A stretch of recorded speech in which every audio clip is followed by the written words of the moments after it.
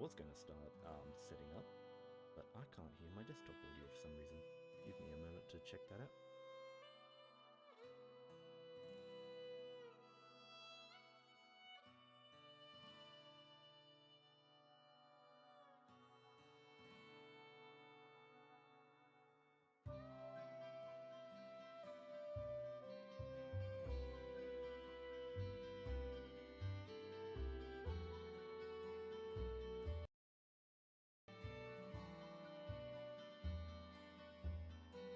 There we go. Alright.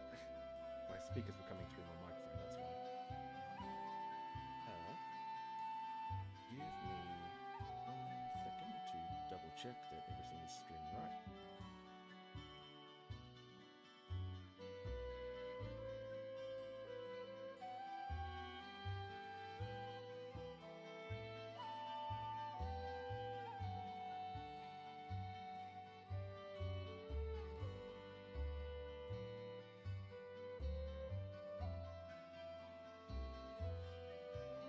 Also, I'm not late, you're late.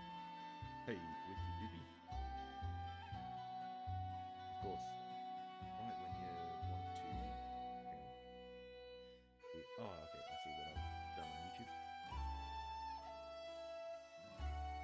Studio. Not the actual live stream. Yeah, always the case where you set up and you're ready to go and then last couple of minutes go too fast.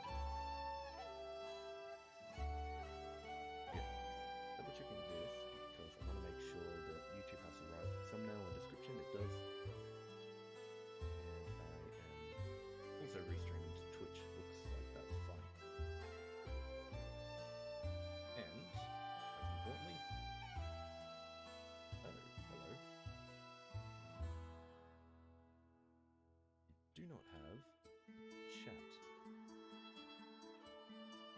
Refreshing this. I can see the chat on Streamlabs.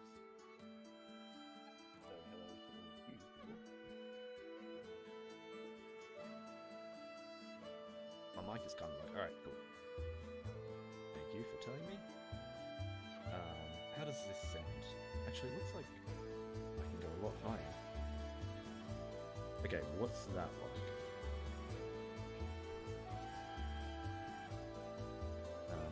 Okay, while I try and get my chat up, keep telling me how my mic sounds. So I raised it, I pretty much doubled it in Streamlabs, but I'm still not hitting the yellow. Which is strange, because, sorry, just my mic might sound a little weird. Yeah, usually my mic's peaking. I'm not sure what I did to it. Actually, you know what I did do? I know exactly what's happened.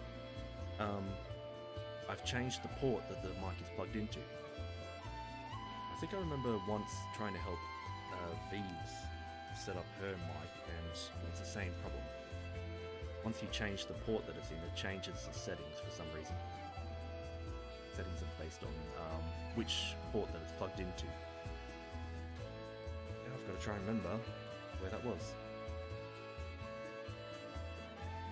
Alright. For some reason, Restream took forever to refresh. Okay, mic.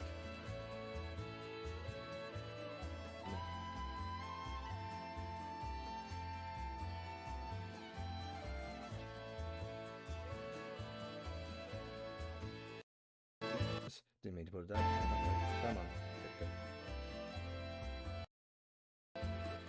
There, 3. Okay, I've put the music as low as I can, so now I just need to get the... Let's just put the mic up here for the moment. That's as loud as I can boost it in Streamlabs. While I try and find where it is on here. There it is, cool. Alright, just grab my mic. Levels. Okay, hang on. I'm about to boost this, so let me just pay attention to the number in Streamlabs. That should be... Oop, that's a little red. Okay, what about this? This should be in the yellow. Alright. Going buzzing. that away. Okay, I saw someone say that's good. Is that good now? Oh man, my restream just won't give me a chat. I don't know why.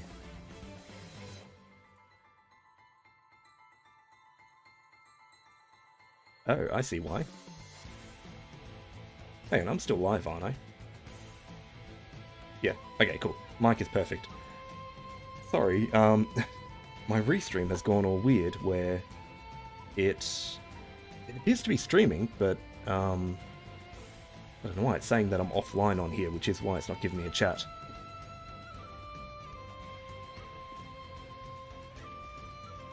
Well then. See, unfortunately that's a little difficult because... Yeah, so Restream, it goes to YouTube and Twitch. So I have both in... Like, I should have both on one chat. Problem is, without that, I've got to kind of open 2 chat windows just to try and keep track of it. And unfortunately, Streamlabs, it's not really big enough that I can see it. But hello to everyone who's joined. Sorry, I'm trying to troubleshoot this. Not a good start.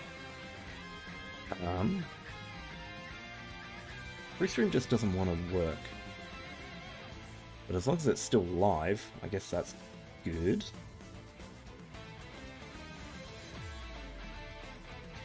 Actually, it doesn't matter what I do with the Restream app, because Streamlabs is just going straight to that address, so I can close it and reopen it as much as I want. Alright. Here, let me give you something to watch while I'm sorting this out. I tried to, close to frenzy. I tried to save this morning. Of course, no matter how much you try, you end up at the home screen at some point. So for the last half hour, I've been sitting on this screen, not doing any dailies. Wow, Restream just does not want to load. Constantly buffering. Alright, maybe I need a second option for this. Let's grab the YouTube chat. However I can do that. And then I'll have to grab the Twitch chat. Let's see. Pop-out window, cool. There's Twitch. And a pop-out window for YouTube, which I might have to actually go to the video. Hold up, there might be a little bit of overlapping audio here as I load YouTube. I can do that. Get up. Alright. And a pop-out chat for YouTube. Cool. Alright. Crisis averted, we're good to go. Let me just organise my windows so they're next to each other. And good to read. Ah, yes. Alright, 2 days ago you got a 10 that turned into 100. Oh, what, with the, like, shaky refresh thing? Oh, no. Okay, we're good, I think.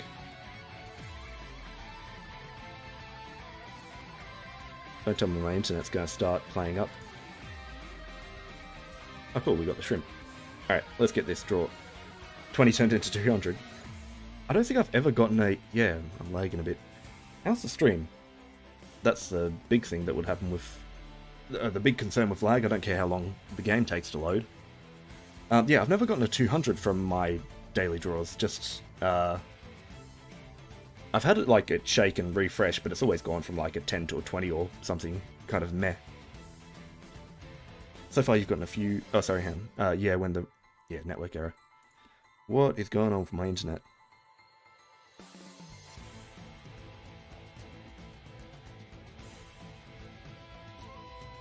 Let's try that again. So far you've gotten a few SSRs. I've never seen that error. Refresh. So far you've gotten a few SSRs, but all of them gold moons and dupe summons, no consequence. I think I got... Yeah, I've gotten, I think Christmas Magissa. And... I may have gotten a summon, but yeah, besides that, just gold moons. Is this going to work, or...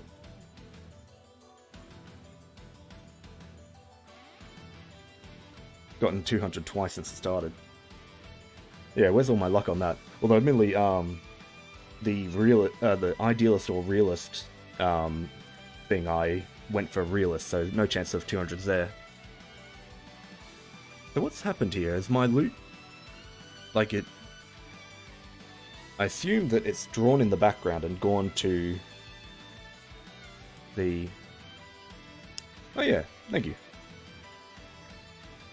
Sorry, too many things to go over. Actually, I mean, it's true. The stream is starting soon. I haven't gotten into the actual history stuff yet. Why is the... Alright. The game has an update. I'm not sure if that's it just throwing random errors or if there was actually an update. Well, that throws a spanner in the works.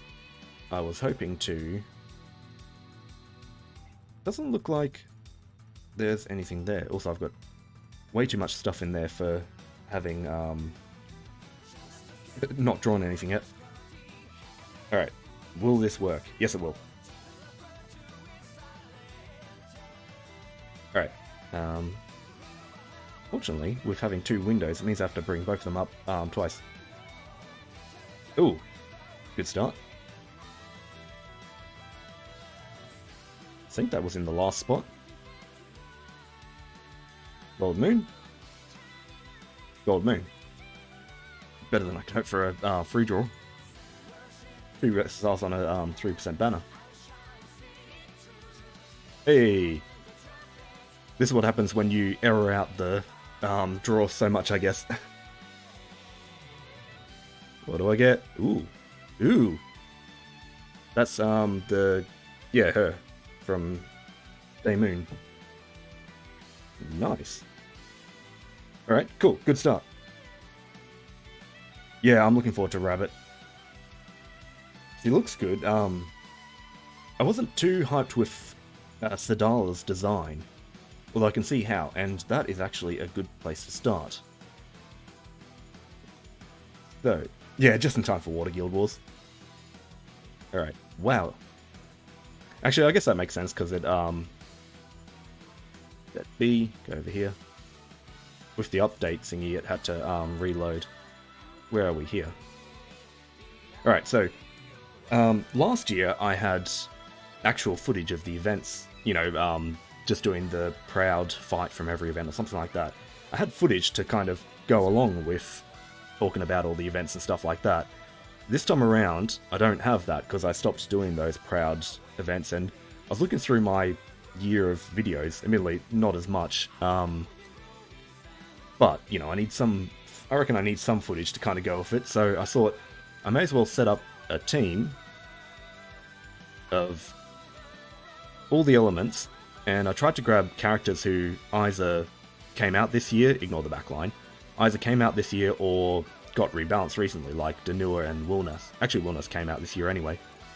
So, I'm just going to probably chuck these guys on full auto. There's my Excalibur, by the way. I'm going to chuck these guys on full auto, and yeah, there's at least new characters in there, but that can go while I'm talking. But for the moment, let's bring up my Word document where I listed everything. So, first thing, technically a last year thing, but Sedala was the Zodiac for this year, came out New Year's Eve. Let's talk about her design. So, character-wise, actually I'll get into character-wise in a bit because I grabbed the concept art for her, and that kind of goes into why she's designed the way she is. As for the character, I don't know. A lot of Zodiacs I found that, you know, the moment they come out, they're pretty good and they're good enough to chuck on a team. Sedala's always felt a little awkward. So, these two link skills build over time. The first one, it's random debuffs and this is random buffs. Oh yeah, you can't see my mouse in this window. Hang on, let me actually just change that. It might be useful for me to be able to show you what I'm pointing at. Did that work?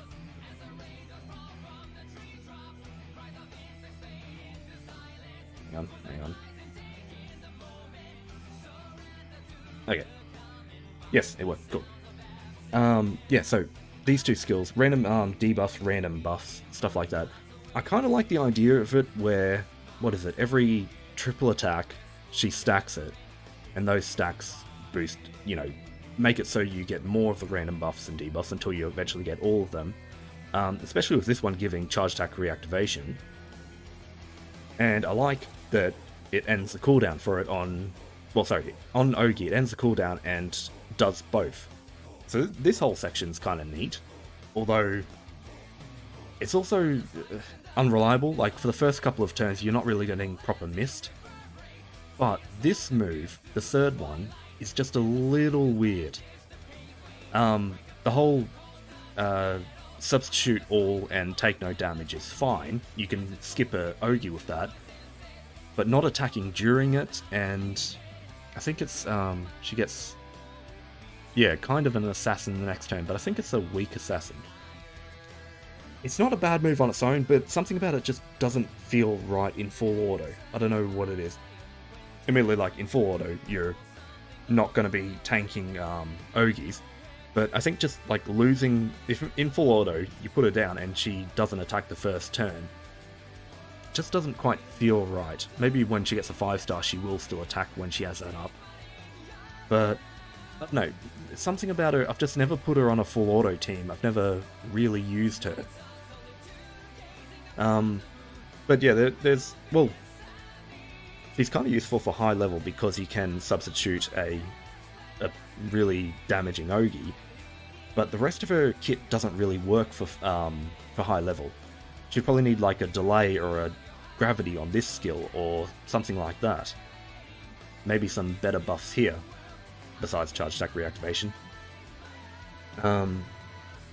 So it's mostly, Vasconcio says, it's mostly for the no attack gives DS.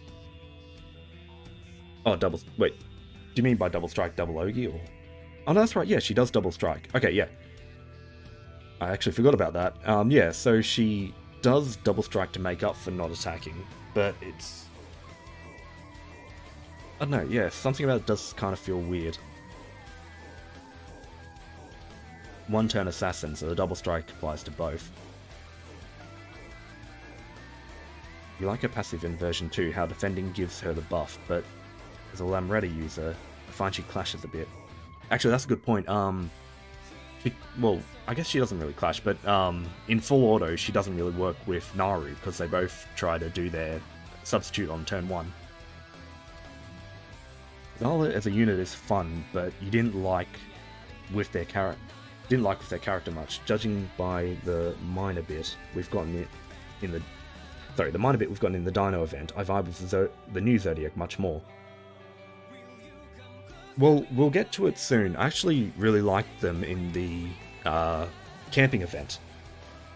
They've kind of done alright with their character, sort of like Vikala.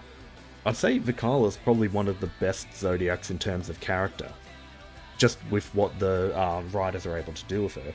Sedala's kind of alright in that sense too. There's a lot of potential with her in stories. But yeah. Okay, so I grabbed this. Oh yeah, because I'm capturing the whole browser. Oh no, didn't show up there. Okay, so unfortunately my chat window's now in front of my Streamlabs, trying to line that up. So the art books every year put out the concept art for the Zodiacs. So, oh, are you going to take forever loading? Oh no, there we go. So this is a finished concept that we went with. So you've got the sort of yellow tiger and, well, orange tiger and the white tiger. And you'll see as we go through here, all the different designs that sort of work off it. I always find with the Zodiac concept art, there's always just one art, or maybe a couple, that you look at and think are way better than what we got. But all of them are pretty good. I don't think, I'm probably just going to go like this rather than trying to zoom that in, because that's taking too long to load. Alright, let me pull that back up. I don't know about the baseball bat one, but so you've got a white tiger here. And then down here you've got an orange tiger again. I'm guessing the designers were indecisive on which one they wanted to go with, a white tiger or an orange tiger, which is why we got the twins. But so it's funny as well, you look at some of these designs, I wonder who's designing stuff like this, because I feel like we don't have many characters who, I don't know, like, I feel like we get more characters in this sort of design than something like this, or even something like this. Like, there's always those designs that don't, I guess they aren't picked because they don't mesh with the other characters or something like that. But, so you've got a cheerleader tiger here. Can't even make out this one, but it's got that big tiger and a whole bunch of, I don't know, effects in the background. Maybe that's like uncap art. This one was riding a tiger and the tiger's holding a baton. And there's a little doodle here of her scaring Bacala or something. There's a lot... So... Oh no, wait.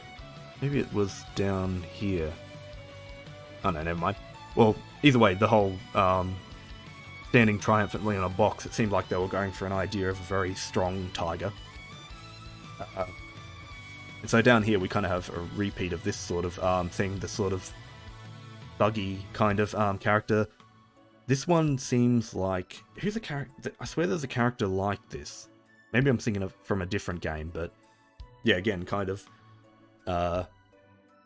reminds me of like the school bully characters, like from the either Mysteria Academy or the school story part we had. The only thing you dislike about Sedala's design is that they are more lollies instead of more taller Zodiacs. Feel like can out all of them in my pocket have spare room. Oh, you really like the middle one, which is unfortunate because I've been scrolling too much to know which one you're talking about, but yeah. Love the tiger concept with the parasol. This one here, yeah. This one kind of feels like it's an extension of... Sort of an extension of Bacala's character, but also kind of overlapping with Nier, I guess. But yeah, wait, we got a character like that, didn't we? That character with the pink hair. In fact, it looks like... Well, I mean, she's probably a white tiger, but I could see how they reuse this design for that character. No, don't worry about it. It's on me. I'm trying to interpret what you're meaning. This character's kind of meh. I don't know. It looks like she's got weird fireball things or something to throw. But I don't know. Something about that doesn't stand out to me, and I can't pinpoint why. Like, characters like this feel more like they've got more character coming through. And I'm glad we didn't get this one. Ice Skate's baton. I don't even know what design they were going for with this. I mean, she doesn't even have... She's got, like, red hair or brown hair or something. It's not even the white or orange tiger. Oh, it's the one above the parasol. So you mean this one? Yeah, like I said, I feel like... Oh, you know who it is? It's... Hang on, can I try and do this? What window do I have free that I can search in? Arknights. I think it was the lion girl. Yeah. Okay, how do I get this over here? Hang on. Maybe this will work. Actually, just to be safe, let me just really quickly hide that. You'll see my background doesn't quite extend to the end. There we go. That's who she reminds me of. Siege from Arknights. With the, like, puffy hoodie part. Actually, it's not a hoodie part, it's just collar. But yeah, that reminds me of Siege. I guess that's why, and I've got to bring my chat windows back up. Damn chat windows. Yeah, I haven't played Arknights in ages either.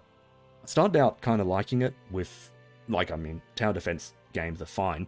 But, yeah, over time, it just kind of got to a point where every event I was having to look up guides on how to, you know, beat the stages, because there was always some... It wasn't just put down towers and defend, it was always some kind of trick of, like, oh, you need to chuck towers here to specifically attack the boss before they start walking through, and other little gimmick stuff. Hello, Draken. Oh yeah, I've been trying to keep up with the skins in Arknights just because, yeah, some of them are really good. Even just from like a character design perspective, you know, like keeping ideas on how to design stuff. Okay, back to this. So we've got this character. This is like hard to tell what it is because there's so much going on, like a background and everything, and it's a rough sketch. But I guess kind of like a gang boss type of look, I guess, Gizoku or something. This one feels more like, I guess, Kumbira or some design like that, like the Genki kind of character or something like that. Again, this is another one that's a bit hard to decipher. Too much going on.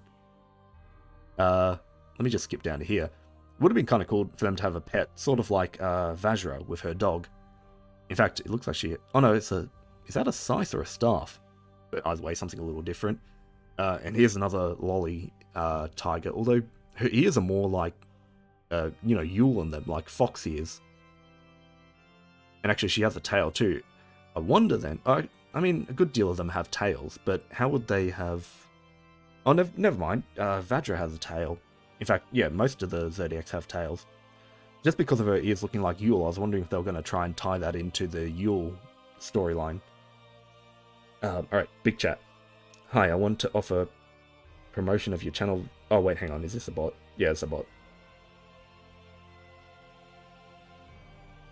Oh, man, you're kidding me. In the pop-out Twitch chat, how do I... Oh, well, I'll just leave it there. Ignore that person. I don't think I can actually get them in the pop-out Twitch chat. Oh, yeah, I can. Boom. Arknights is the only gacha outside of Granblue Fantasy I've stuck with for years. I don't think there's actually one outside of Granblue that I have stuck with for years. Played Arknights for a bit and sort of gave up on that. There was some other one, I can't remember it, but yeah.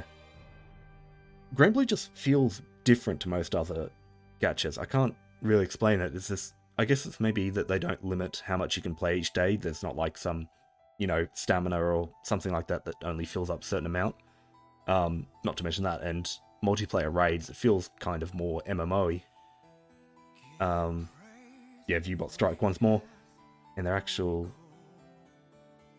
Yeah, the tails. Alright, Granblue Fantasy will always be my main for the same reason. Yeah. We've got one with a skateboard. Kind of more with the Illnot vibe, I guess. One over here with a giant gun. Actually, it's funny. These ones, defined by like a skateboard and a gun, I'd say character-wise, they don't look that interesting. Like, you go up to some characters like this and these ones, and they've actually got like personality just in their looks. Those two look kind of similar in look. We've got this one with giant paintbrush. Okay, so we've got the like blonde orange hair kind of one here and the white tiger one here. I reckon if they went in order with these things, this is probably the point where they started to decide, are we going to go for a orange tiger or a white tiger, which led to the twins that we have. This one here, I don't know, it kind of reminds me of like a lot of the sort of NPCs we get in the stories and whatnot. Like, something about her look kind of gives that vibe. I'm trying to think of which character actually looks like it, but yeah, I can't think of one. Either way, she has that sort of like, I don't know, mum look or something. This one, who does that remind me of? I think that reminds me of the mouse Zodiac from, it was some other game, maybe Fates or something, but they had a character who kind of had a look like that. But yeah, then we get down to here, starting to get back into the lolly vibes. This one, what the hell, actually has a tiger mask. So like Predator, I guess. Got a pet that has a mask too. That one looks kind of cool, except I don't know about black hair. I kind of like that they went for the orange and white hair to match the tiger theme. But yeah, that one's kind of cool. I don't even know what she has on her head. And we've got a cheerleader one. Reminds me of one of the Troop Aruni. Oh, yeah, you're right. It does look like her. I actually picked her up recently. Oh, no. Lag. Should we move on while I wait for that to load? I have no idea why Granblue is taking forever to load. I mean, unless it's just that all my internet's gone to streaming. Which I hope it's actually streaming at a good rate.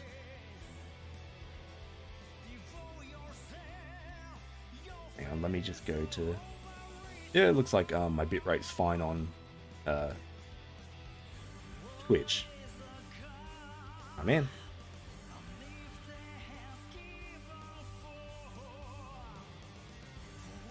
Yeah, and I'll scroll back up to once that finally loads.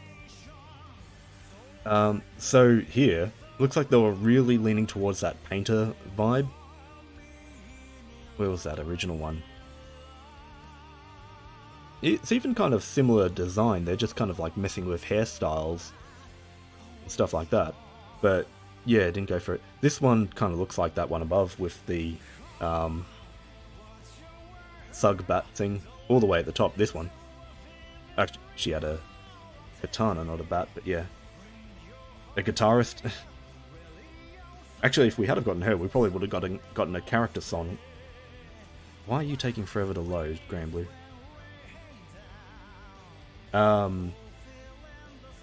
Another umbrella one, but a different kind of design to it.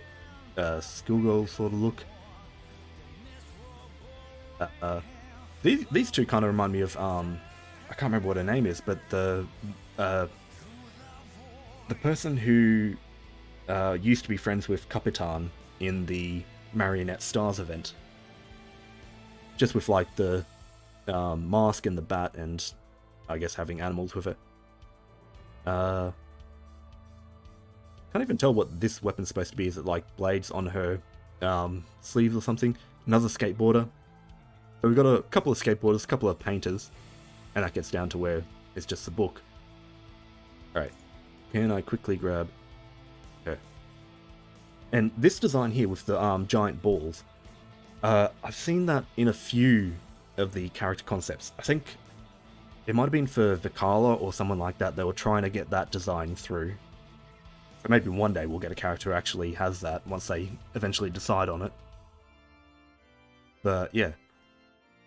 Well, this thing's not going to load for some reason. Yeah, Trizette, that was... I think that was her name. She had... Oh yeah, it's her weapon that has that weird name. Kind of look like Meg's friend. Where was it? Yeah, I can kind of see that too. Alright, well...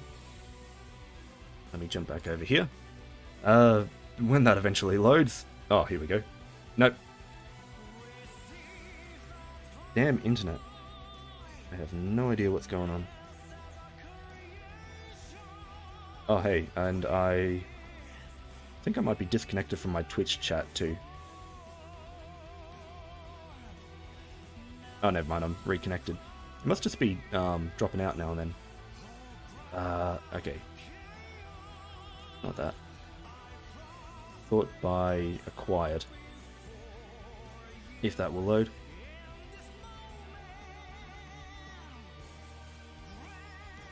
Okay. Almost there. Just this other page, and we're good. Stupid lagged.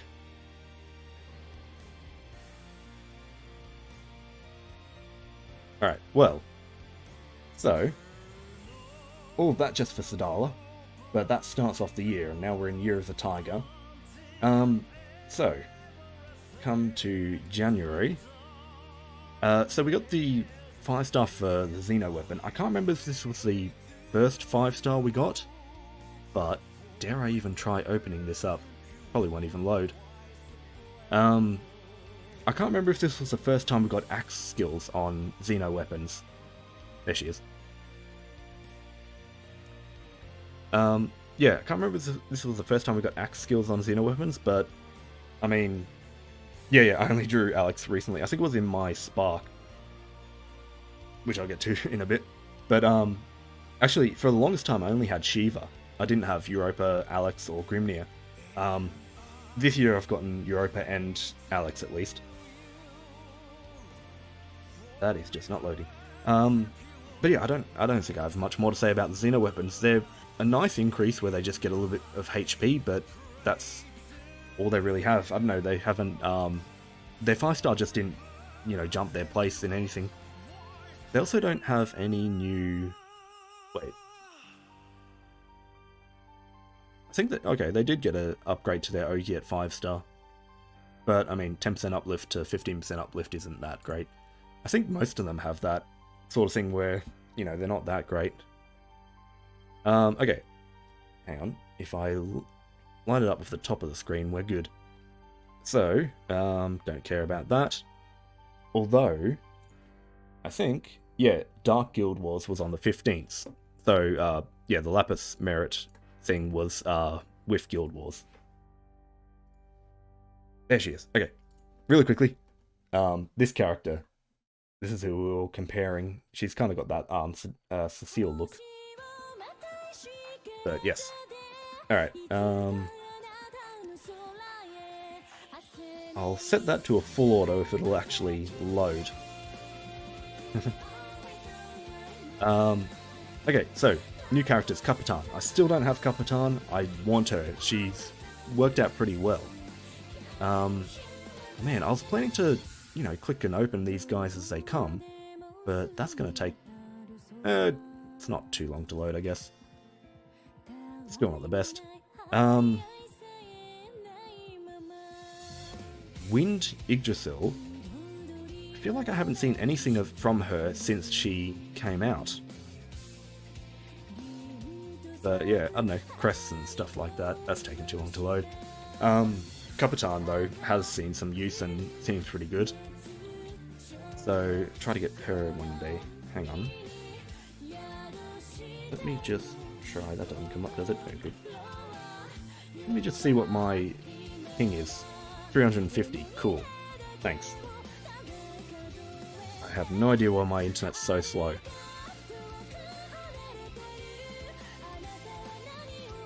Wind Iggy was Wind Best Ogi. Ensign with Kengo. Oh, I know what you mean. The word enabler or something with Kengo. Too many tabs open of programs. I think I don't have that many tabs open. Like, I've actually closed a lot of stuff. Just the these sort of tabs open and stuff. But I reckon it's just because I'm streaming. I don't know. My internet might just be messed up today and streaming has pushed it over the edge. As long as the stream goes through fine, I guess that's fine. I guess then let's try and get through this quickly. Before my internet completely dies. The cat skins. So that was with the events. That was with the rerun of Many Lives of Cats. Yeah, cool to have skins. Cat still kind of exists on the backline, so you don't see it too much anyway.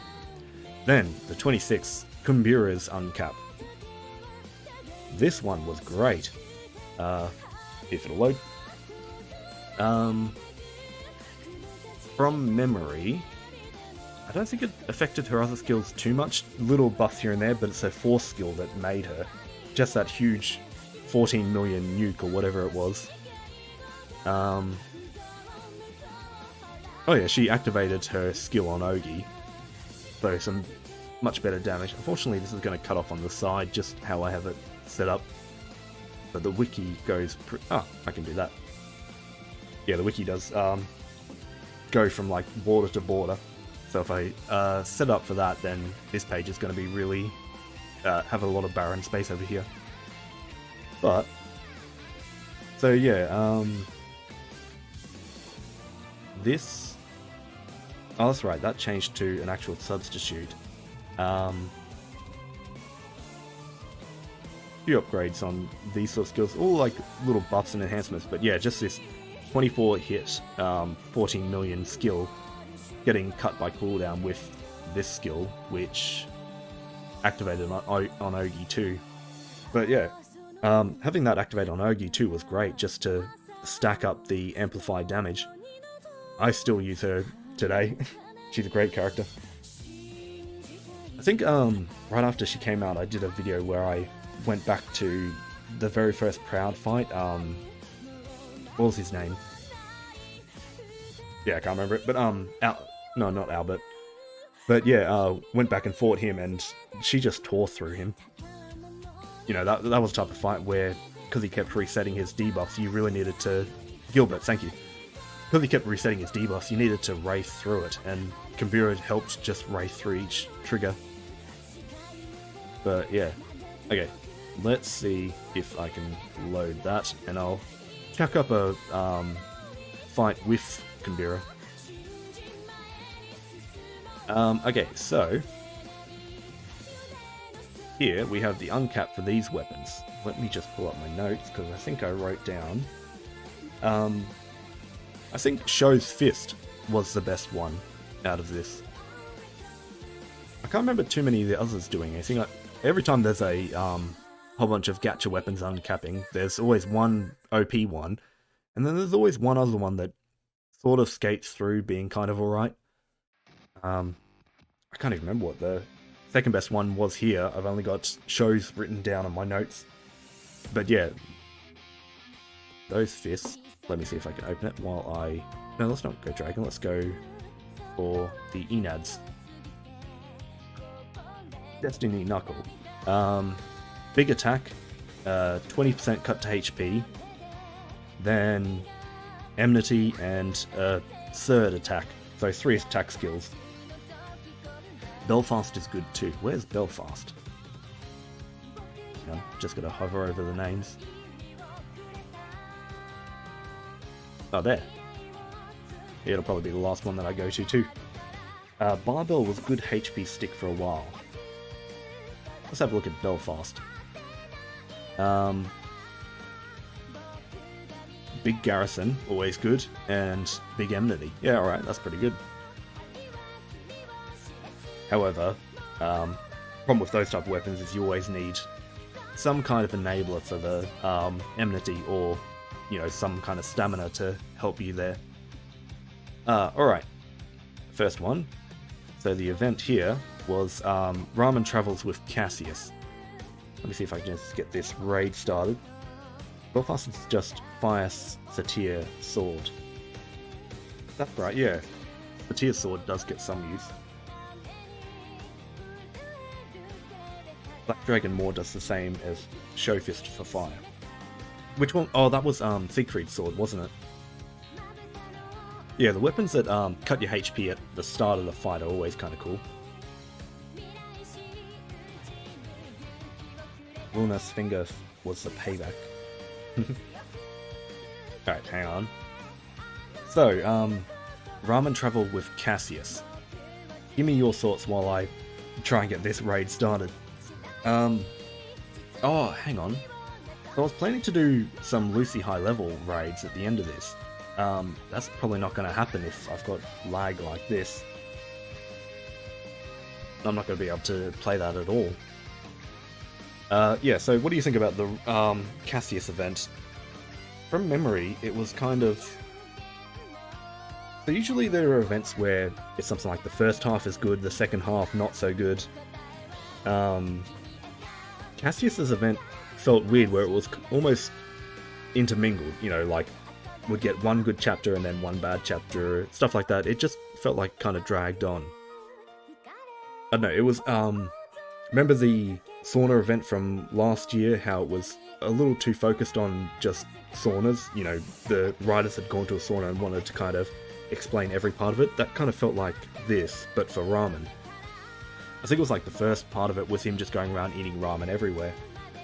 And then second half was setting up the ramen shop. Alright. So, on this team, we have, oh! Why do I have Christmas... Oh, hang on. I mean, this is close enough, but I've just selected my automatic team for it. We've got 5-star Kambira, we've got Yukata Naru who came out this year. It's just Chicken who's in the wrong spot. But yeah, that can at least run. So what are you saying? Fat Cassius was fun. Um,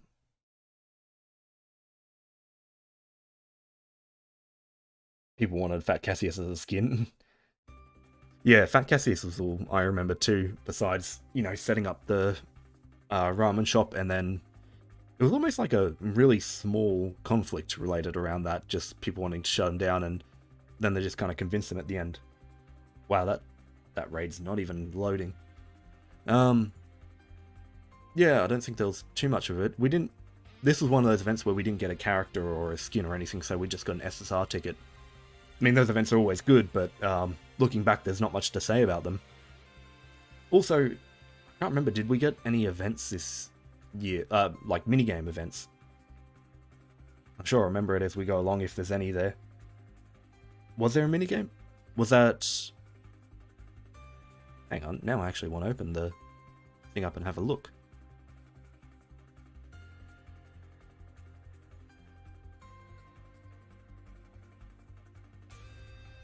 Alright. Let's have a look.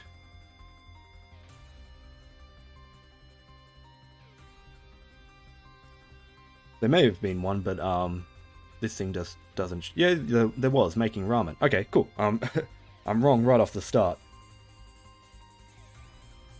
No wonder I didn't remember it if it was right at the start of the year, though. Oh, hang on. I've realised as well, we've kind of skipped an event. 2021. Where is it? December. Oh, that's this December. Yeah, I'm skipping too much. Yeah. So, one that we kind of skipped over, I think last year I did my end of year wrap up stream around December 30th or something like that, so I may have talked about this a bit then, but the Old Bond event, introducing the dragons to us, which, funnily enough, we've pretty much got every dragon except for Luo now. I mean, if you count the Ewiar that we got.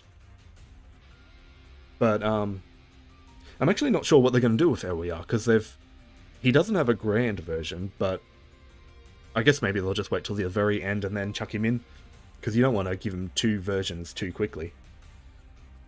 Katawa counts. I mean, he's got to have a grand version at some point. Especially given that his cat version is sort of like an SSR version of Cat, where he's just a backline, character who just sits there. Although at the same time, since he is Wind, when they eventually release the Wind version of his Grand, he's going to have a bit of a double up and not be able to, run both. Ewiar's your favourite unit of the year. Technically, I think, did he come out last year, or was it actually this year? Oh yeah, I think he was in the same banner as Sedala. It's funny though, I don't remember much from the Old Bond event. Spoiler, when I got Galleon, which will come along down the line. Yeah, when I got Galleon, I think her Fate episode talked about her going crazy during the event, and I completely blanked that from my mind. I guess she was the boss. If you don't show up soon, I'm using Zero on someone else. By the end of the roulette, or, a couple more banners away, you might have enough to actually get a second Zero ticket. Yeah, it was the New Year's banner with Fediel and Sedala. Galleon was really nice. Wamdes was cute, but Yandere over on YouTube. Good morning, Amleth. Glad to see a live show for once, even though I am uber late. Don't worry, I was a little late myself. Also, got any links or info handy on making an Agni grid? No, unfortunately, I don't have an Agni grid. Luckily, Agni's kind of similar to Magna, where you can just grab a whole bunch of, what are they called, Ekisacs, and that's a good start right there.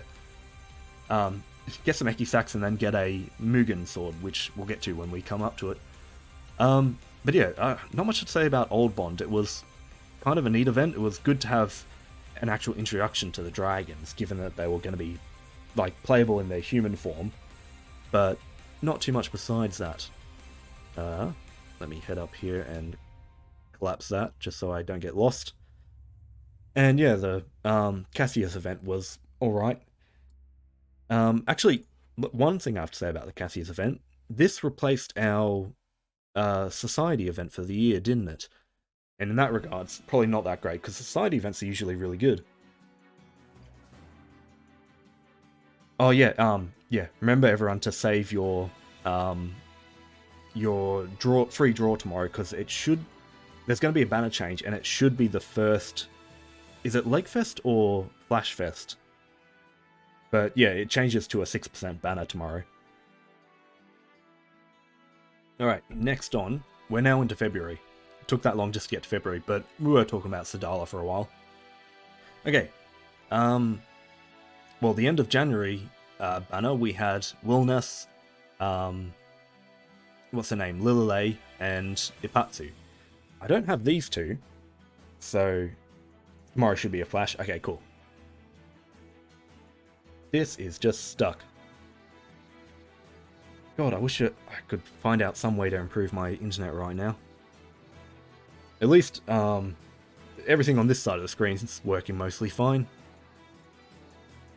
But Kambira is about to set off her fourth skill for 16 million. Yeah, so Wilnas, when he came out, people weren't too impressed with him, and then he's had his rebalance recently, which I haven't looked at too much. Oh, I can't scroll this one over. It must have just been that one page that had enough info that I can move it. But yeah, so his main changes, I don't think he used to remove a buff on this skill. But so does he activate that every turn? Where is it? Where is it? Oh, sorry, it's in here. Hadron Smash activates upon, oh no, using a charge attack. So he's not like the other dragons where he does every turn. But okay, cool, he's got a Dispel on Ogi. So they added Singe to him, which I'm kind of waiting for more characters that work off it, sort of like Glaciate has that advantage. Sunderstruck does too, I guess. But I mean, an extra 100,000 every turn is not too bad for the moment. But eventually we'll get some characters who actually have proper effects based off it. I think some do already.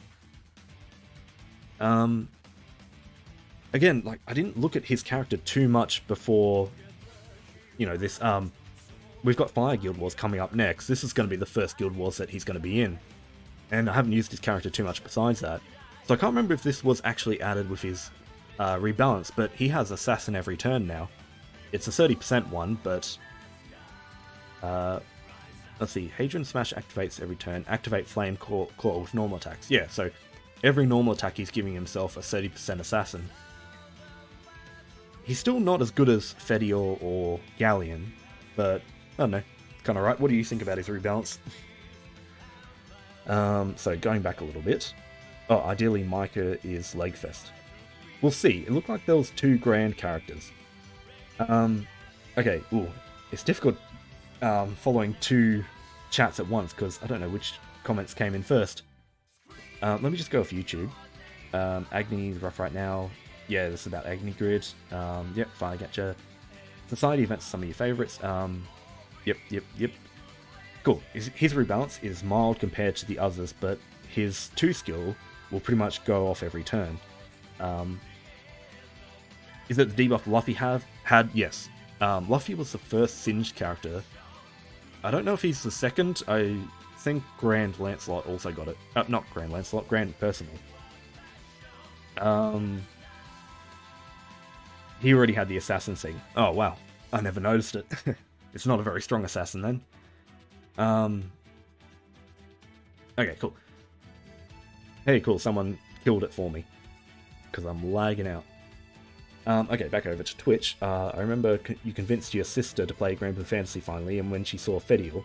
Oh, sorry, when she saw Fedial. And then Wilnas was so soon after that she stayed up for 2 nights to get a spark for him. I did that recently in... I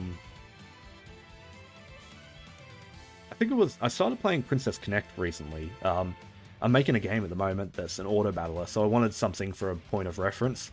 So yeah, I've been playing that, and I quickly had to grab as many...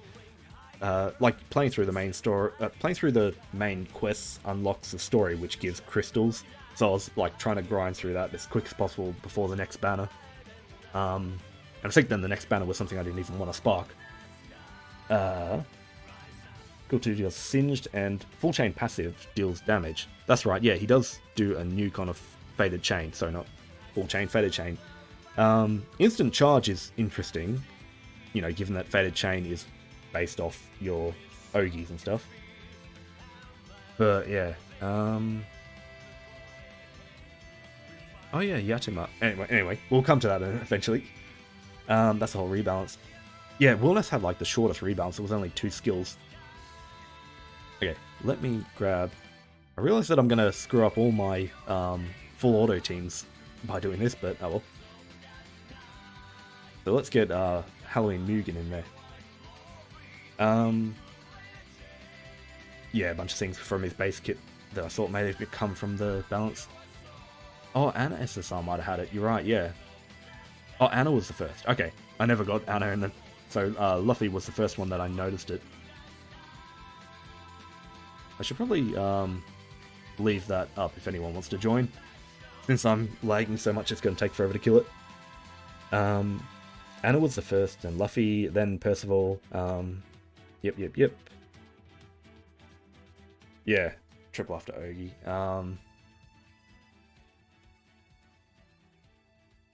Oh, your message is popping up multiple times. That might be... It might not be your fault. It might just be me lagging. Because I notice my chat keeps disconnecting while I'm streaming to Restream, which has the chat compiled. It might just be that I'm messing up with that. Alright. So... Can't remember, just to risk loading another thing, what was his weapon like? Supplement fire, charge stack damage, and medium boost to attack and HP. It's not terrible. Actually, this Ogi is pretty nice. Delay and dispel on Ogi. But yeah, besides that, nothing too much. Damn, raid's still lagging. Okay, halfway through, well, not halfway through February, start of February, but we got the Umamuse collab. Anyone remember this? I was surprised to find it when I was going through the list of stuff. I'd forgotten about it.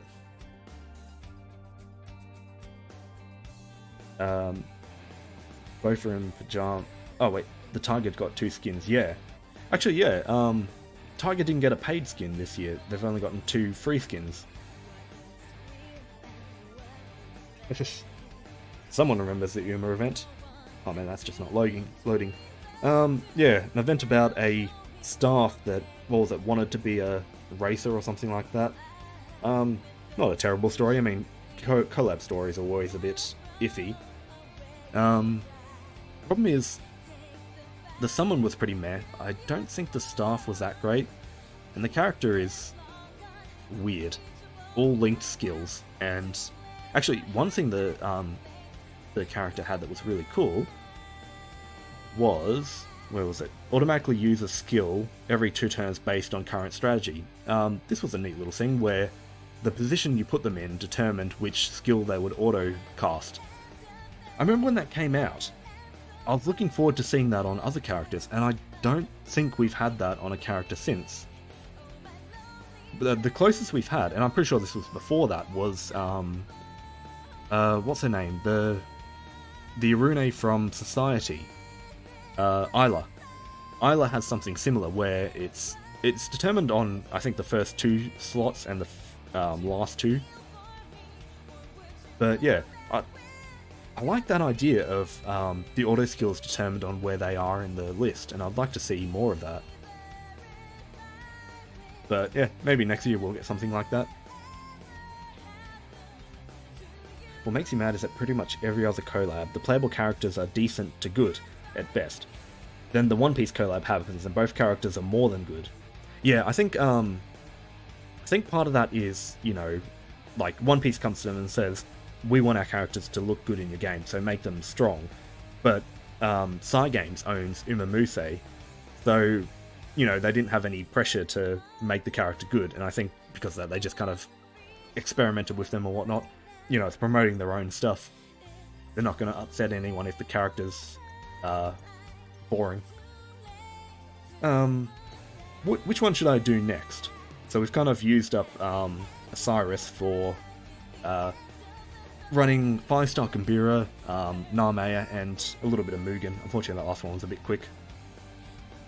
Problem is, because I'm lagging so much, I don't get enough turns in. I guess we can just work down... Tefnut. Alright, done. I was going to say we can just work down the list, but we'll go with that. Alright. Time. So this team is going to have... Oh. I need to go over here. Sedala, Galleon, and I'll try and swap some of Akala for Gandalf, who... Oh, never mind, he's a bit later. But 5-star Gandalf was this year. Actually, to skip ahead, yeah, I'm looking forward to the Persona 5 5-star. Although I really wish that event gave more characters than just Joker. So we had some Granblue Fantasy Versus news. Valentine's Day. Valentine's Vera, Valentine's Cassius, and Valentine's Ladiva. I haven't seen anything about Ladiva since he came out. Cassius, I've actually seen him in a few little, what do you call them, setups. Vera, I reckon, was the star of this Valentine's. I like those characters who, you know, put up like a shell and tank a couple of hits for a few turns. So yeah, a character like that's interesting. Actually, since we got Fire Guild Wars coming up, she might be the star of Nightmare 200. Depending. They could have some kind of counter for it. So, Valentine Cassius. Cassius always has this whole thing with multi-hits. Remove a buff from foes, and remove a you can't really see that, I don't think. Remove a debuff from allies. End cooldown for other skills, so double dispel his cooldowns. When a foe uses a special attack, get the cooldown of his debuff, dispel back. He's not overly good, but I remember seeing some high-level team that used him. It might have been a team to fight... No, it wasn't against Mugen. I can't remember which one. Maybe it was... Oh, you know what it was? Probably Cherub, the Proud fight. The Proud Plus fight. But yeah, I've seen him used in some setups. But yeah, Vera. I reckon Vera... I never managed to spark at Valentine's because it's just a little too close to New Year's, and it's also wedged between New Year's and the anniversary where they're going to release a summer character, likely a summer Zodiac. So, I've always been trying to save up for a spark for Valentine. I would like to get Vera someday. Yeah, her first skill is like... well, it's like Olivia. She was the first one who had it. It's just the colour going off on the side. Yeah, Olivia had it first, but I think other characters like Folia got it eventually. But yeah, the whole stop them from filling up Charge Diamond, delay. Is it the second skill that does? Yeah, Aegis Merge, where she takes hits for 3 turns. And then an instant charge with... Oh, charge attack reactivation. Yeah, she's great. Actually, yeah, I reckon she would be really good for Nightmare 200. You've got a little bit of burst at the start, and then delays and tanking. Oh, and every time she Ogi, she resets that. Yeah. Unfortunately, I could have sparked her last year. I don't know if Valentine's is quite like other holidays where you can spark previous characters, so I'm just probably going to have to get lucky with her. But yeah, definitely want her at some time.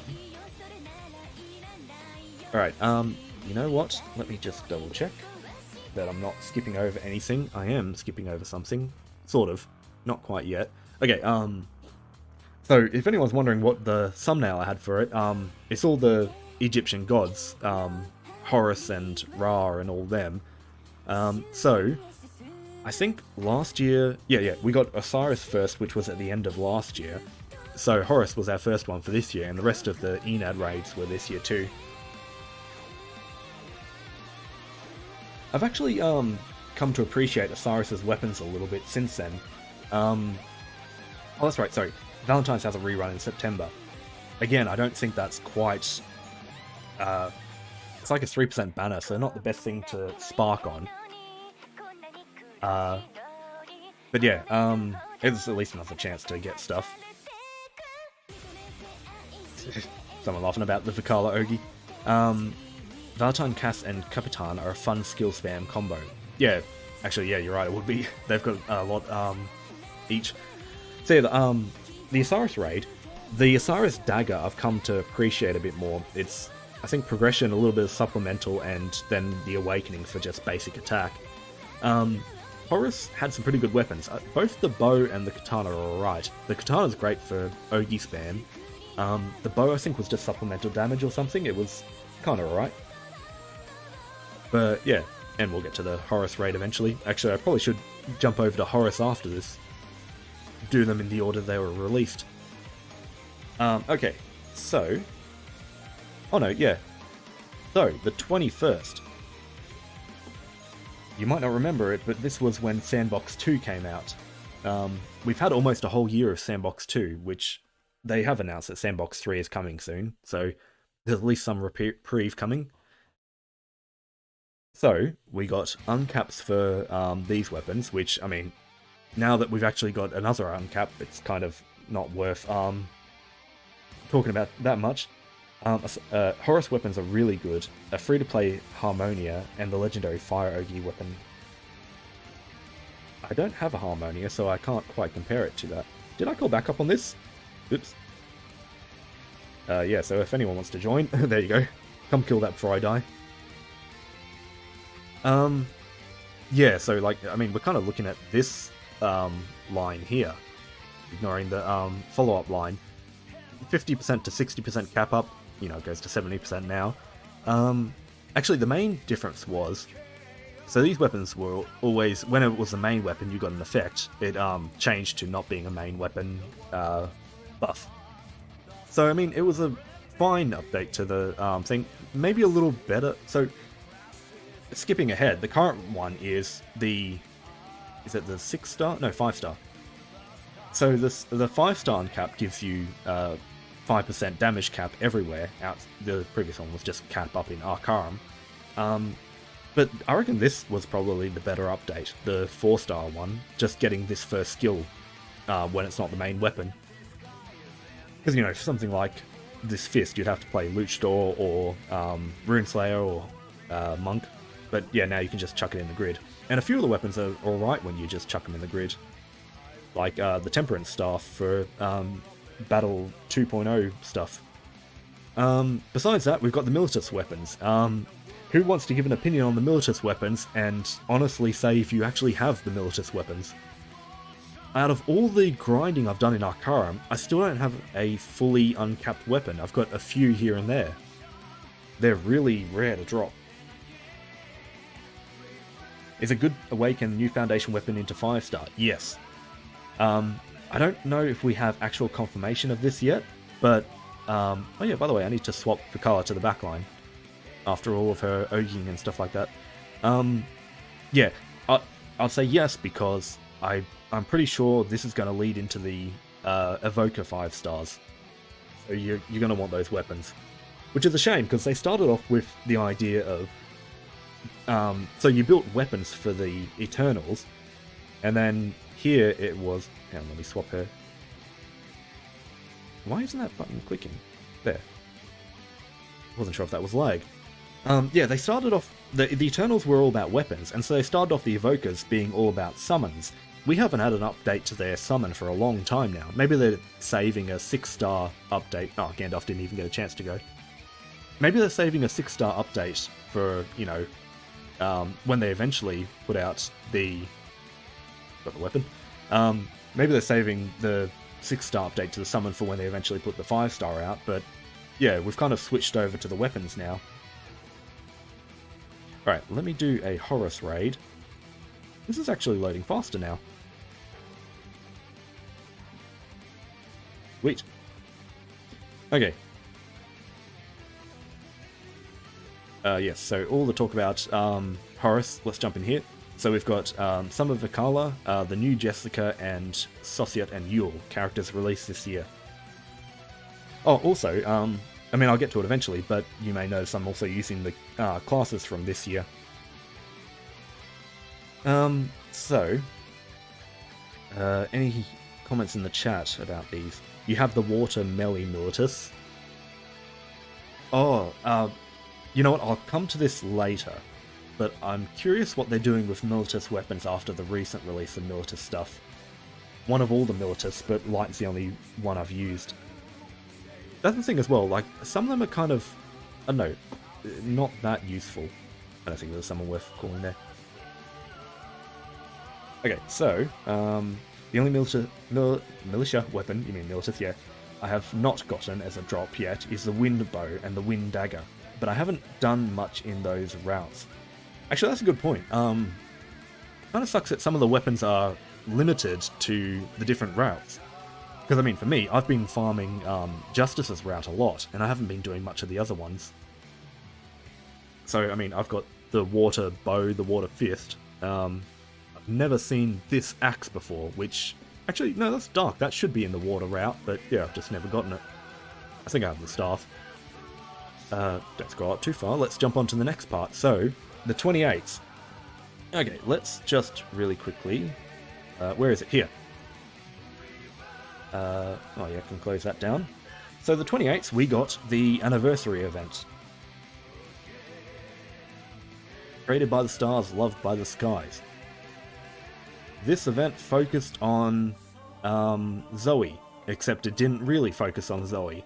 We got barely any Zoe. We instead had the first part of it focused on the history of the what's it called? The Primal Beast War. That part was actually alright, but so it's weird to say that my favourite part of the event was the part that wasn't advertised. You know, getting the whole history with that light Primal Beast befriending the kids and whatnot, and Freya. That part was alright. Then... Okay, so let's go back to the start. The event starts off with the main character dying, and then we get retold the whole history in that weird little purgatory area. The second part of the event was... Maybe it was the first two parts were the Zodiac... not Zodiac War, the Primal War. But then the last part was we come back to life and then fight that person? What was it? So there was Zoe, there was Geo, and I can't remember who they merged into. Cosmos? Yeah. Actually, as a side note, I imagine we're going to get a Cosmos raid at some point. I mean, they seem pretty powerful in the lore. But yeah, I don't know, the event started off kind of interesting and then just kind of fell apart. With anniversary events, the Angel anniversary events were actually pretty good. They held up pretty well. Then we had the Eternal one, which was kind of meh. It just... not enough happened. Although, looking back, all the stuff they've done with Nihan and Mugen have actually been kind of alright. So, in regards to that event setting up those two, fine, but again, they didn't really feature that much in it. They were just kind of the bosses of it. Most of the Eternal anniversary event focused on the Mafia stuff. Then we had Stay Moon. Stay Moon was great. You know, that one's worth applauding. But then we had this one, which, I mean, compare this anniversary event to the other ones. Anniversary events don't have to be big, world-ending types of things. But, I mean, compare, you know, learning about the history of the Primal Beast War and Zoe's family. Compare that to, you know, Stay Moon, a whole journey to the moon to rescue Cassius. And, you know, fight a big mech and everything like that. And, you know, all the angel stuff fighting Lucifer. You know, it didn't really live up to the expectation. And I mean, focusing on Zoe and stuff like that, you could have done something big, something equivalent to the angel events. It could have been on, like, the same level in terms of the lore of the characters. But yeah, I'm pretty sure that I have done Zoe's 5-star event, but I don't remember it at all. You thought overall this anniversary was good, but the first part felt like its own event, where the second and third just felt like really interesting pieces of lore. Yeah, I mean, that's going to happen when the first part's kind of retelling a story, but yeah. to be fair, I can offer the same criticism to Stay Moon. The first part of that was on Earth trying to, work out how to get to the moon, and there was that whole thing with that, I can't even remember her name, but the girl who had the little, wire things coming from her hand and would slash people up with that. That was kind of its own self-contained event, but it fed into it. It worked. It was good. To play... sorry. Oh wait, so you're talking to someone. Mostly just because yeah. I wonder if this anniversary event will be Arkham related. I would actually like that. Although at the same time... Oh no, never mind. We will get to it eventually, but the Maria Theresa event could replace an Arkham event, except for the fact that it wasn't really a story, it was kind of just a mini Fate episode. You want more Orchid Orcus content? I think that's always going to be relegated to main story. I think, they could come up with a really great story for main story related stuff, but it would kind of... They'd be shooting themselves in the foot to not put it in the main story. But yeah, I get what you mean, because a lot of the earlier events did focus around, what's his name, Pommern, and stuff like that, kind of linking into main story stuff. But yeah, so we got Freya and Sylph. I don't have Sylph, I have Freya, but I used him last Guild Wars. He's alright, I guess. He's kind of gimmicky like his summon. Oops. Oh, yeah, so around this point we have the... What's this? The tense. Yeah, so we had the live stream, which featured a bunch of stuff, and now we start to get it coming into the game. So, first thing, Viking. I'm using it here. Viking's a pretty great class. It's almost good enough to use in full auto content, but I think Lumberjack's still just the safer option, just being able to get all that mist and heals and stuff going. But Viking's great for kind of racing stuff. I found a few times when I want a full auto Nightmare 95, I've been using Viking or something like that. In fact, I think the very first Guild Wars after it went in, when I was doing my my tournament thing, whatever team we had for that, the Viking won it just by simply giving amplified damage to the whole team. It raced ahead. Oh, that's right, it was Earth, and I was using Ilnot, Summer Ilnot. Sylph is a nice support character. I'll take your word for it. I still don't have her, but yeah, I think I remember her having good heals or buffs or something. Actually, if my internet's fine now, I should be able to just open her up.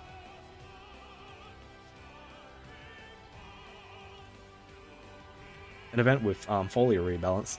Yeah, actually, I would like more folio content. Just more content for the Null Grande characters. They actually worked out pretty well. Grant a Fire Ally, Flutter Spirit Blessing. Just a defense buff. Grant a Fire Ally Charge Bar, and this whole debuff spam that a lot of characters seem to have, like, what's their name? The baby character. Yeah, she looks like an alright support character. Okay, so we got Viking. Viking's good. Viking's great. Resort Island Builder. So far, I don't know. I don't think this has really hit the mark quite yet. It's too much grind for not enough payout. Yeah, Shalem, that's who I meant. Yeah, the Resort Island Builder, it's sort of like... Especially now, I don't know if this is actually listed on my list, but it's... I should probably say new single battles, but yeah, remember when they changed the Tier 1 and Tier 2 raids to become single battles? Problem is, so much of the Resort Island Builder requires those animas, and it's so much slower to grind it now. You can't just start a raid and call back up, or just join a raid and passively farm animas. You have to actually fight the little solo battles that take, about 5 minutes each or something like that.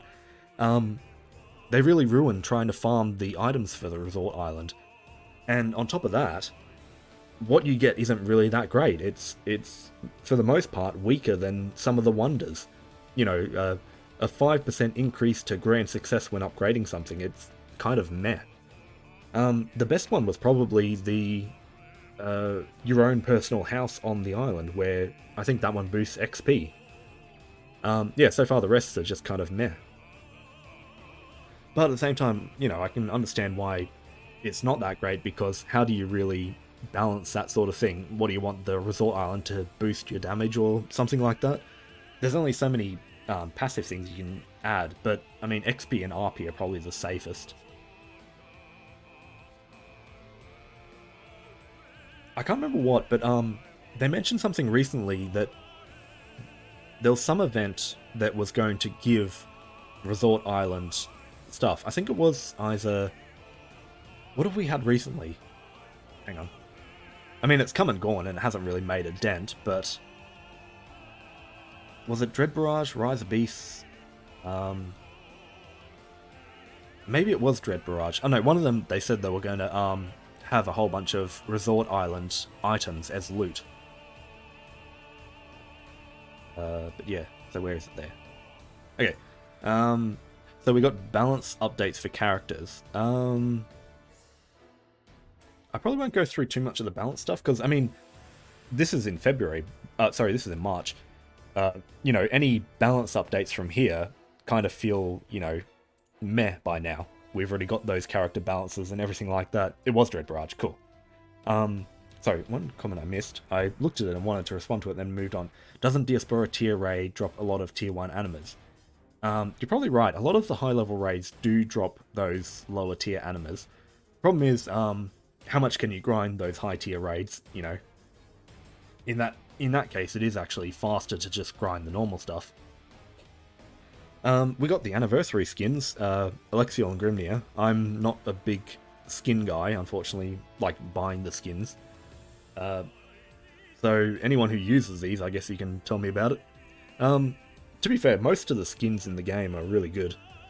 Like, they actually give a really good change to the look of the character. You know, New Year's skins with, are they yukatas or just kimonos or something? I think they're still yukatas. But yeah, you know, stuff like that. Yeah, sorry, what I was talking about with the balance is, after, you know, more than half a year, it just kind of feels like these are the characters, you know. Any changes to them are kind of hard to go over now, like Ferry. Enad also drops them. That's a little easier to grind, I guess.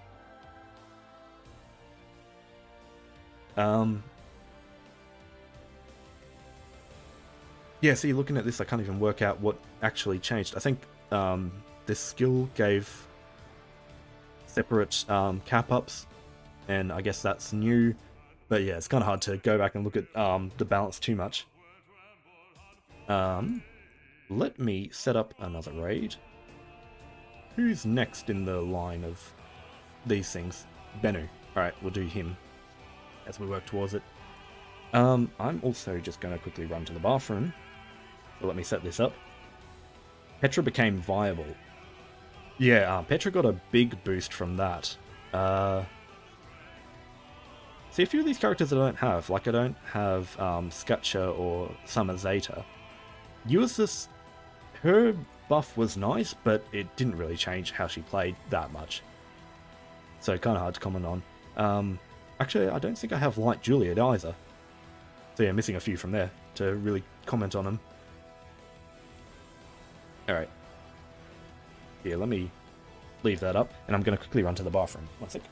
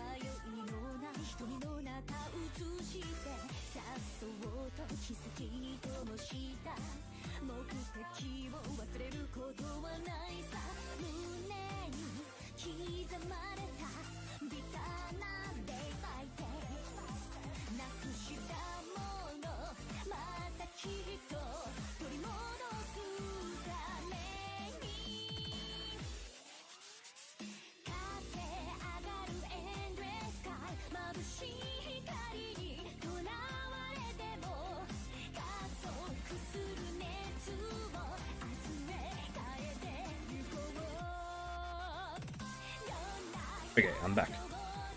Let me just double check that I'm unmuted. I also realised that... Oh, I also realised that I didn't pick the proper team, but... Never mind. We'll get it after. Okay, so... Following up. Actually, I've scrolled up too far, because we want to... Look at these two. 2 5-stars. Zoe's 5-star... It was pretty good. It sort of just like helped her with this whole first 2 skill sort of thing of dodge tanking. But besides that, so the main thing was her 4th skill. I haven't used Light Zoe too much, or Gun Zoe too much since her update. I mean, giving Unchallenged and fully restoring HP is nice and whatnot. Ready in 20 turns, that's probably why I don't remember it too much. The little bit that I've used her, say like tournaments and whatnot, I haven't even gotten a chance to use it. But yeah, I mean, nice little upgrade. Then you have Lyria, who, let's be honest, most of us just use her to one-part and stuff if we don't have a good Ogi Burster. Yeah, I mean, what's there even to comment on? Who really uses her skills? But it was nice for her to get a 5-star, because I mean, the boost to her Ogi damage helps. Also nice for her to get a 5-star in general. Because I mean, this was the original anniversary character. The very first proper anniversary event introduced her.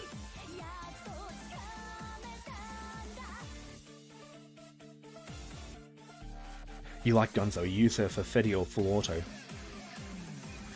I probably should look into her. Hey, cool, another weapon. I probably should look into her for some setups. Because yeah, I mean, getting to that full heal is pretty nice. When was Light Guild Wars? Because I didn't even think to use her during that. And I probably should have. Alright. Funny enough, so here's my win team that I set up of characters from this year.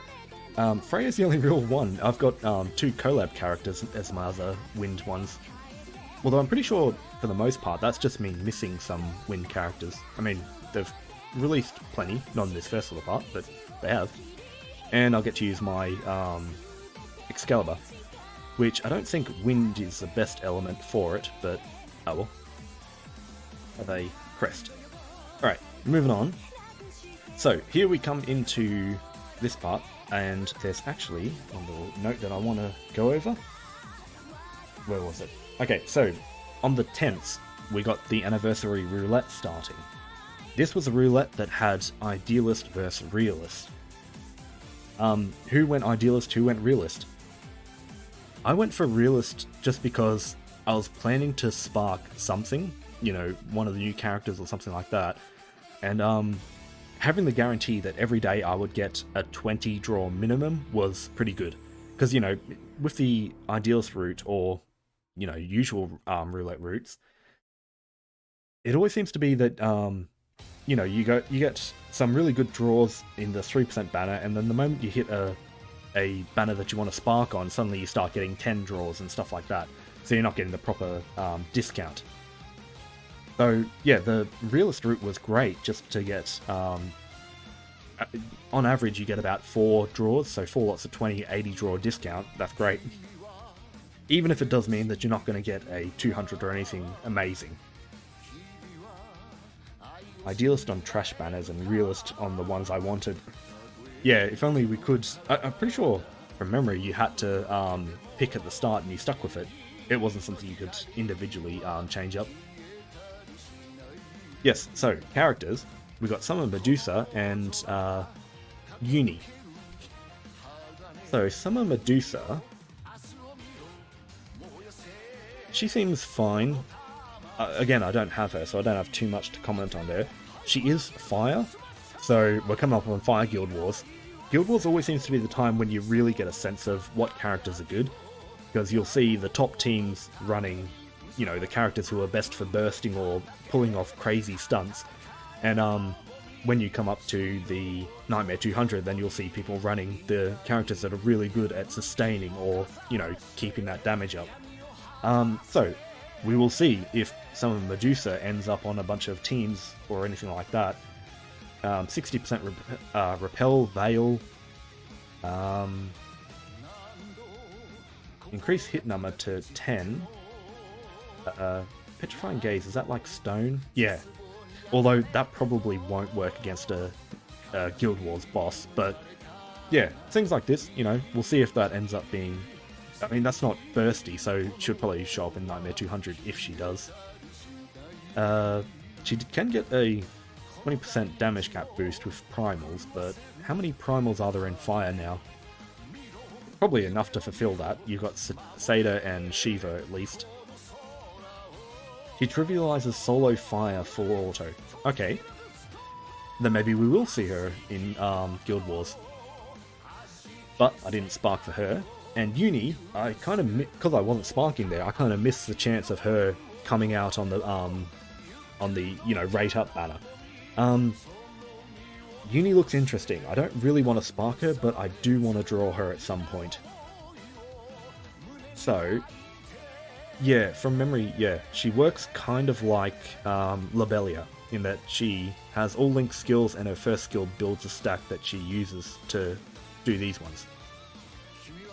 Cancel all cancelable omens. How much has that worked?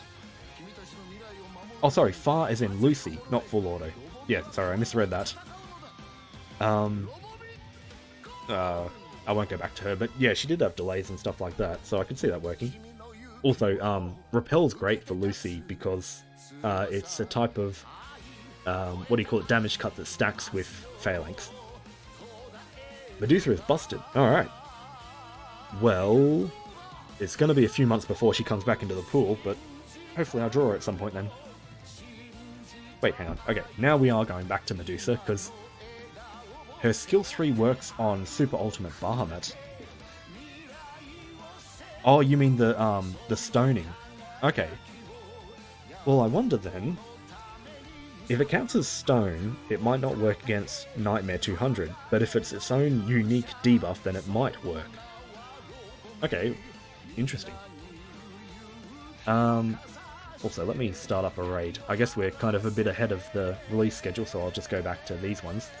Back to Tefnut, back to my Earth team.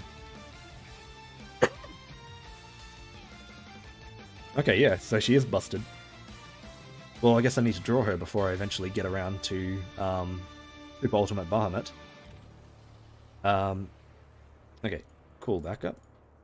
And in the meantime, back to Uni. So, yeah. So I wanted to say, cancel or cancelable omens. That sounds great for stuff like Super Ultimate Bahamut, but how much is it practically used? I guess giving all allies healing and charge by every turn, that could work for high level stuff.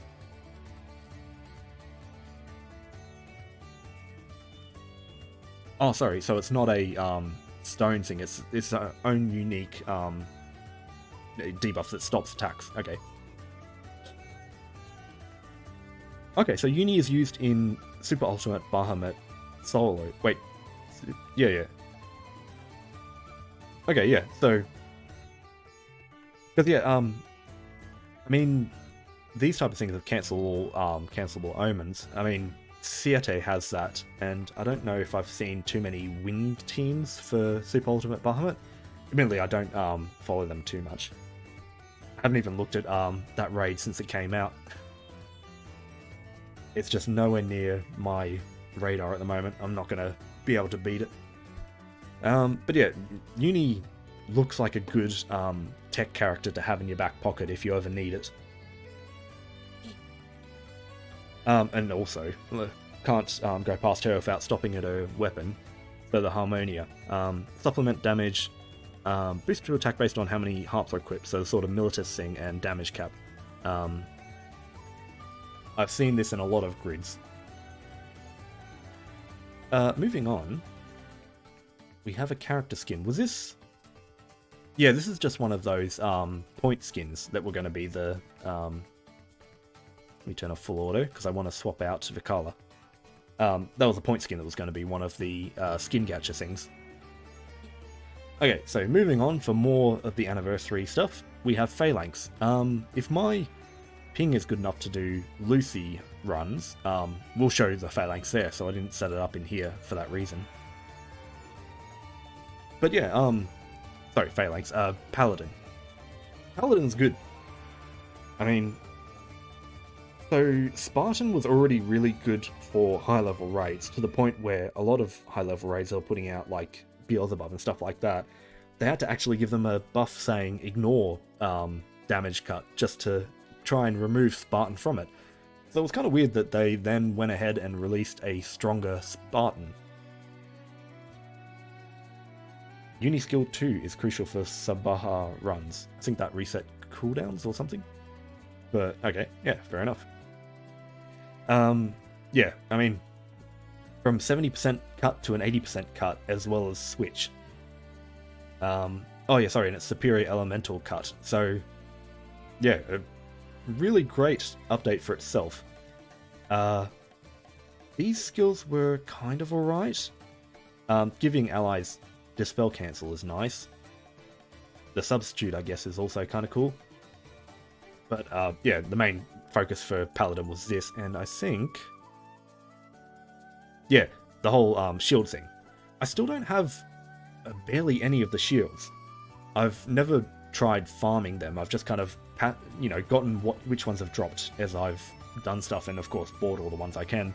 But I do like that. I think Paladin goes up to 95% triple attack when you have all the shields. So it's a weird sort of thing where it's a defensive class, but it's kind of become one of the go-to reliable fast attackers for, Nightmare 95 or something like that. Because you can guarantee, like, you can have a team of characters who all have triple attacks and then chuck Paladin on there to, pretty much guarantee that you know exactly where you'll be every turn based on your damage. Because, yeah, like, one thing I found with trying to grind, guild and stuff like that, if you miss a few multi-attacks, it really throws off your pacing. Which, if you want a consistent thing, say like setting up a full auto where your mist will come off at the exact right moment to reapply it at 50%, yeah, you want to know exactly how you're going to go. Dispel Cancel not needed if you slot Octo, Neo, or something like that. Yeah. I mean, it's always just nice to have an extra option of Dispel Cancel, but yeah. It is probably the skill that's the least needed. Paladin made Lucy high-level solos a joke. I mean, it made Lucy high-level runs a joke. They were already pretty easy once people, knew what to do and had a good deal of characters, but yeah, going from 70% cut up to 80% cut was, just great. Even more damage reduction. Okay, there's a spear you can run with Paladin for guaranteed triple attack too. Oh, is that the Wind Spear? The one that stacks triple attack every turn? Alright, what are we up to now? Let's go with Atom. And with Atom, we have... there's my water team. Wamdus. I actually couldn't find another... I had even less water characters than wind, so I've just got Summer, Dark, John Dark, who I don't really like that much. And of course, Christmas Caterer, who I did spark. I've been kind of lax with my spark videos lately, but there's only 2 sparks that I've done that I haven't recorded. But Christmas Caterer was one of them. Oh yes, and I have the Wamdus Summon. We'll back up on that, and let's get back to this.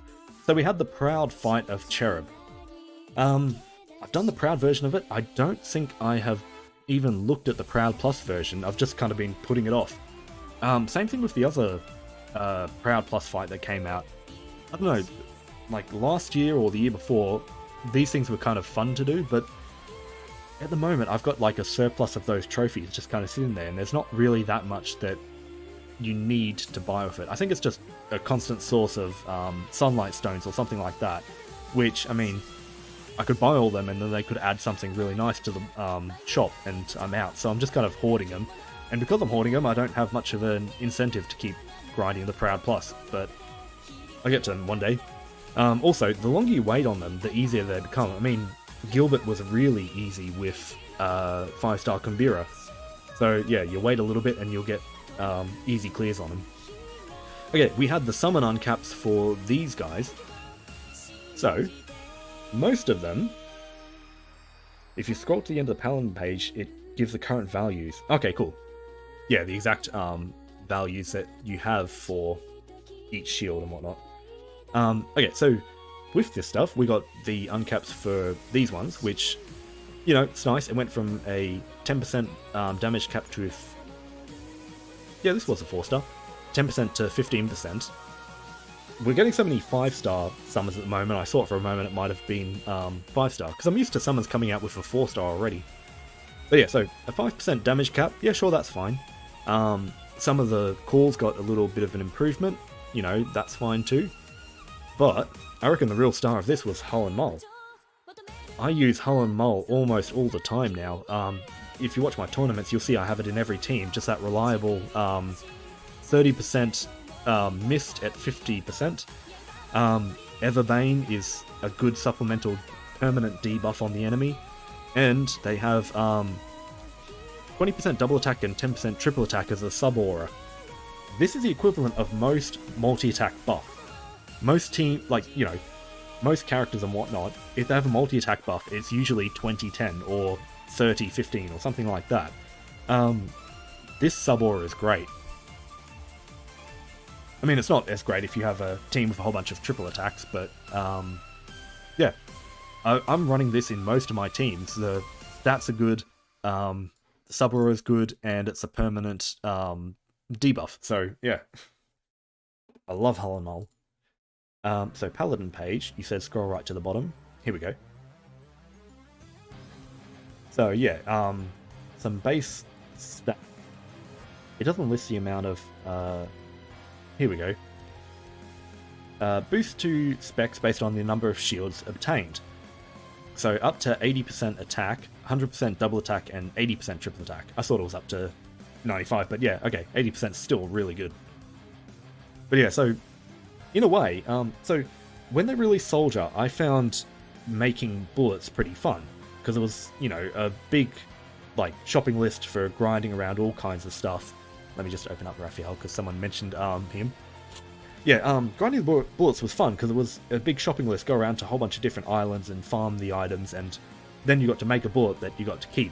For that reason, I hate Tormentor, because I hate making gear that I then use and throw away, especially if I use it on a failed raid run or something like that.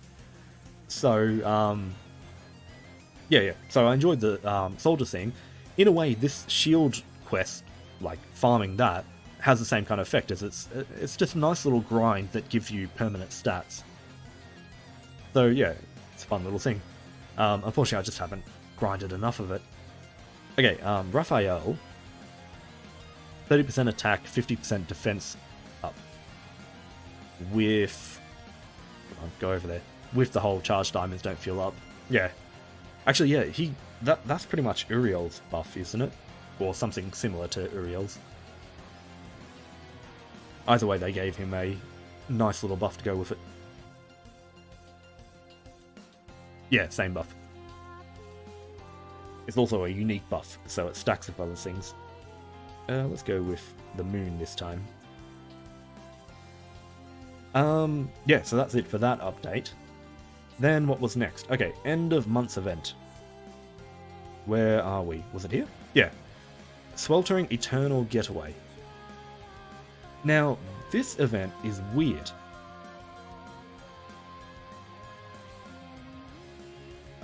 Okay, those were the characters, not them. But, so, Sweltering Eternal Getaway. If you've forgotten the event, like I did before re-looking at this, you might think, okay, cool, Eternals, and I saw, where is it? Oh, this is probably the one that updates. Yeah, and you saw, well, I mean, there, Siete is on there, and Uno was on it before, but this was actually King of Leven, and where's a good thing that demonstrates it? I guess here. This was actually a Leven event. This was an Albert and Urius event, disguised as an Eternal event. But yeah, so trying to think back to this event, it was a weird one where the whole idea was the Eternals were going to a sauna, but most of the story was about the politics of Levin and Urius managing a sauna. If I'm gonna rate, like, I'll try and rate the events at the end of this, but this one's got to be one of the lowest scoring. It was a weird mix of stuff that didn't really work. It wasn't really the Levin characters meeting the Eternals. They were kind of their own separate stories running parallel to each other. But yeah, so this was just a weird little event. Which unfortunately, on top of the Eternal Anniversary event being kind of lackluster, we haven't had many good Eternal events.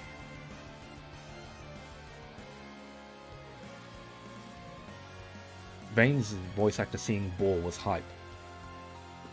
Wait, what was that for? Was that, Oh, wait, are you talking about, one of the streams? But yeah. It did bring good, fan service, combos, and screenshots, though. Yeah, I can't even remember the screenshots. Is there a gallery? It looks like not, yeah. If anyone updates the wiki and stuff like that, please get the gallery on, you know, as many events as you can, because, yeah, some events have it, and there's... You know how every event there's that custom, like that unique bit of art that they show and whatnot? For some of these wiki pages, they put those in there. And it's always nice to go and find them there, you know, if you're trying to get something for a video or whatnot. And even just now, you know, going back and looking at them and stuff. But yeah, I don't know, that event didn't impress me that much. I don't know. It was just kind of meh. But the what do you call it? The leg fest that came after it was great. So we got the Luol summon, which is... Hang on, where was the Guild Wars?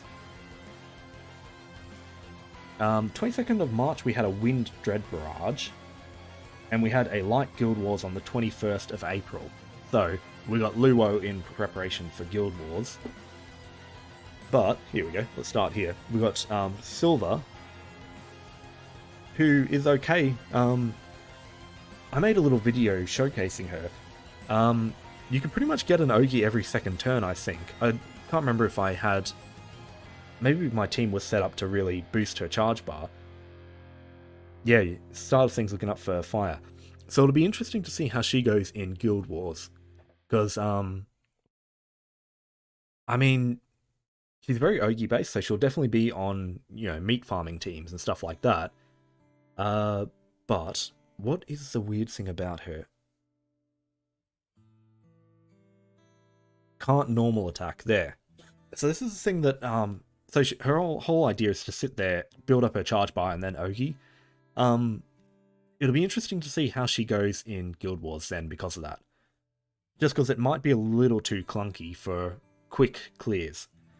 You know, when you remove... so keep in mind that in Guild Wars, the Ogi damage is capped to like 6.6 million. So, I mean, she can get really high Ogi damage, but it's going to be capped there. And if she's not attacking, she might just be losing DPS. But that said, she gives some nice little debuffs and, I mean, constantly Ogiing at least boosts others Ogiing. Good work, we'll see.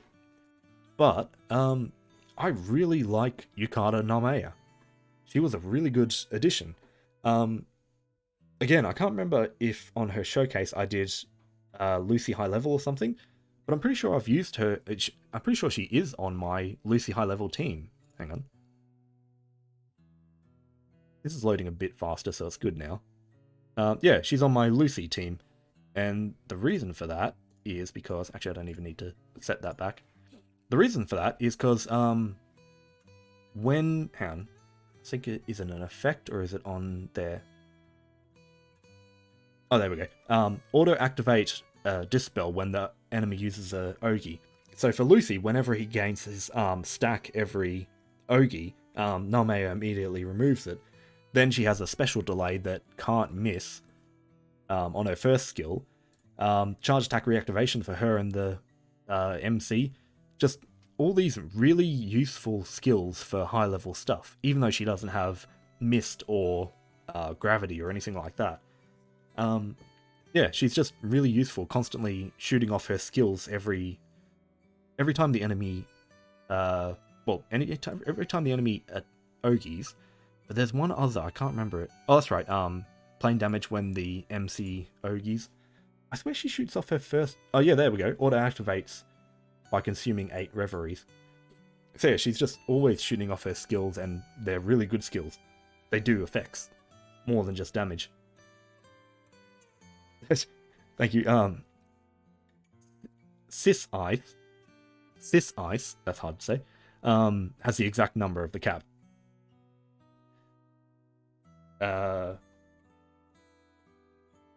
You can even make Percy Ogi every turn with her and Kengo. That's for Yukata Silver. Yeah. That's the thing, on her own, she's a little iffy, but the fact that she Ogis every turn is kind of an Ogi battery for others. Or not every turn, every second turn. Something similar that Summer Medusa can do, where she'll dispel every turn on her end of turn nuke. Yeah. Wait, where was Medusa there? Let me just compare her.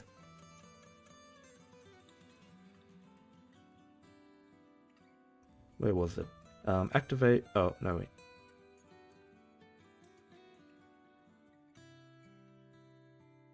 So that's the one that dispels, and when Surfing Serpent is at max, activate that if Medusa didn't take damage. So not quite, would that be every Ogi? Because if you take damage, wouldn't that still miss it?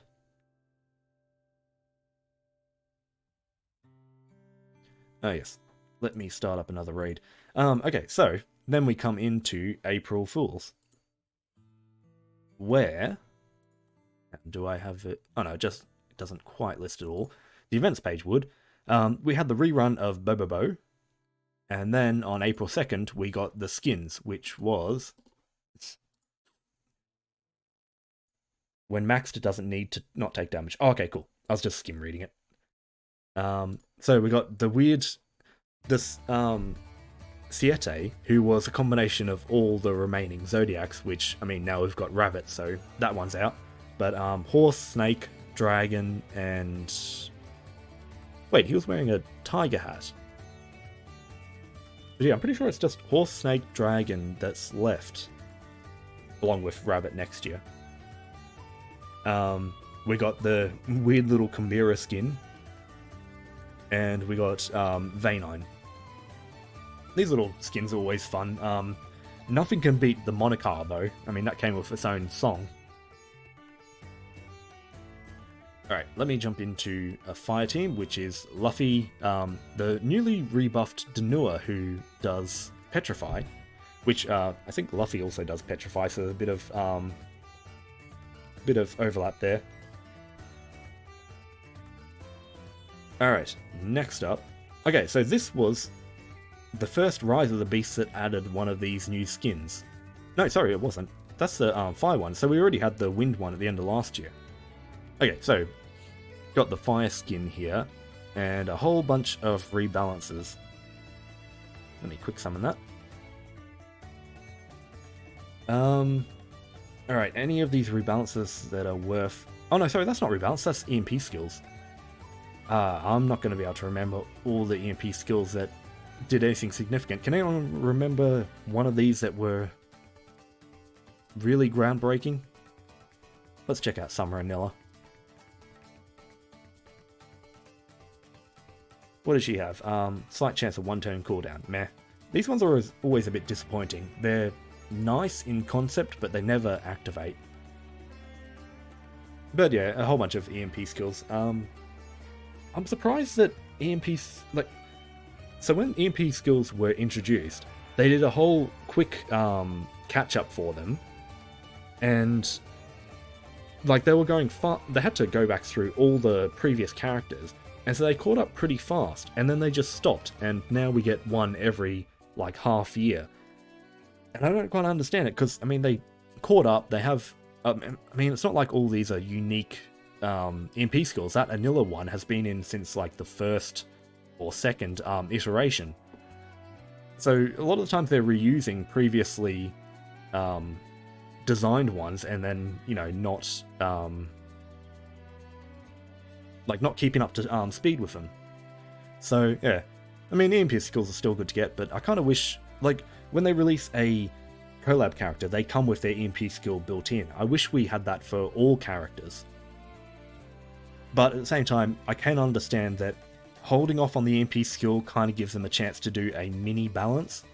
You know, if there's a character who comes out and their stuff's a little, it just doesn't quite work right, they can tweak it. Like, I think Pengi, chance to restore pen on normal attacks. Pengi is only useful for just bursting because, like, she consumes all of her pen on Ogi, and then if she doesn't have any of that, here we go, if it's at 0 at the end of turn, start a 3-turn cooldown, which kills her. So Pengi really needs this thing to try and keep her in the fight. But so yeah, holding off on the EMP skills does give them a chance to kind of look at those and, you know, determine who needs what to bolster them a little, give them a little balance. Okay, side story for Bistro Friedrich. Yep. New main quest. I'm pretty sure we've only had 2 main quests in the year. Oh, click on this, probably isn't going to give me anything useful.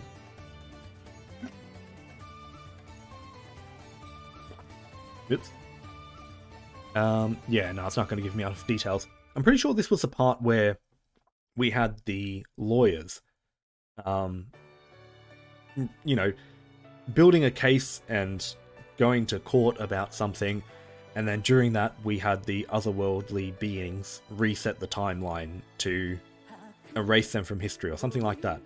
I can remember my crew wasn't, like, thought this was kind of a weird, you know, jumping the shark kind of plot point. It was kind of out of nowhere and adding a lot of sort of time travel, I guess, like alternate dimension kind of thing, but essentially just adding convoluted parts to the story which are difficult to... That's right, we became king at the end. Yeah, a multiverse kind of thing. Just adding difficult little plot points that didn't need to be added to it. The story was fine as it was, just building like the rebellion against the king. However, what I will say, and we'll get to this soon, the next part of the story does improve that a little at least. But yeah, this was a weird little part of the story. Okay, after this, and actually I probably should have put her on my light team, we got the Vera uncap, which was really good. Okay, so this was the Grand Fest for April. Let's start with Vera. Vera's great now. Instant charge attack and charge attack reactivation on her force skill. And how does this work? Yeah, okay, so her Ogi then activates Blade of Light, and Blade of Light builds from every cast. So the fact that this is charge attack reactivation, you immediately go to the second cast. So it's just remove a buff, do bonus damage, and do 2 hits of bonus damage. Simple enough, but it makes her Ogi really hit hard. And of course she has the merge still, the team triple attack. What changed down here? Start the battle with 6 bits, that doesn't really matter too much, but it does improve the crit that it gives. Yeah, Vera was always a defensive option, having this Aegis merge that meant for 3 turns out of 6 she could tank all the damage and cut it down really low. If you're at all getting into Lucy high level or something like that, try running Vera in light. You'll find it really, really easy. So she was a defensive character, and then they gave her this huge nuke on her Ogis and everything, to the point where she became a really offensive character. I think I was using her during Light Guild Wars for my full auto. She's a great character now. Like, yeah, this was a really powerful 5-star uncap, which I wish a lot more of the Ran characters got. Okay, so then we had the Grand Fest for April, which I sparked, and I made a spark video of this, getting Laguna. Laguna is unfortunately kind of iffy. I was hoping that the Earth Guild Wars would give her a time to shine. Because, I mean, this whole third skill, give allies triple attack and 50% echo, that's a good skill. That's the type of stuff that Alanon has, and Ferry has, and everyone loves them for that. And it's not a bad skill, the problem is, it can only be done when this stack is at 10. And getting this stack up isn't too bad. It level rises by 1 upon taking damage, and at the end of the turn. So if you take damage every turn, you'll have this ready by turn 5. Or turn 6, I don't know. Sort of, yeah, maybe, whatever. So turn 5 is already a little long, but that's best case scenario. I tried running her during Earth Guild Wars, and what I found was it was getting a bit too late for that. Like, I ran her in Nightmare 95 and we killed it before she could even get the skill off. Then I tried running her in Nightmare 150, and I think for Nightmare 150 she just doesn't have enough tools to last that long. Like, she has a skill that requires getting through enough turns, but her first skill only heals herself, and this one's just charge attack. She needs, you know, some more team buffs or some debuffs or something like that to justify the long fight. But yeah, she's got a really nice second skill, but she doesn't have the kit to last until she can get that skill off, let alone get it off twice, or, you know, more. So, she's kind of alright. If she got a rebalance, I think she'd be pretty good, because, again, Alanon is pretty much carried by this skill. Same thing with Ferry. So if she can get something that just makes this a bit more reliable or better, she could be really great. So besides that, we have Yo. And again, Yo's kind of a disappointment. I got her when sparking Laguna. So how does this work again? I think the best part is just this first skill, where she can just hit that and... yeah, that's right. So the number of hits is based off her stack. So this is a fine skill. She can substitute and dodge all, but it's not all allies substitute. So you're kind of only using this on normal attacks, which is meh. One other thing, booster charge attack specs based on her stack, that's fine. Problem is, her third skill consumes stacks to get Assassin, and she never gets the stacks back. She doesn't get stacks on Ogi or any skills. So you start with 6, and you can get good Ogis and good first skill nukes, but if you use any of her other skills, you reduce her Ogi damage, you reduce her skill damage for a pretty meh Assassin. It's only 100% attack stack up, 50% echo is alright, but yeah. So she's just this weird character where you don't ever want to use her third skill. And even if you don't use her third skill, she doesn't do that much. Her Ogi's not great. If you run a skill grid, this is kind of alright. The only thing is she has guaranteed triple attacks. So, yeah. I don't know. I really want to see a rebalance for her, because this... I'd say her SR is probably better than this character. Unless you're doing a real skill damage build. But yeah, so unfortunately, I sparked there, and it was kind of a disappointing spark at the end, because Laguna's not too usable, and Yo is pretty much unusable. However, one advantage is that third skill is a 0 turn cooldown, so at least she never uses it in full auto. But she kind of works in full auto. Okay, end of April, we get the Bennu fight. So, you notice that I used the Bennu bow on the thumbnail. Unfortunately, I have the picture of him giving it to Sedala because they're the Zodiac of the year, but they don't really get a benefit from it. Okay, so this dagger, enmity and multi-attack, it's not that great. However, the main hand effect's kind of nice. It's like, I think it's Orchid's dagger who does the same as this. You know, team, data, and echo. That's alright, although it is only a 10% echo. However, the bow was really good. It's, yeah, so, dispel on Ogi, but supplement Earth allies damage based on how high their HP is, so most of the time you're probably getting good full supplemental from that, and skill cap. Plus, don't forget that you can also awaken it for 25% might. So, you know, 3 damage skills, I mean this is cap up, but it's pretty good for just, yeah, Parazonium was the name of Orchid's Dagger. Yeah, they're both pretty good.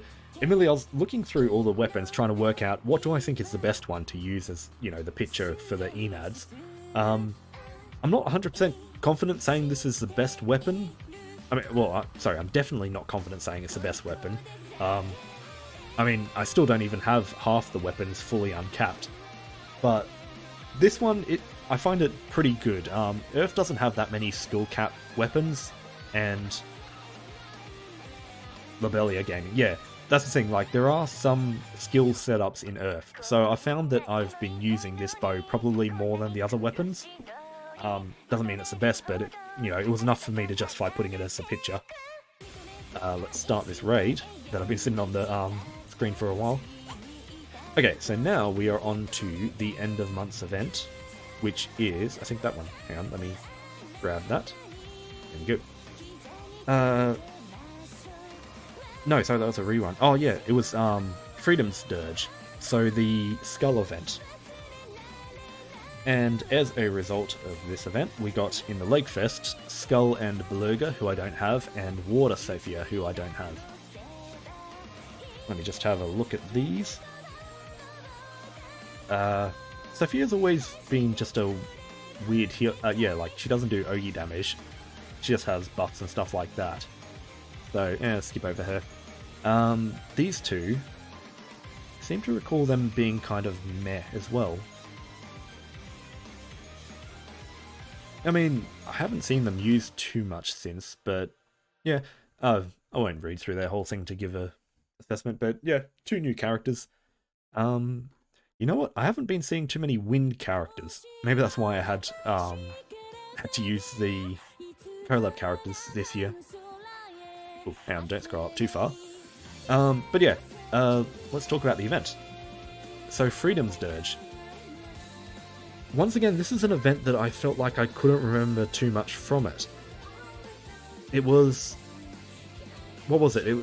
So, there was a new Harvin gang, Mad Max Harvin gang, and I think Skull got captured at some point, and Beluga lost her arm, and what else happened?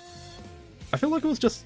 This event had the feeling of like the old events, where it was just kind of like we go to a place and there's a group to fight and we fight them. We did have the backstory for this villain. That was... Oh no, sorry, not the villain, the Cloaked Man. That was probably the only real... I mean, it was the only B-plot to the story that added a little more depth to it.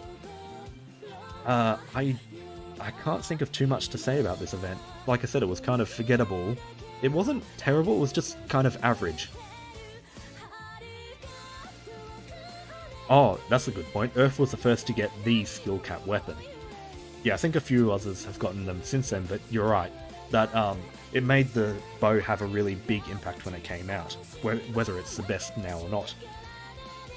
Oh, here we go. Someone saying, Zeros is saying, the best ones are Horus Katana. Yeah, that actually has worked out pretty well for just, you know, Ogi burst and stuff like that. It's held its place pretty well.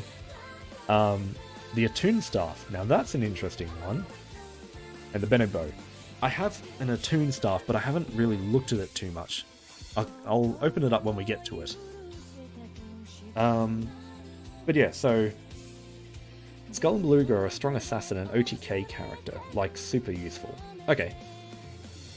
So yeah, they're the type we would see in burst comps.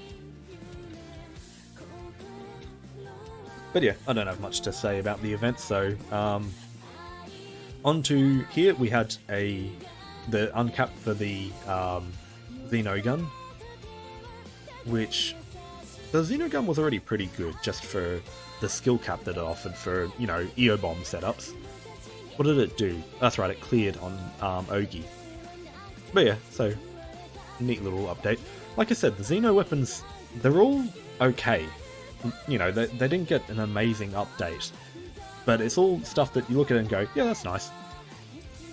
You're running 2 Atom Staffs and Horus Katanas in the respective elements, 0 buttons, 3 chain OTA setups.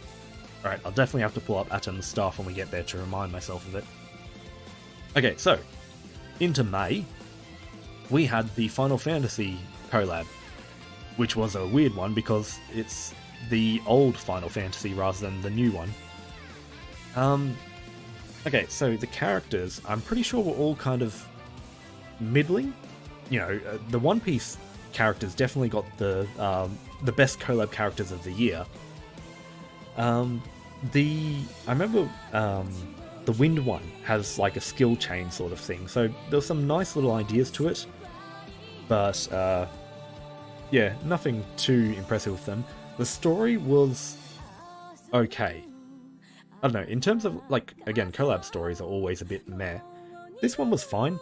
It, you know, didn't do anything too impressive. I'd never played the Final Fantasy game that it came from, so maybe there was some good fan service there that people enjoyed, but yeah, it was an okay collab. At least we got 3 characters from it. That's actually something useful. Gives me some more characters to use in tournaments, and it, you know, every now and then you get a character who does something unique. Like, I think this fire character, does she have Veil? No, she didn't. Okay. I swear one of these characters had Veil or something. But every now and then you just get a collab character who has just the right, you know, buff or debuff that that element doesn't have much of. That's the skill chain character. Yeah, skill chain again. Yeah, you know what? None of them were that great. But yeah, every now and then you get a collab character who does something well. Let's get to the One Piece characters later. Atom Staff and Ben Bennett Spear are good. Staff for Charge... Oh, Charge OTK. Yeah, okay. I honestly don't set up too much, you know, Charge Attack OTK setups. I mean, I have mine set up for, like, Guild Wars meat farming, but most of the time I'm looking for full auto teams and stuff like that.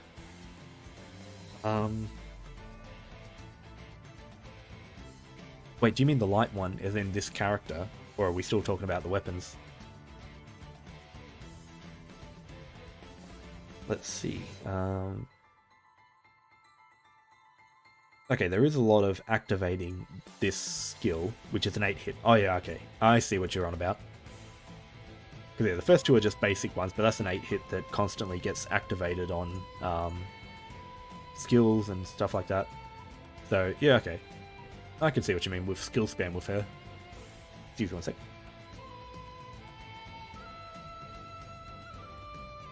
Okay. So Seeds of Redemption got added to the side story, and we got balance for these characters. Once again, any good ones that stand out. So from memory,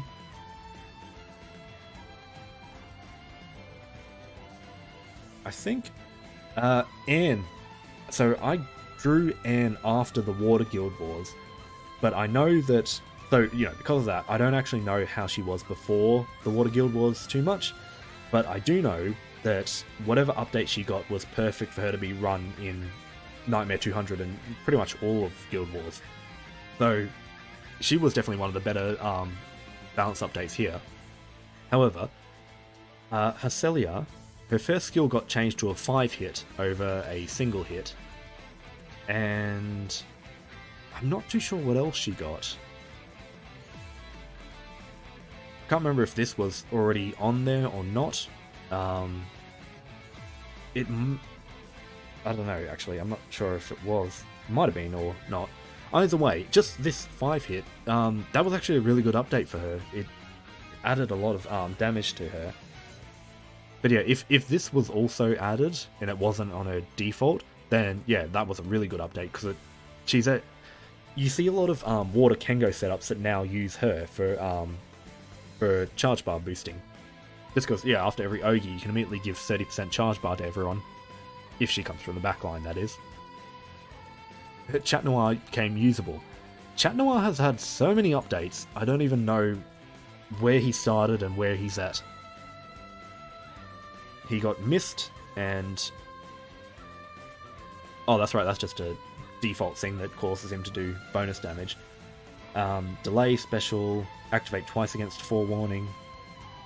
Oh, that's right, the stunts were a bit weird, but yeah, these first 2 skills are solid. Yes, that's enough for Harcelia. Frau, the main improvement for her was they reordered her skills to change these two around. So now she, in full auto, she actually applies her debuff, then extends it. I can't remember when she got it, but her support skill, which ends the cooldown for Indominus upon charge attack. Indominus is the damage, the buff, the heal for allies, and a clear. That is a really good, what do you call it, domain EMP thingy. But yeah, Frau's pretty solid. I wouldn't say she's OP or anything, but that rebalance just got her into a nice little spot where she can full auto properly, and you know, with that EMP thing, she's also getting her skill off pretty often. Alright, let's move along. Here, so do I still have it up? Yes, I do. Okay, so there's SSR Anna, who people were saying she was the first one to get singed. Full domain effect, yeah. It's funny how some of the full domain effects are pretty meh, whereas others are actually really good. Oh man, I seem to be lagging again. I was doing good for a while there, things were running perfectly.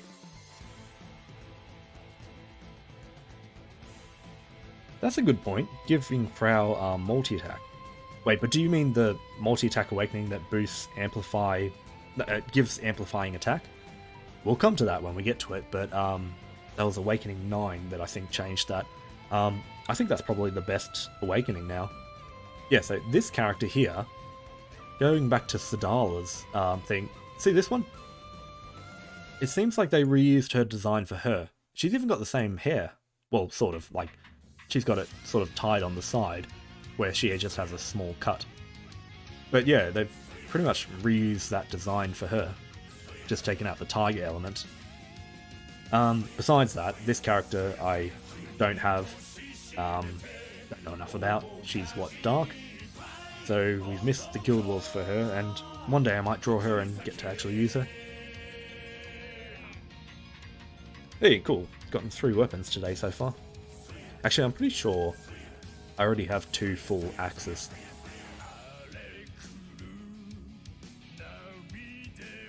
Let's put a pause on that for a little bit while my internet evens out, and I might go to doing the dragons next. Problem as well is the dragons are a little harder to full auto, so these custom teams that just have new characters might be a bit iffy. Okay, Atum.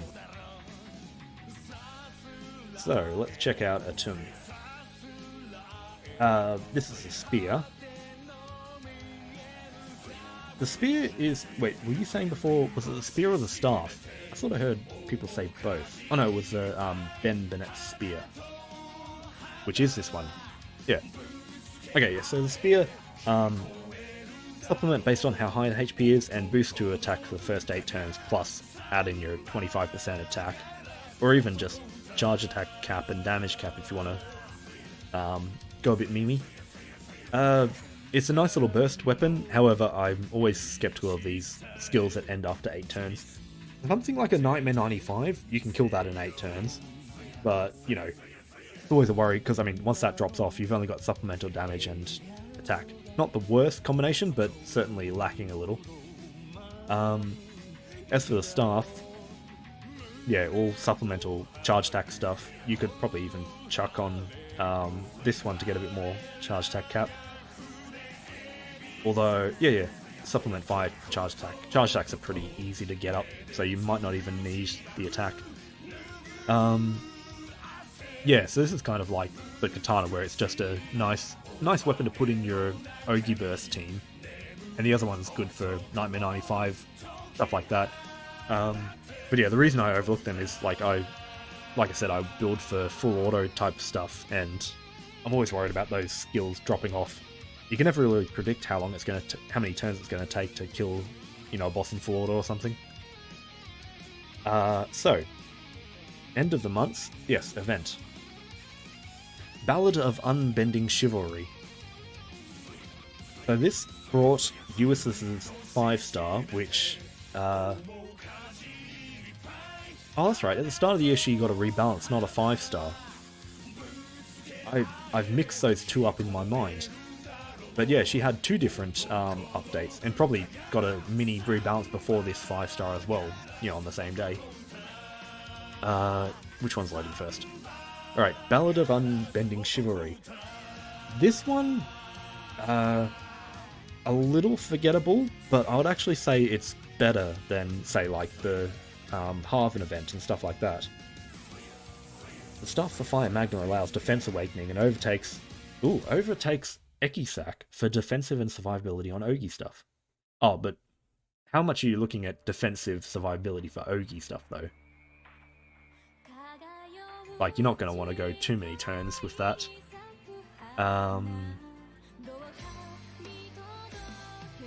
That's the solo battles. Is there supposed to be an image with this, or is it just not loading?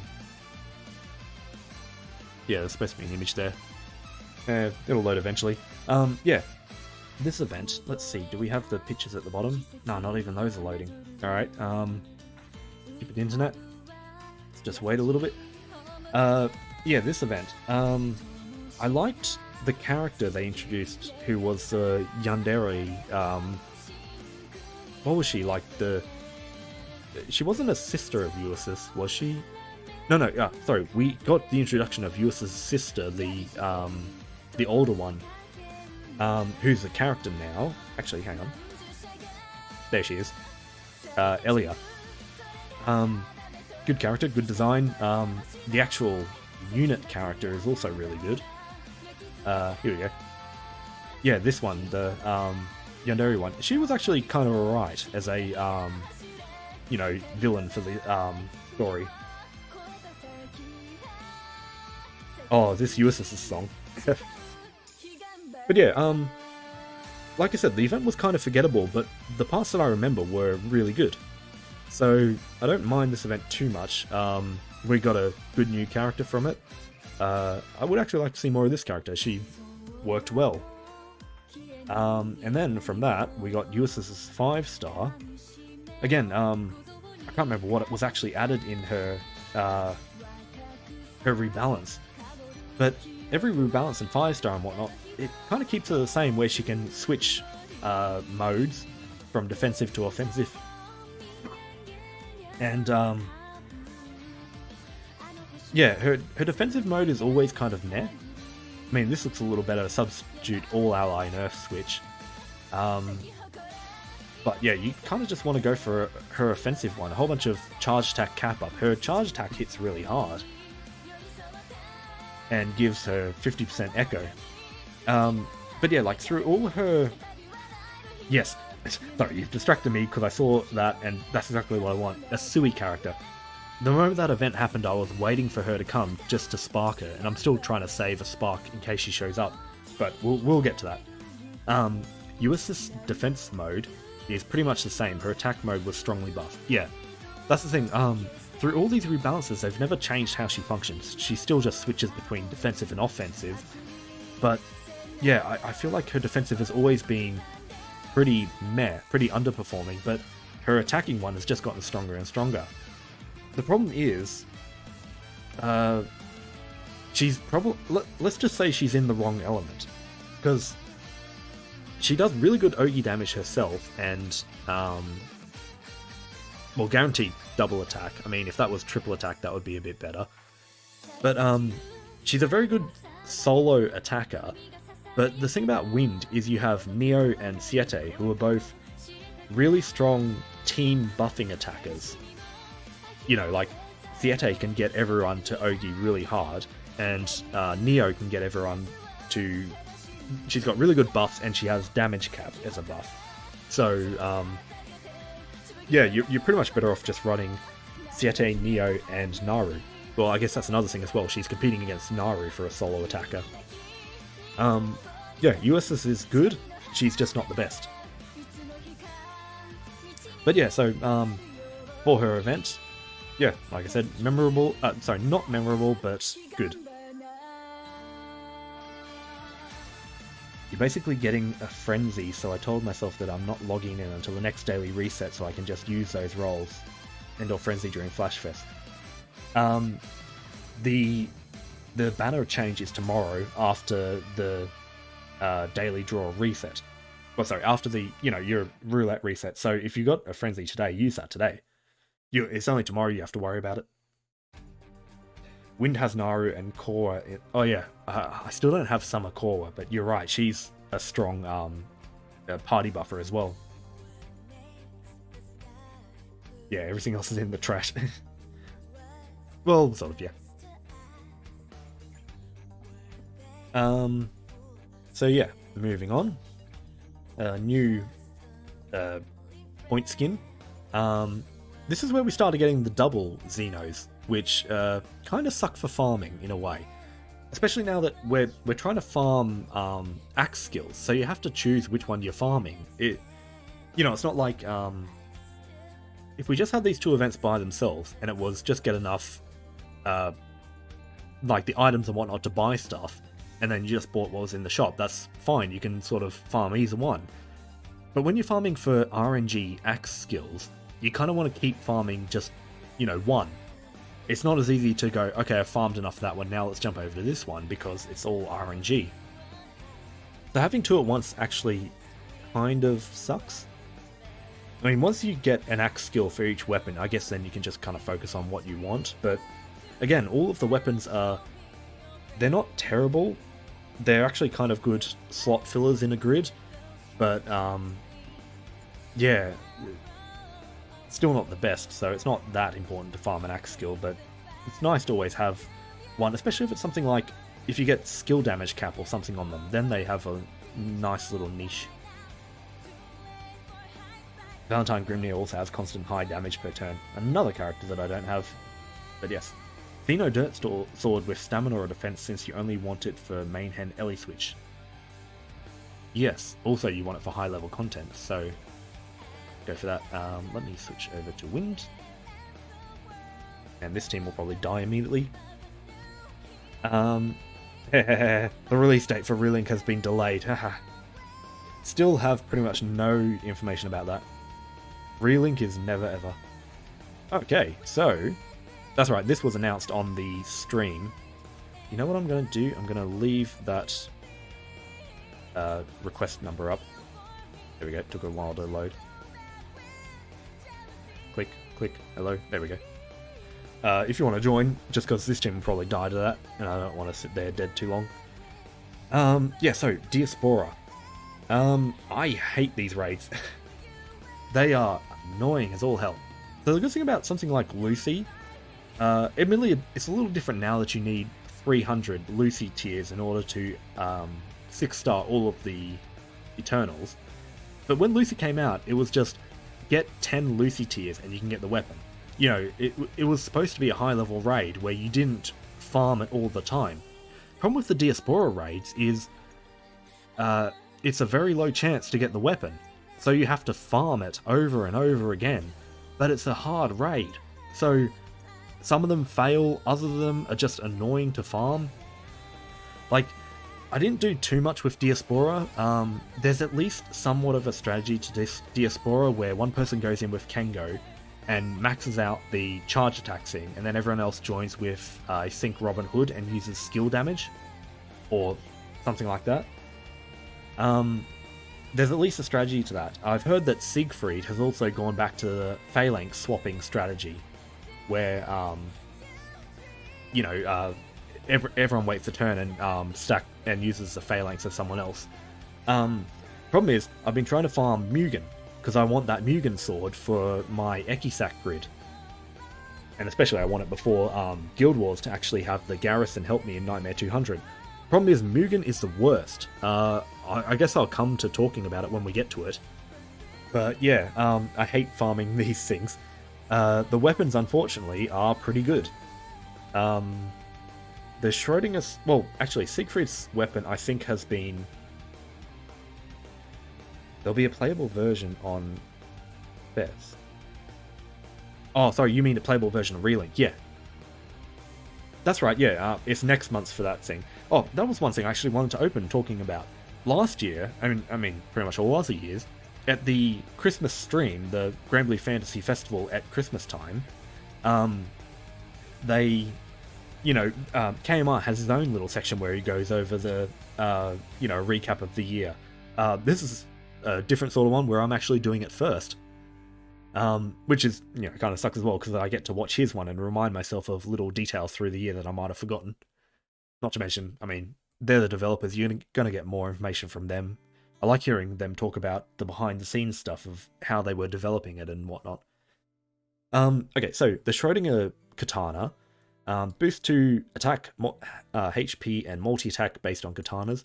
There aren't too many katanas in water, that will change over time, but I've seen people just stack Schrodingers, which, again, it's hard enough farming one full FLB one. If you want to farm multiple, good luck on that. My leg's back.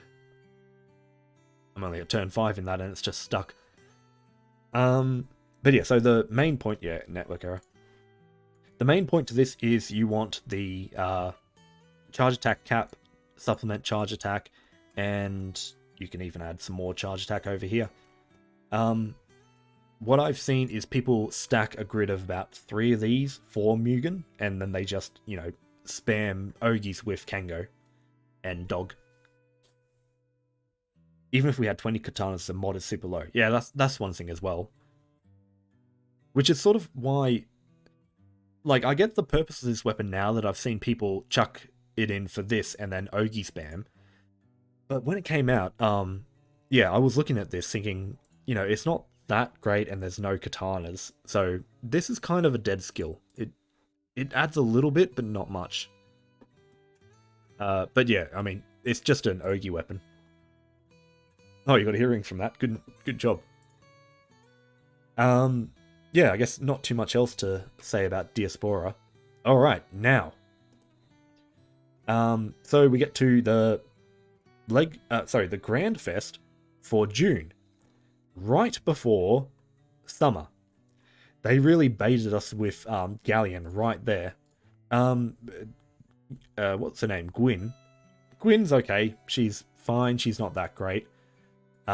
Everyone was focused on Galleon, and for good reason. Good character, good design, pretty strong. Having a delay every 4 turns with 4 million plane damage. She's got a weird thing as well, where she stops attacking and next turn she gets a assassin's buff. On a faded chain, 2-turn cut to Earth allies debuff durations. So a little bit of heal and clear. That's right, and she cuts her own skill cooldowns with Ogies. Yeah, she's... The funny thing is, you look at that and you sort of think, okay, there's characters who maybe are a bit better, do a bit more. Earth is weird. Earth has a lot of characters who aren't great for full autoing. Yeah, I found with, my full auto teams... Oh, of course, this is going to lag again. I had a weird little gap of good latency there. I want it back. Yeah, well, sorry, my full auto team now has Galleon on it, but you're kind of just running Chicken for buffs and maybe Naru for a little bit of damage. But it's hard to find Earth characters who are really good at full autoing. This team's focused on skill damage. Oh yeah, and that team's a Beelzebub solo team.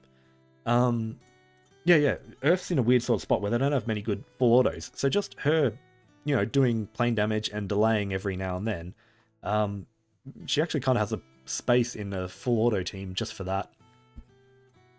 But yeah, so, compared to Wilnas and Wamdus, Galleon's fine. She's not quite as good as Fediel, but not many characters are. Oh yeah, of course, Valentine Monica. I don't have her, and it's annoying that I've been seeing her show up a lot for other characters. Sorry, for other teams. But yeah, so then Galleon. Her weapon's also pretty good. I won't go into it too much. But yeah, I've seen a lot of people running that stuff. Okay, so up here we have Gandalf's 5-star. Actually pretty good. Gandalf was always in a weird spot where, Gandalf was one of the first characters in the game, and back when he was released, the idea of a character just doing damage on a skill made them a skill damage character. and, you know, there wasn't much to him. They tried to buff him over the years and didn't really do much. I think it was just this whole, what do you call it? Skills activating twice or something. I think he got that from his son, Lucius. He had that skill and they gave that to him.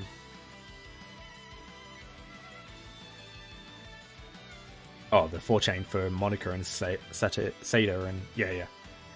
So yeah, Gandalf or Alicea. He has become a skill damage beast now. So, you know, basic attack that also dispels 1 million plane damage on top of the normal attack.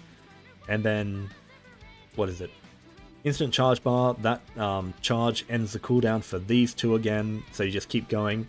Then after a certain amount of turns, one turn cut to skill standby and cooldown when you use a skill. So use these skills, you Ogi, you get them back, you use them again. I think you get this around turn 4 or something like that.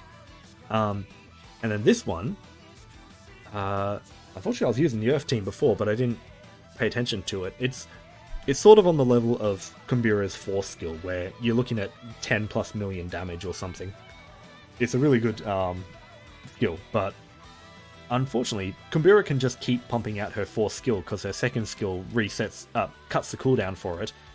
Unfortunately, Gandalf, once he gets one out, I find there's a bit of a longer gap for the next one because, you know, these things aren't as lined up to chuck him out then. But even then, he's just a good bursty character with those skills. It's only this one that does multi-hit though. These are single-hit skills, so unfortunately there's not much supplemental damage room, but yeah, he's pretty good with his 5-star now. I found he's, you know, alright to chuck in full auto teams and everything. Oh yeah, that's right, the Ogi animation thing for it. Side story for Piece of Pie. Remember this? Killin can be sold once again reduced or used as upgrade material, and it can now, like, for a limited time period, reduce in summer refund stones, blah blah blah. Okay, it doesn't quite say there, but this was the point where we could only get one Killin in a grid. It's also a good little update because it allowed us to reduce them for animas, which if you're farming for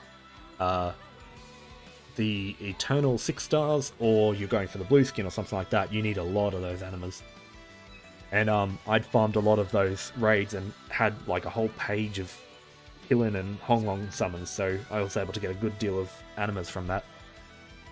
Actually, oh no, I can't. Yeah, I can't like scroll down to here. I can do this actually. Just show you how many animas I actually have. In the meantime, let's pull up the events. Damn lag, come on, just load. This stream could have been a lot faster if I had proper latency. I mean, overall I'm probably racking up minutes of waiting time for this thing. Oh no, there it was, right there. So I have 66 gold Honglong animas and 62 Killin ones. I'm pretty sure I have... No, there's 2 Eternals that I haven't gotten to 140 yet, which is where I need these for. And the rest are for the blue skin, which I have... Where is that? Yeah, no, it's down here with the actual things. Alright, well, while that takes forever to load a single image. So, the end of June, we got Zodiac Camp. Possibly the best event of the year. I'm trying to think of others. There were some good ones, but this one just really did what it did well. So the last time we had a Zodiac event, that was the water park one. That one was alright, but it kind of meandered about. This event actually had a real purpose to it, and I think the reason why is the first event was just sort of like, here's all the Zodiacs at a water park resort, trying to have a meeting, stuff like that. This one focused more on Vakala, and with that perspective, focused a little on Sedala too as the new one.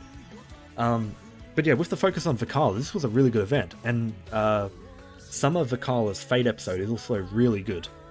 It's I mean, if you've ever got normal Vicala, her Fate episode was all kind of comedic about her, you know, dealing with having no headband and stuff like that.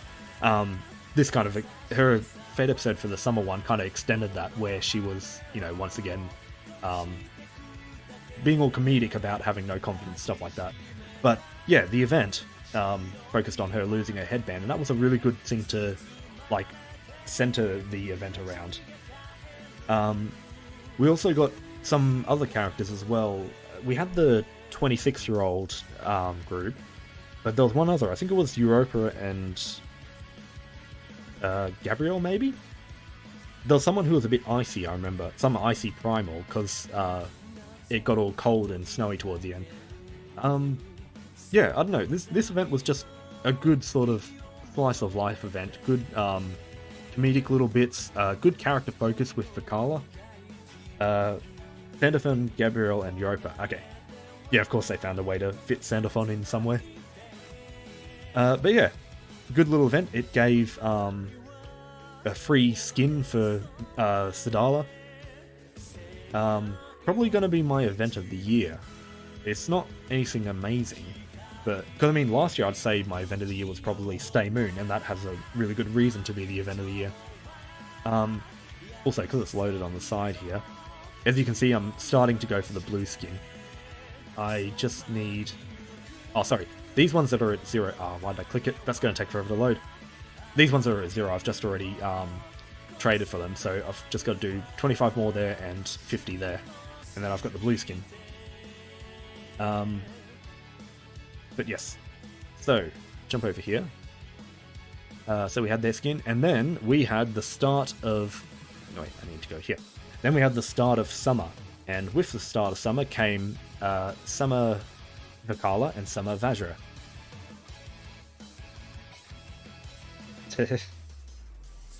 So, Summer Vicala, I was surprised with her.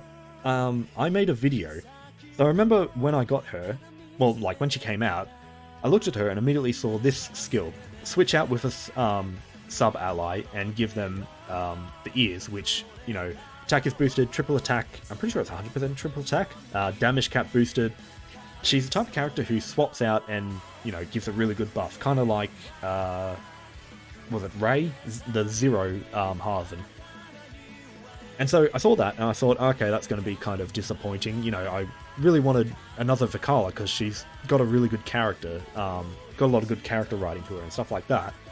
And then, I mean, so you've got this skill, give everyone double strike, and then on Ogi, she gives everyone double strike again.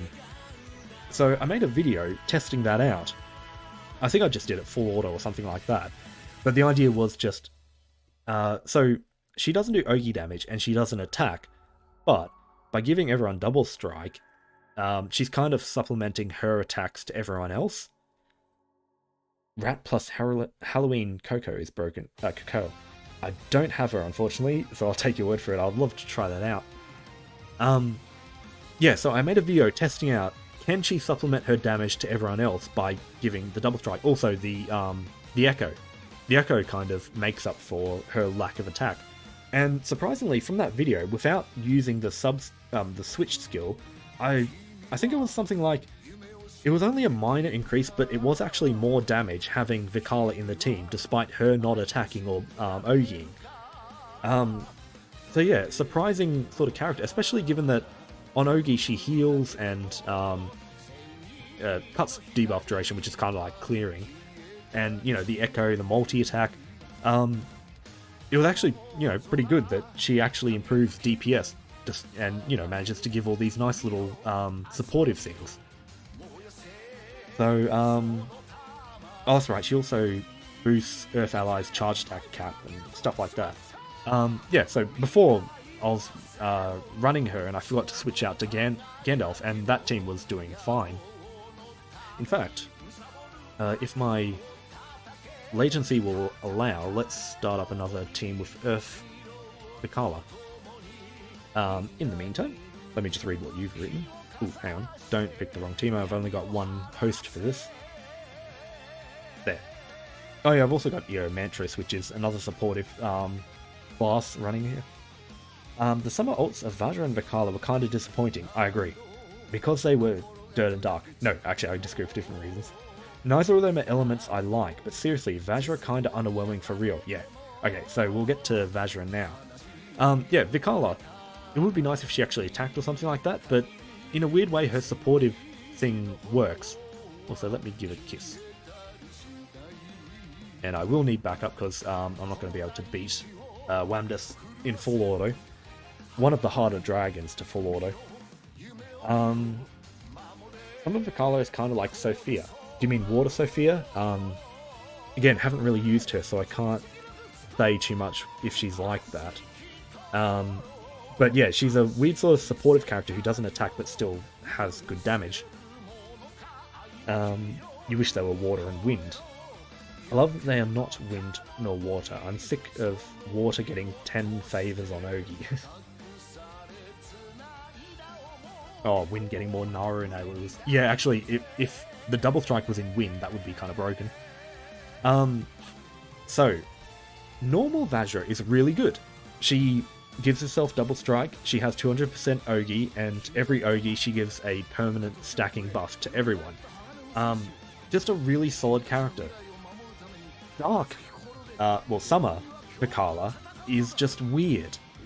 I can't remember if I made a video on her or if I gave up on making a video because I just couldn't find anything that really worked.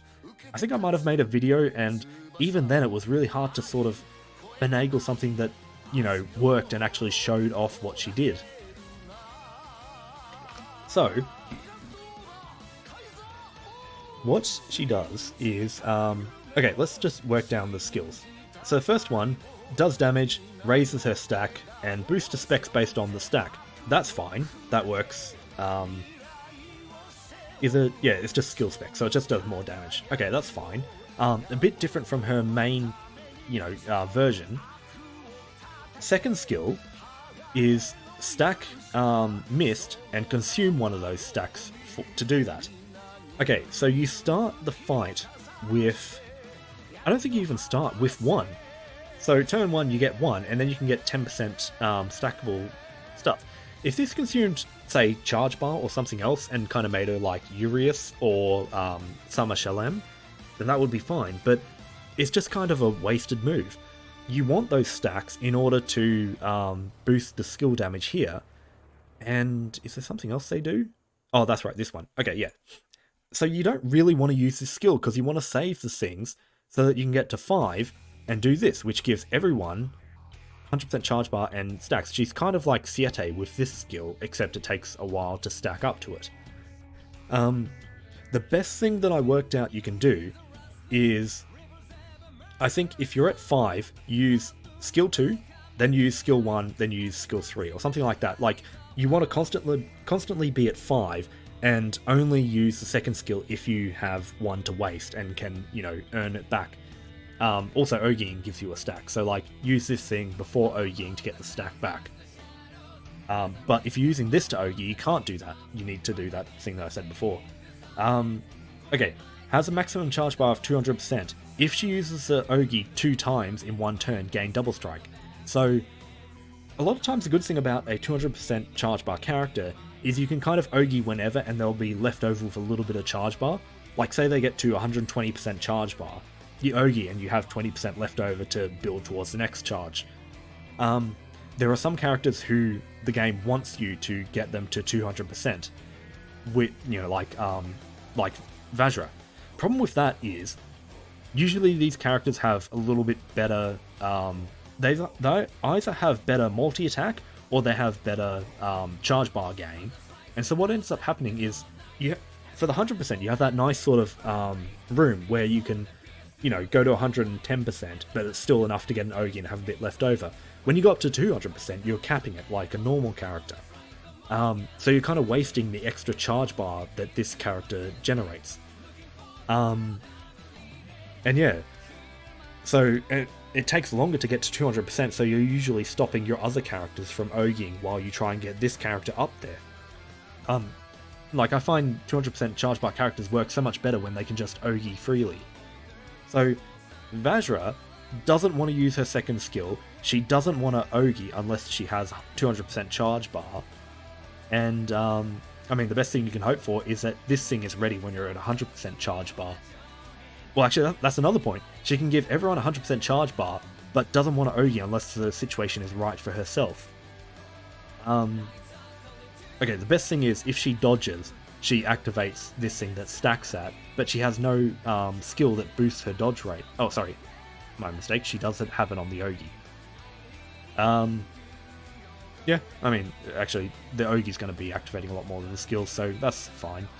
Yeah, I don't know, like, my problem with Summer Vajra is a lot of her skills just conflict with what she's trying to do. Does she want to build stacks and stack Mist, or does she want to build stacks to give everyone charge bar? And if she wants to give everyone charge bar, does she want to Ogi, or does she want to save it?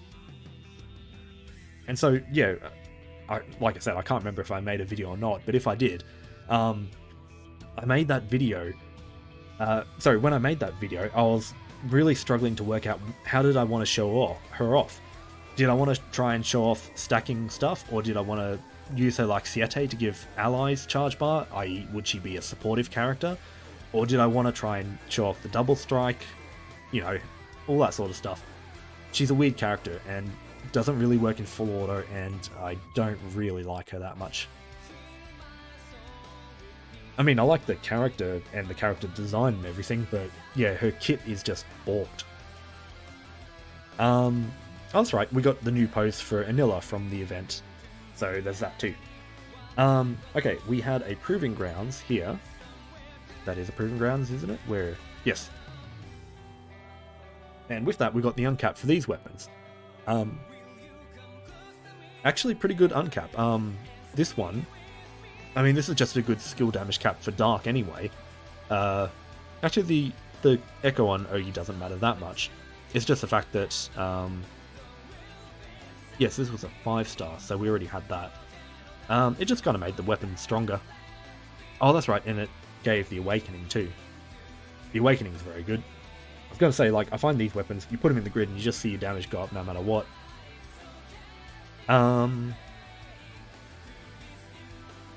Here, now that I'm dead, let me just pull back up again, but I'll put the number on screen. This weapon I haven't really used for a while, but it's still good just for the whole 20% echo on triple attacks. But yeah, still fine. The thing is, like, the 5-star and the Awakening just made those really good weapons in the grid. Decent soldier weapon. Yes and no.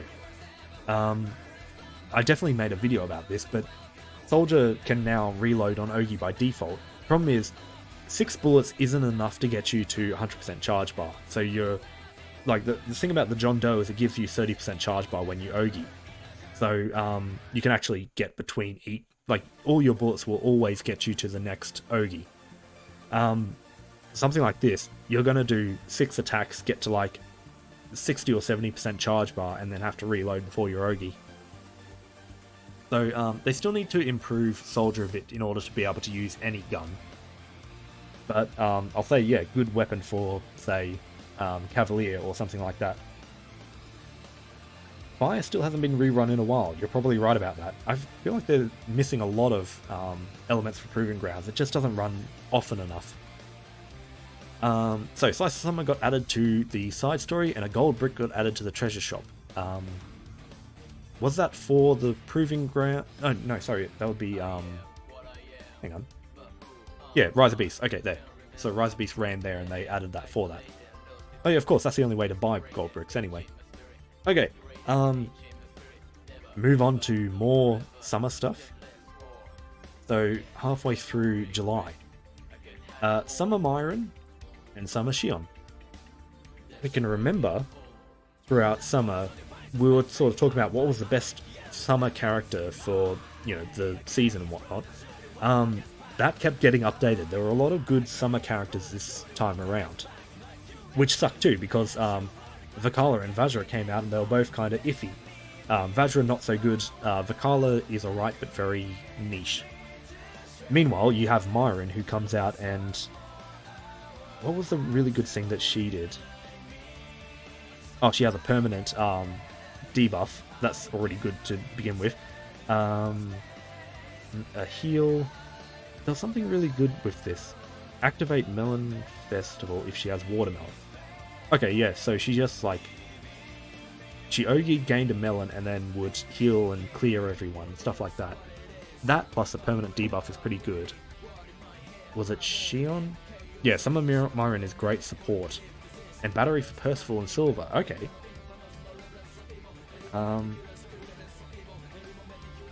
Yeah, I knew what you meant. Then we have Shion. Was she the good one? Oh, no, it was... I think it's Clarice who was a really good one. Buff, 4 hits, gain another buff, stuff like this. Maybe Shion wasn't that great. I mean, bonus wind damage based on katana allies, that's kind of neat if you have some good katana allies. When a foe uses a special attack, activate Fuji Slash clears, I guess that clears only her, not the team, and 10% attack down. Yeah, kind of alright. I'm still pissed at no Myron, but 2 Summer Shions and 4 Summer Sterns. That's right, we're coming up on Stern. Okay, I guess they decided they wanted to rush out the raids at this point. They were releasing them too slowly, so we got 2 at once. Tefnut and Ra.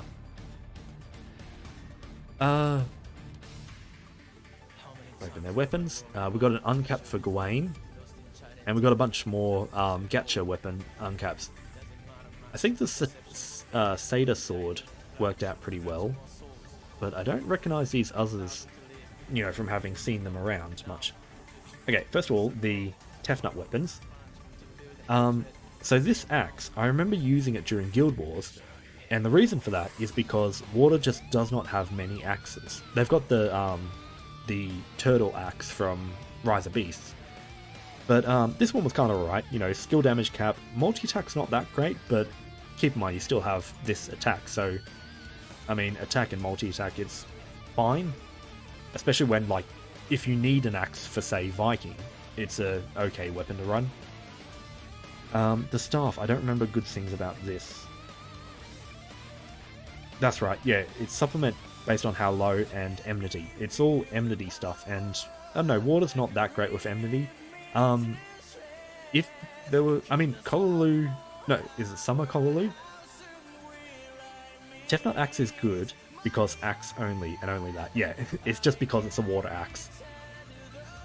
Yeah, I know, I'm still going, I thought I'd get through this faster, but it's, there's a lot to talk about. If Water got some good enmity characters, this is double enmity, then you add, you know, might or whatever.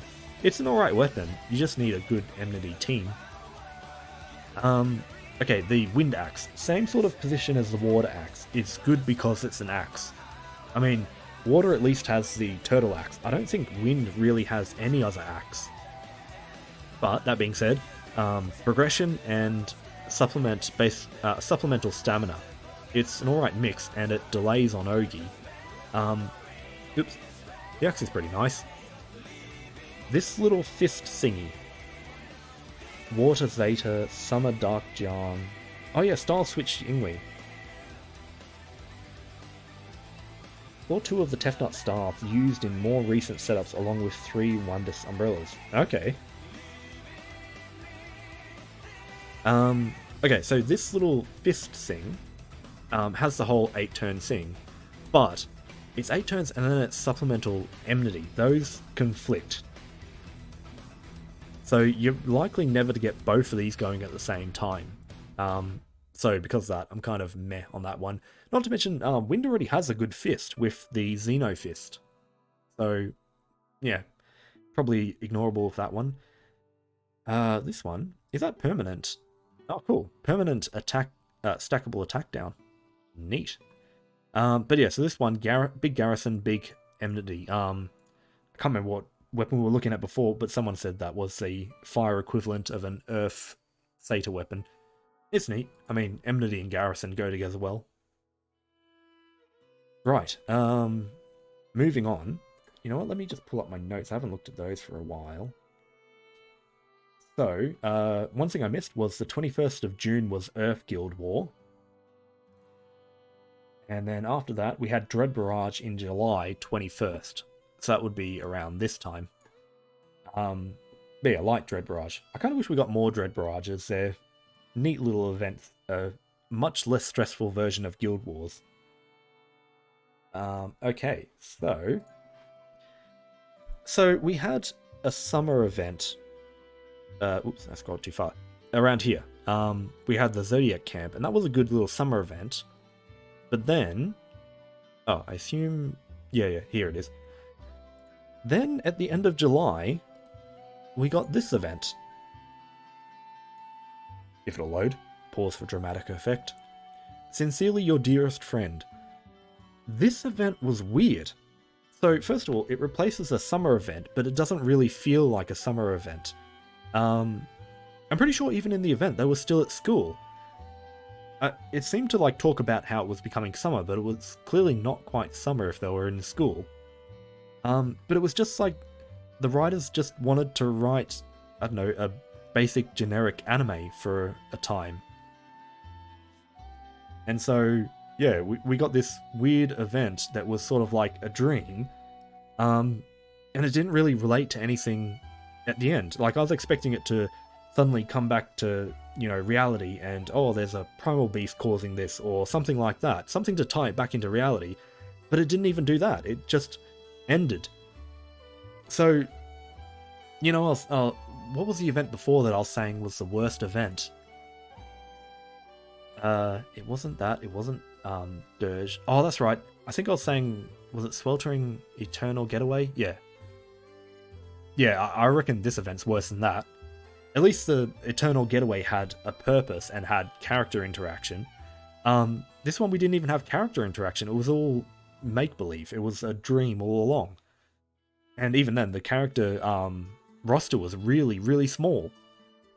I mean, so the Luane event, where they go to the school academy thing, where Catalina and Vera are in school and stuff like that, with that one, they at least had a whole bunch of characters and they would interact and whatnot.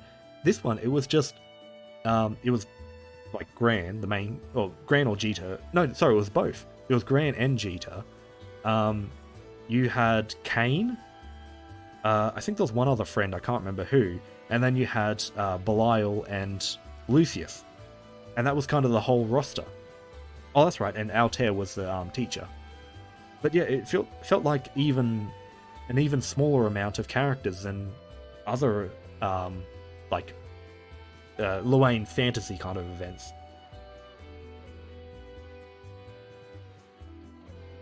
Was Beelzebub in it? I don't doubt it, he probably was. They, you know, chucked in all the, like, villain characters, but yeah.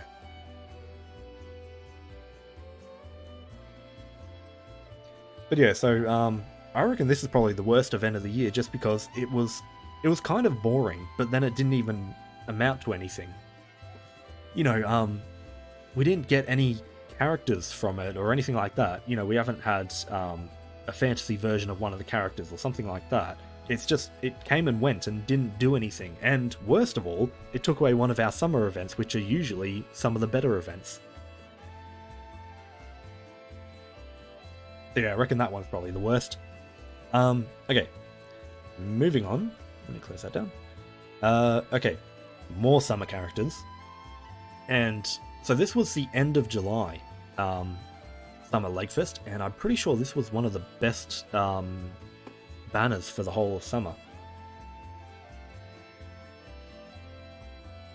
Okay, so Summer Clarice. Cress, stuff like that. Oh, she switches form. Hang on, this is going to be hard to do. Okay, the main thing was she had the whole Sandalphon skill where she gives the enemy an element. This skill alone makes for a good character, because you can take any off-element raid and turn it into something that benefits you. But yeah, besides that, 80% echo with triple attack. That's for caster and MC. Actually, look at that skill and compare that to Katara's. Yeah, Katara. Yeah, that's the one. Christmas Katara. Admittedly, Christmas Katara gives double strike for, what was it, 3 or 4 turns, and that comes with the triple attack. Actually, you know what? Never mind. I'd say Katara is better. Because this is only one turn of 80%. Katara has like 4 turns of 40%. That's better. But, you know, still then, just as it is, the strong echo stuff. I mean, if you do this and then Kirin, you know, you've got a nice burst turn. Summer Shion's Fuji Slash has good synergy with Enyo's Trampling Spear support skill. Wait, isn't Summer Shion fire? No, she is wind, you're right. Oh, that's right, regular Shion's fire. Okay. Okay, that's a neat little combo. Yeah. So, clues can also give amplified damage and assassin, stuff like this. But yeah, pretty much just this move alone makes her good. Eustace.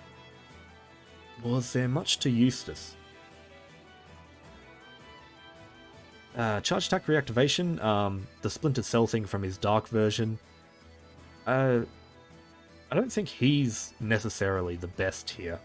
Like, there's not really much to talk about with it, just, okay, Thunderstruck level 10 gets you charge attack reactivation. The soldier can now apply Thunderstruck if you want to do that with their bullet. Summer Magissa was good, I do remember this. So what does she do? Multi-hit Sing that removes debuffs and gains crests. Increase the hit number based on crests. All allies gain crests and buffs, and she resets other skills. So just a whole bunch of multi-hit. And she has these effects based on crests. Oh, I see, she's... Wait, ally consume crest... Oh yeah, make a crest like a veil. I was about to say she's like Christmas Magissa. Of course, she's like it. She is Magissa. But she's not quite. I don't see anything saying she consumes her crest. Okay, yeah. Well, either way, nice little buff with this stuff. Yeah, she's definitely that type of character who's sort of average good. You know, like, there's nothing necessarily OP, but all of her skills work together well to make her pretty solid. She's more like Valentine Aglavale. Okay, cool. Eustace's Crime is having cooldown too long for skill 2 and skill 3. I didn't even look at the skill cooldowns. Also, if my latency is good enough, let's get another one of these going. It looks like it's a little better. Cool. Alright. Back to Christmas Katara.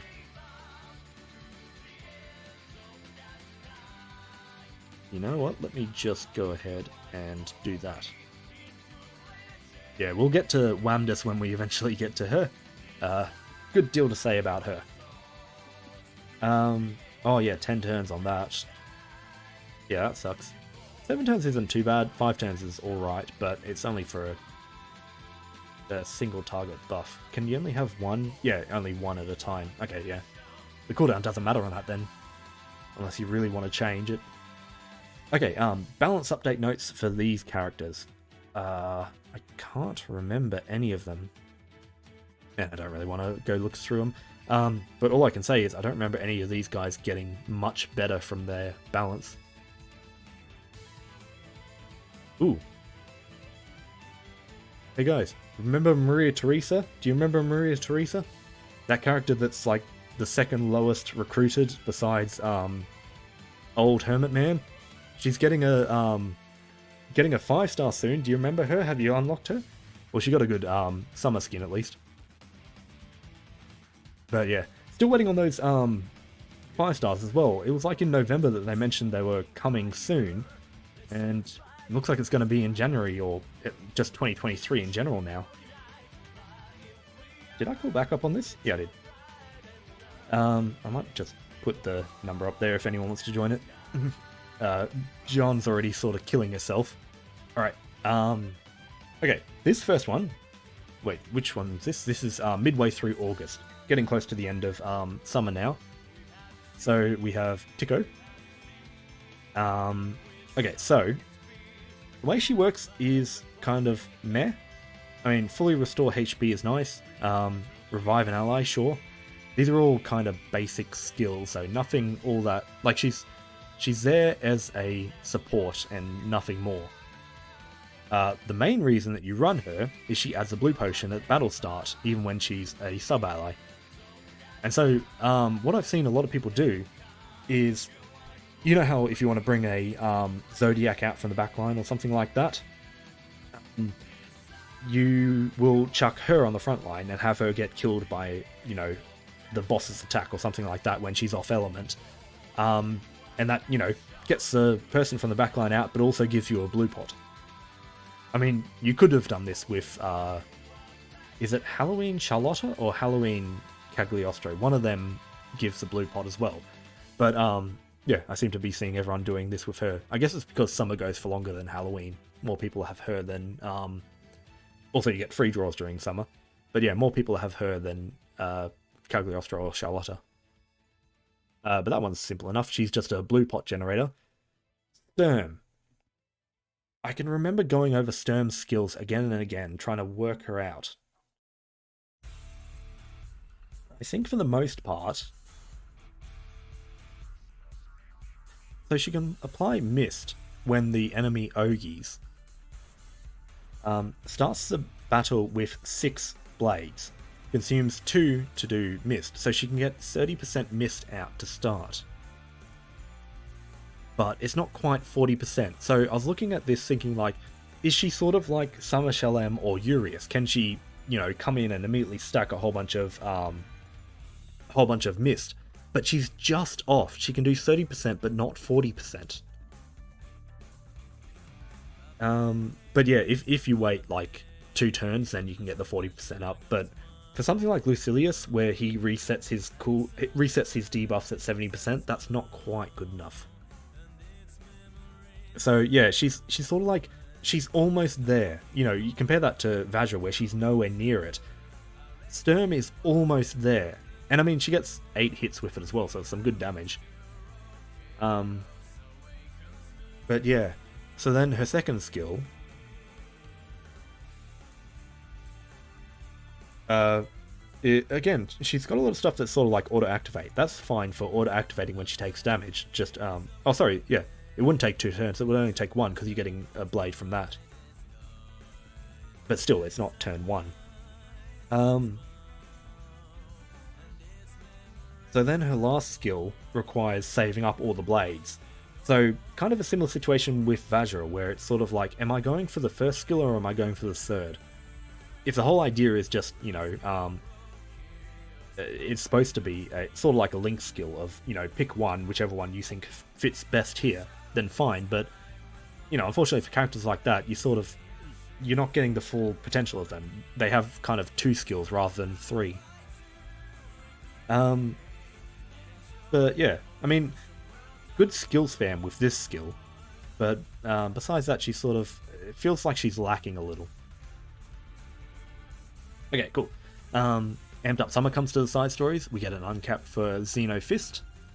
Moving along. Hang on, let me just, while I skip through this, let me pull this up and have a look. Nope, I'm not missing any events or anything. Oh yeah, hang on. I had this tab up here all along, and I haven't been going for it. Okay. So one thing, from the 5th of January, just going back to the start of the year again, from when the ruler ended, we actually got a Magnafest. So it'll be interesting to see if that happens again this time around. Was that a Magnafest? Yes, but it didn't have daily draws, it only had daily crystals. Okay.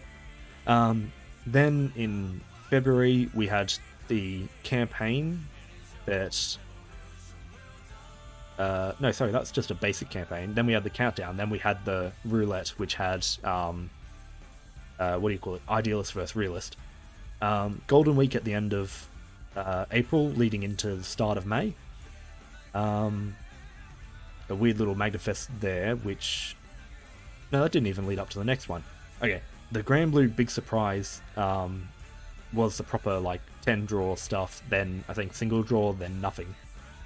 Also, one thing I forgot to mention was this event came with the bonus crystals for killing enemy bosses. Where is that? I think it's over here. Where is it? There. So yeah, we had this thing over summer. Remember how last year we had the lottery thing, and like 20% of the players or something like that, or actually I think it was 30% or more, got tier 2 or higher, so they got a free spark or or a free zero ticket or whatever it was. Then this year they did this one, and I remember seeing some people complain saying, because of the backlash from the lottery, they ruined it this year.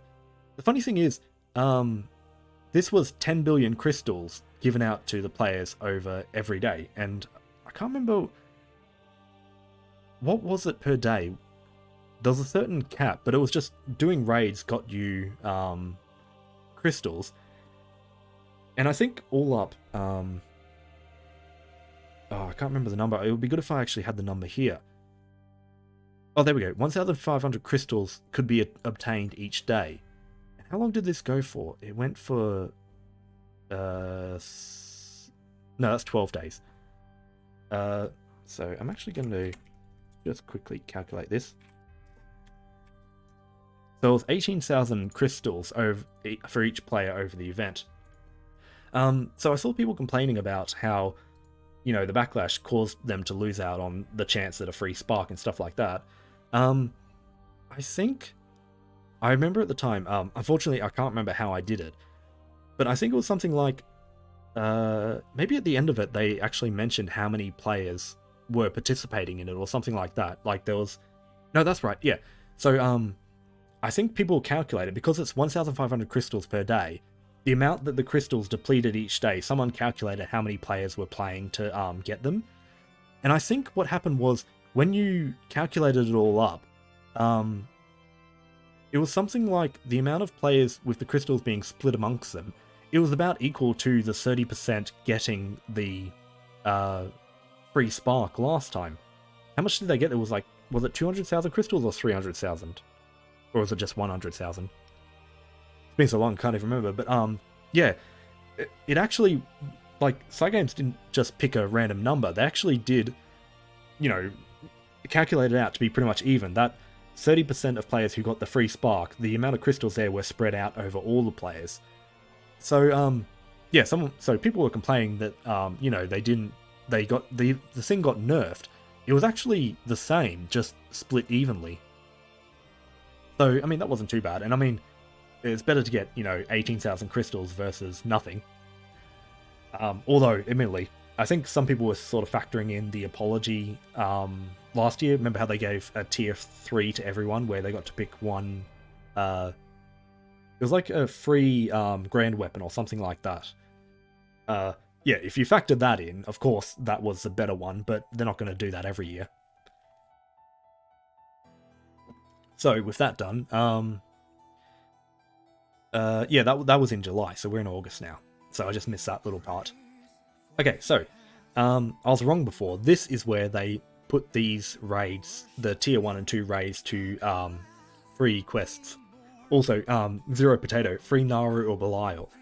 The funny thing is, admittedly, that it was luck, but I got Belial at the start of the year from the roulette, and then I sparked Naru. So for me, it wasn't a Naru or Belial ticket that everyone went for. I can't remember what I went for. It definitely wasn't Nihan. I remember Nihan being the other thing that people were saying you should go for. I think I just went for one of the grands that I didn't have, like just a basic character. It might have... yeah, actually, I don't know. Anyway, I'm trying to think of like which grand characters were around last year, which is a long time ago.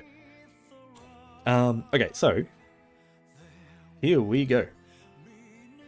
So this was the Grand Fest in the middle of August.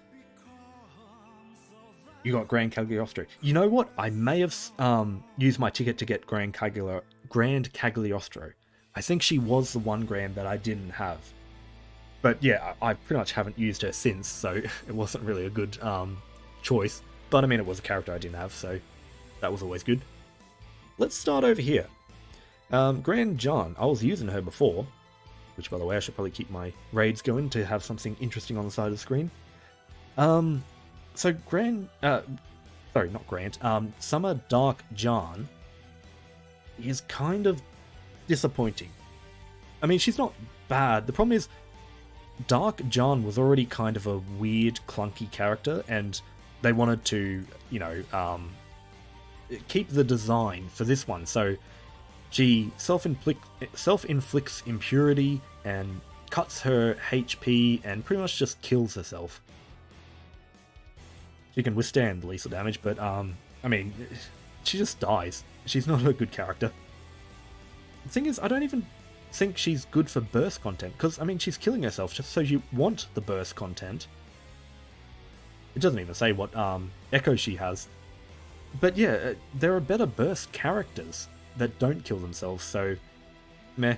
But I got her while doing a spark, so, I mean, it doesn't really matter. I just kind of got her for free. Free quotations. So, I went to Spark during the Grand Fest when Wamdus came out. My goal was to get Galleon. The problem was, during my whole Spark, I didn't get Galleon or Wamdus. And I believe, let me just look up, actually I can look it up here so you guys can see what I'm looking at. September was Guild Wars, and I'm pretty sure that was the Water Guild Wars. So, I was wondering, should I spark Wamdus for Guild Wars, or should I go for Galleon, who I wanted, but we'd already just had the Earth Guild War, so I wasn't going to use her for a while. So I went for Wamdus, hoping that maybe she'd be good for Guild Wars. She wasn't. In fact, she's pretty much not good at all. I have seen some people use her in Mugen setups, but even then, she's clunky in those. We never wanted Dark Jan for the kit, we wanted her for the art. Yeah, fair reason then. She won't die for 19 turns with her skill 3. Oh yeah, you're right about that. Okay, so she's not for burst, but even then she's not really that great for normal, you know, full autos or whatnot either. You know what's sad about Summer Dark Jan? The fact that the triple attack she gains is one time, not one turn, otherwise on Water Guild Wars was super strong, allowing Ingwe to burst stupid hard. Wamdus was my Nightmare 200 saviour. She made Doggo not die. I don't think I used her in my Nightmare 200 run. Maybe I tried? I can't remember what team I had, but I had a team that was pretty good. It survived full ordering. But yeah, I don't think I ran her. You sparked this banner for the exact opposite reason. Wanted Wamdus, heard all the backlash, went Galleon. To be fair, I probably should have gone Galleon, just because Galleon's a better character, but it actually worked out in the end anyway. But also, because I did my tournament things, I wanted her for the tournament as well. Okay, so, for anyone who doesn't have Wamdus and hasn't really looked at her and is wondering why we're ribbing on her, okay, she does unworldly Ogies, that's pretty nice. However, she has 200% charge bar, where is it here? Has 200% charge bar, but can only use her charge attack when at 200%. Okay, that's fine, you know, you've got characters like Summer Vajra who wants to get to 200%, and it's not too hard to get a 200% character up, because usually they boost their charge bar. Well no, she hits her charge bar by 25%. It takes ages to get her to Ogie. She can take about, you know, 6 or 7 turns just to get to an Ogie. Even then, her Ogie's not that great. You know, it's nice damage. Water allies gain 5,000 damage mitigation. This means that damage is lowered by 5,000. If you're in Mugen and you're getting hit with 100,000 damage Ogie, this does nothing. So, like, she's got a tanky Ogie that doesn't do anything. 5,000 damage is nothing. On top of that, okay, so how else can you get her to 200% charge bar? Okay, cool. She has this first skill, which lets you pick 2 things. Okay, first point, this does not work in full auto. Obviously, you're picking skills.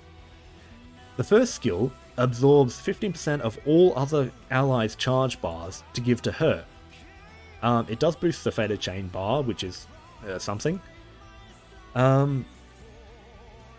So if you use this is the only good point. She gives damage immunity to water allies. This is pretty much the only reason why you'd run her in Mugen. But even then, you kind of need to be at a good point where you can absorb the allies' charge bars and get enough to get her to 200%, otherwise she's not going to do it. This move also delays. Which, again, here's the problem. Oh, the enemy's about to hit me with a really strong Ogi, as long as it's not a trigger. Oh, okay, let me activate this so I can get damage immunity. Oh no, I've delayed the enemy's now not going to Ogi. So, you know, you've got moves that kind of counter with each other. Gain damage immunity, but also delay the enemy so they don't hit you with the damage that you were trying to get immunity from. But she has a second ability. The other one is remove all buffs from all allies and foes. And gain this thing which does...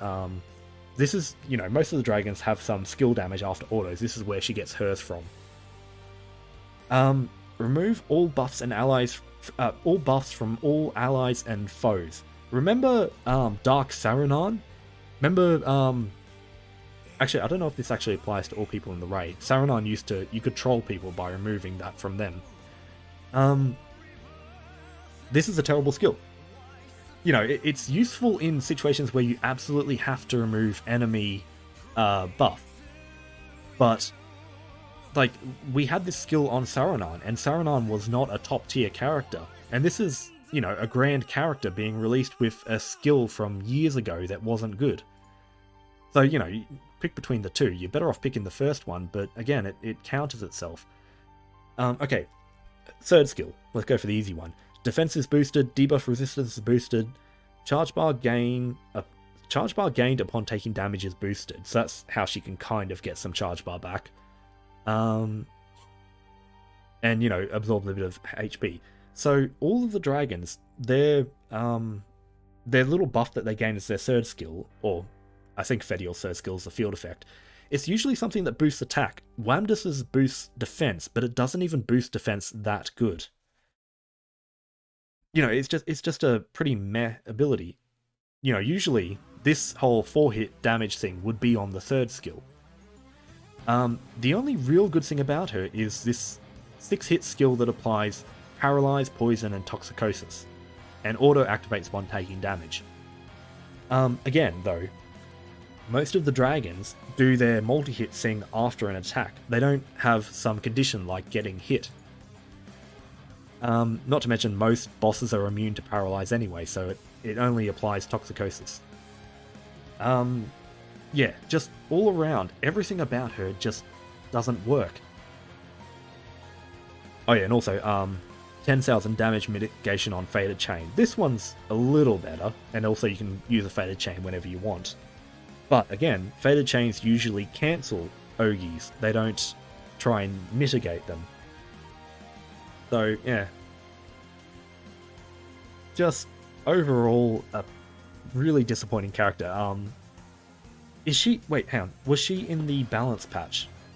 I can't remember. And, don't have Discord. Oh, even if I open up Discord, I've got to scroll back through heaps of stuff from the stream. Does anyone in the chat know if she was in the balance preview coming up? Because if she is, then good. If no, actually no, she's not. I remember waiting for Water to come up and she wasn't in it. She needs a balance patch. Wamdus is a Mugen sponge. She has a wide amount of niche uses. Yeah, she's not getting balanced. She really needs it. Okay, so where was I? I was kind of ranting for a while. Let me try and read your messages. You luck-sacked Wamdus. That's pretty much the best way to get her. She, of all my sparks, this is probably the most regrettable, because she's just not great. If she gets buffed one day, then retroactively my spark will be fine, but yeah. No, balance preview, the fact that Fediel's skill 3 has a field means that she still gets a buff.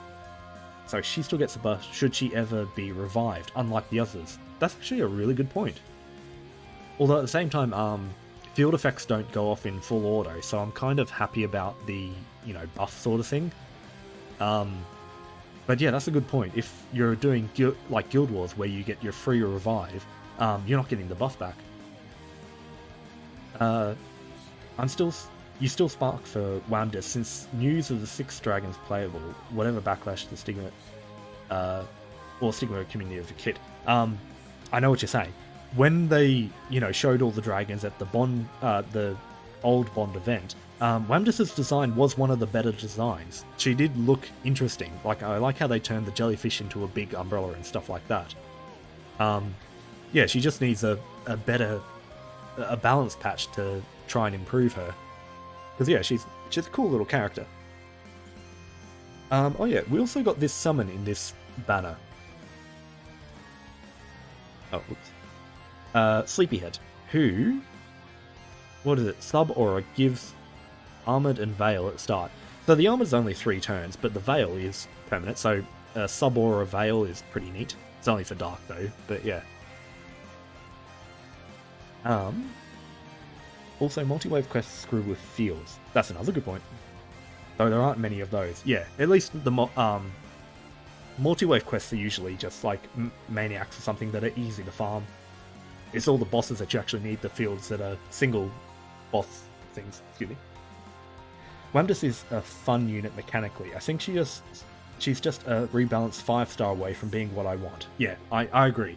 Like, the problem with these characters where they conflict with their own skills is once you balance one, I mean, even if they just go, we like this skill, we're going to buff that, then there's not really a conflict because you'd always pick that strong skill anyway. Yeah, those type of characters are usually pretty easy to balance because just the littlest tweak will fix them. Oh yeah, the umbrella animation. And when she's really damaged, the umbrella deflates on top of her. Yes, let's see how they do Luo. I'm going to be interested in it because Luo the dragon, his mechanic is healing. We already have a really good healer in Light with 5th. So we'll have to see what they do. What am I doing now? Speaking of Luo, let's get him going. Okay, so we had a Proving Grounds for water where we got the gun and the spear upgrades. Ooh, Bahamut. I still will run Magna though. Yeah, I think the gun is pretty good, just because it's a skill cap gun. The spear, the spear was alright for Cavalier, but nothing impressive. Okay, let me leave that number up if anyone wants to join. Some new shields. I hope they keep adding shields over time. It's, like I said, I like the shield hunting mechanic for Paladin, and these things are neat, new skins and everything.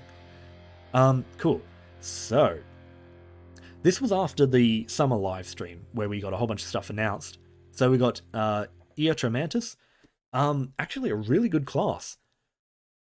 Sage was always the type of class you never really used. Even in, if you're doing high-level stuff, you'd run Spartan or something like that. It was very rare to run the healing class. Eotramantis, they've actually improved it really well to have the heal auto activate upon enemy Ogi and all the triple attack stuff with spear and everything like that. Yeah, it's a good class now. I've used it for a few full autos for Guild Wars and stuff like that. I think there was one Guild War, I can't remember which one, but I used Eotramantis for the Nightmare 200 just because of the constant heals and clears and veils and everything that you needed. Okay, Mugen. I really like the weapon. I remember when it came out, people were so enamored with the Schrodinger Katana in water that when this came out, I saw the initial reaction was people saying it was bad. So admittedly, some people could be running Agni grids that do other stuff. If you're, admittedly, this probably isn't as good in Magna, but if you're running an Ekisak grid, okay, this has a little bit of crit, but then it supplements crit damage, and it gives you garrison. This is a really good weapon for a Magna Ekisak grid, sorry, not specifically Magna, just any Ekisak grid, to run in Nightmare 200. The garrison is going to keep you alive, and you've got supplemental crit damage. So it's a weapon that has defensive stuff and offensive stuff. Not to mention, don't forget that all these can be awakened. So, you know, you've got you've got 2 attack skills here plus a third, and then you have Garrison and Big Garrison as well. That's a really good defensive skill. Your first Kukuri Proud Plus was the Edge Mantis. Yeah, it's a really solid class for like the successor to Sage, which was honestly pretty meh.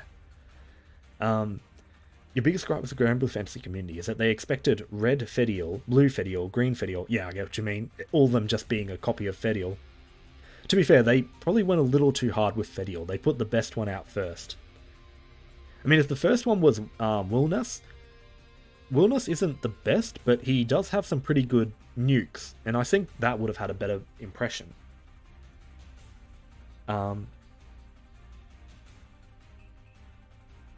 In Agni as Primal, it's almost twice as strong as the Deirdre Heart or Hearth. The past best garrison weapon for fire, since its defense awakening means it's perma-max garrison on top of other garrison. I didn't even think of building at defense, but yeah, that would be a really tanky weapon. And so you were saying, I agree with you, Potato. Oh, talking to someone else. Still mad that people insist that Nether is a useless unit. Actually, I think they said one of the things with Nether's balance that's coming is his fire damage is no longer going to be capped by, you know, off-element stuff. But also it's definitely fair to say that not all the dragons are made equally. Yeah. But yeah, so I'm desperately trying to farm a Mugen sword for Guild Wars, but I don't think I'm going to get it in time. I have a 0-star one at the moment. The problem as well is I keep on making a Mugen room in co-op, and then no one ends up joining, and I, you know, go back out and check the room, and there's like 3 sitting up there, all with 1 person in them.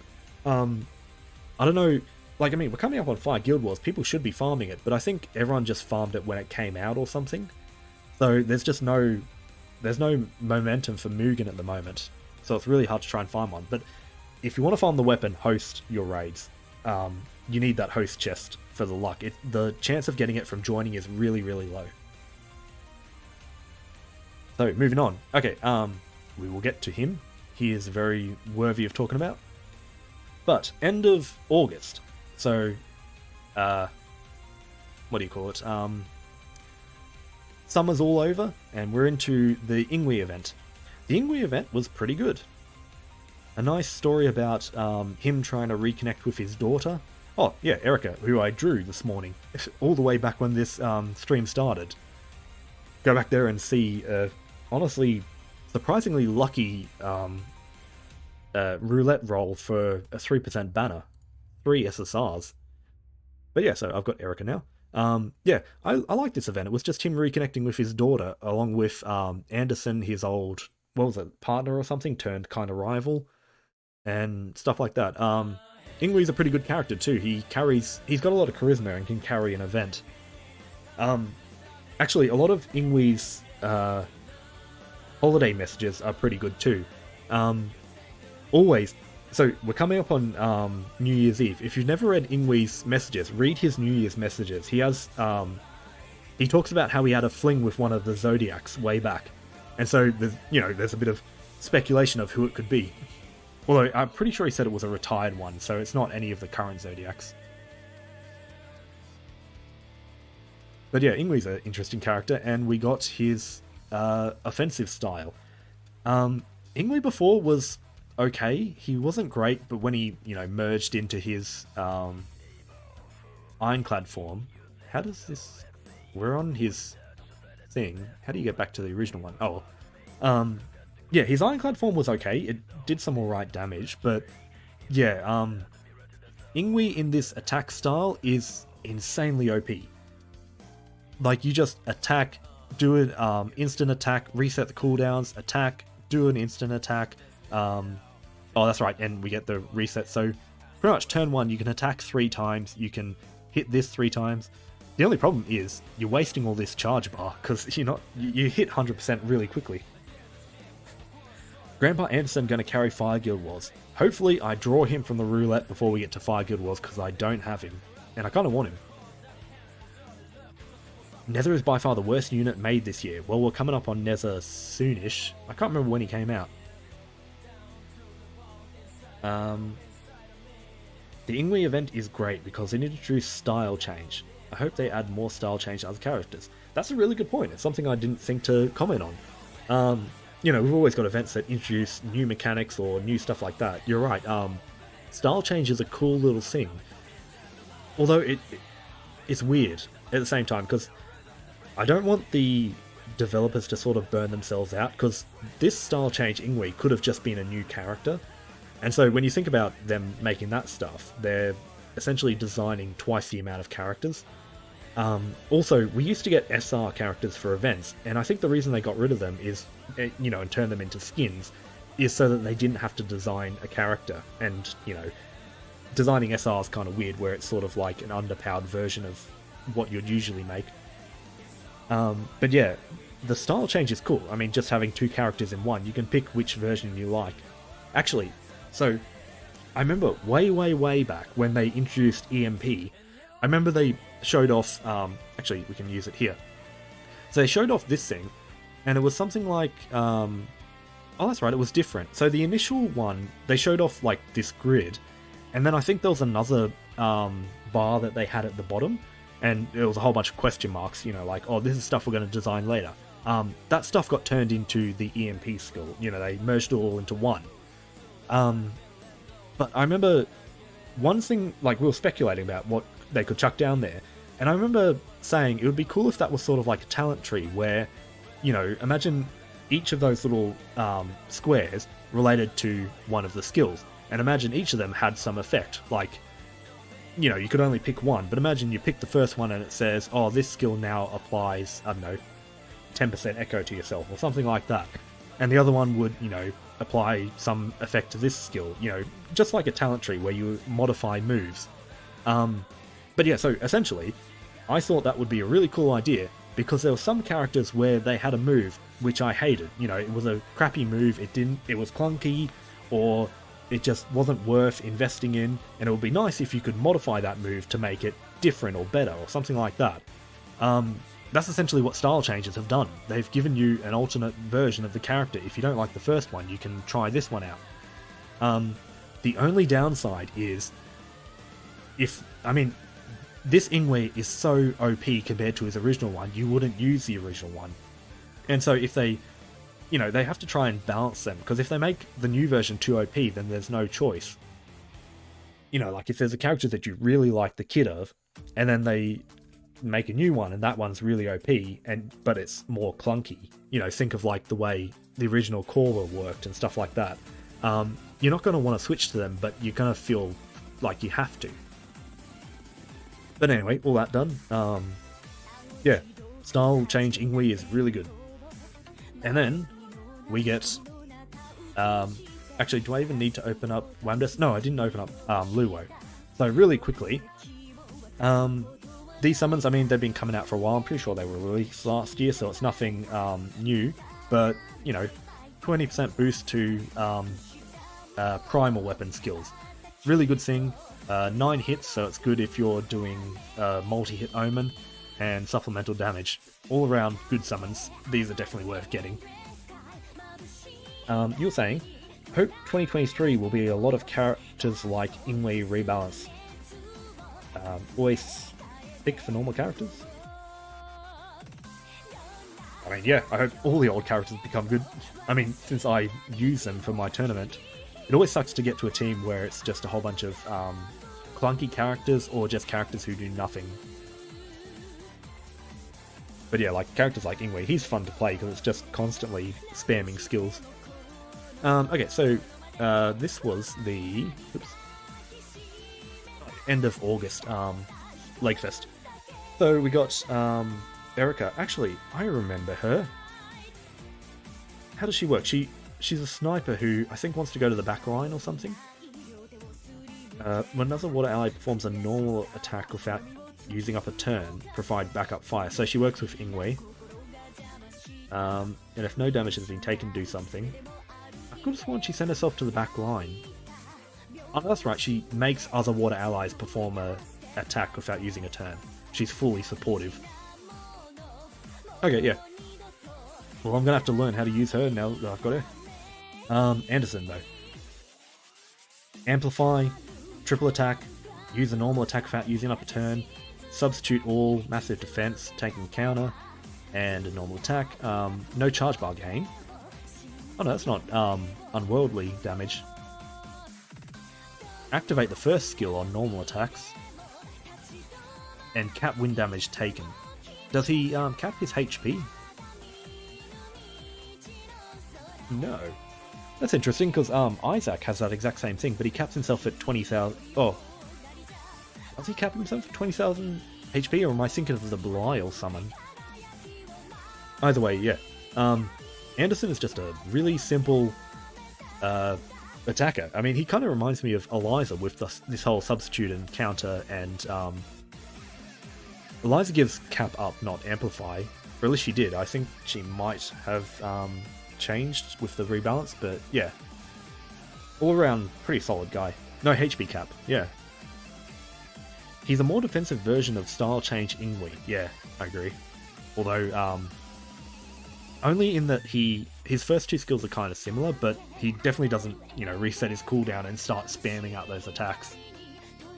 So, we had the uncap for Anne. And once again, I was looking at her rebalance before and I got confused listing that. Oh no, maybe I did mention that she'll get the uncap. Either way, it's going to be hard for me to look at her uncap because I never had her before she got the uncap or the rebalance or anything like that. All I remember is that people were using her for Nightmare 200 and carrying with her. When was the last time we got an old man playable? I forget. Anderson feels like the first in a good minute. You're right, but we also... I mean, it's not really old, but we have Adam as well. Adam's definitely a more mature sort of guy. Okay, so... Character skin for Fairy, was that? Yeah, that's just a normal one.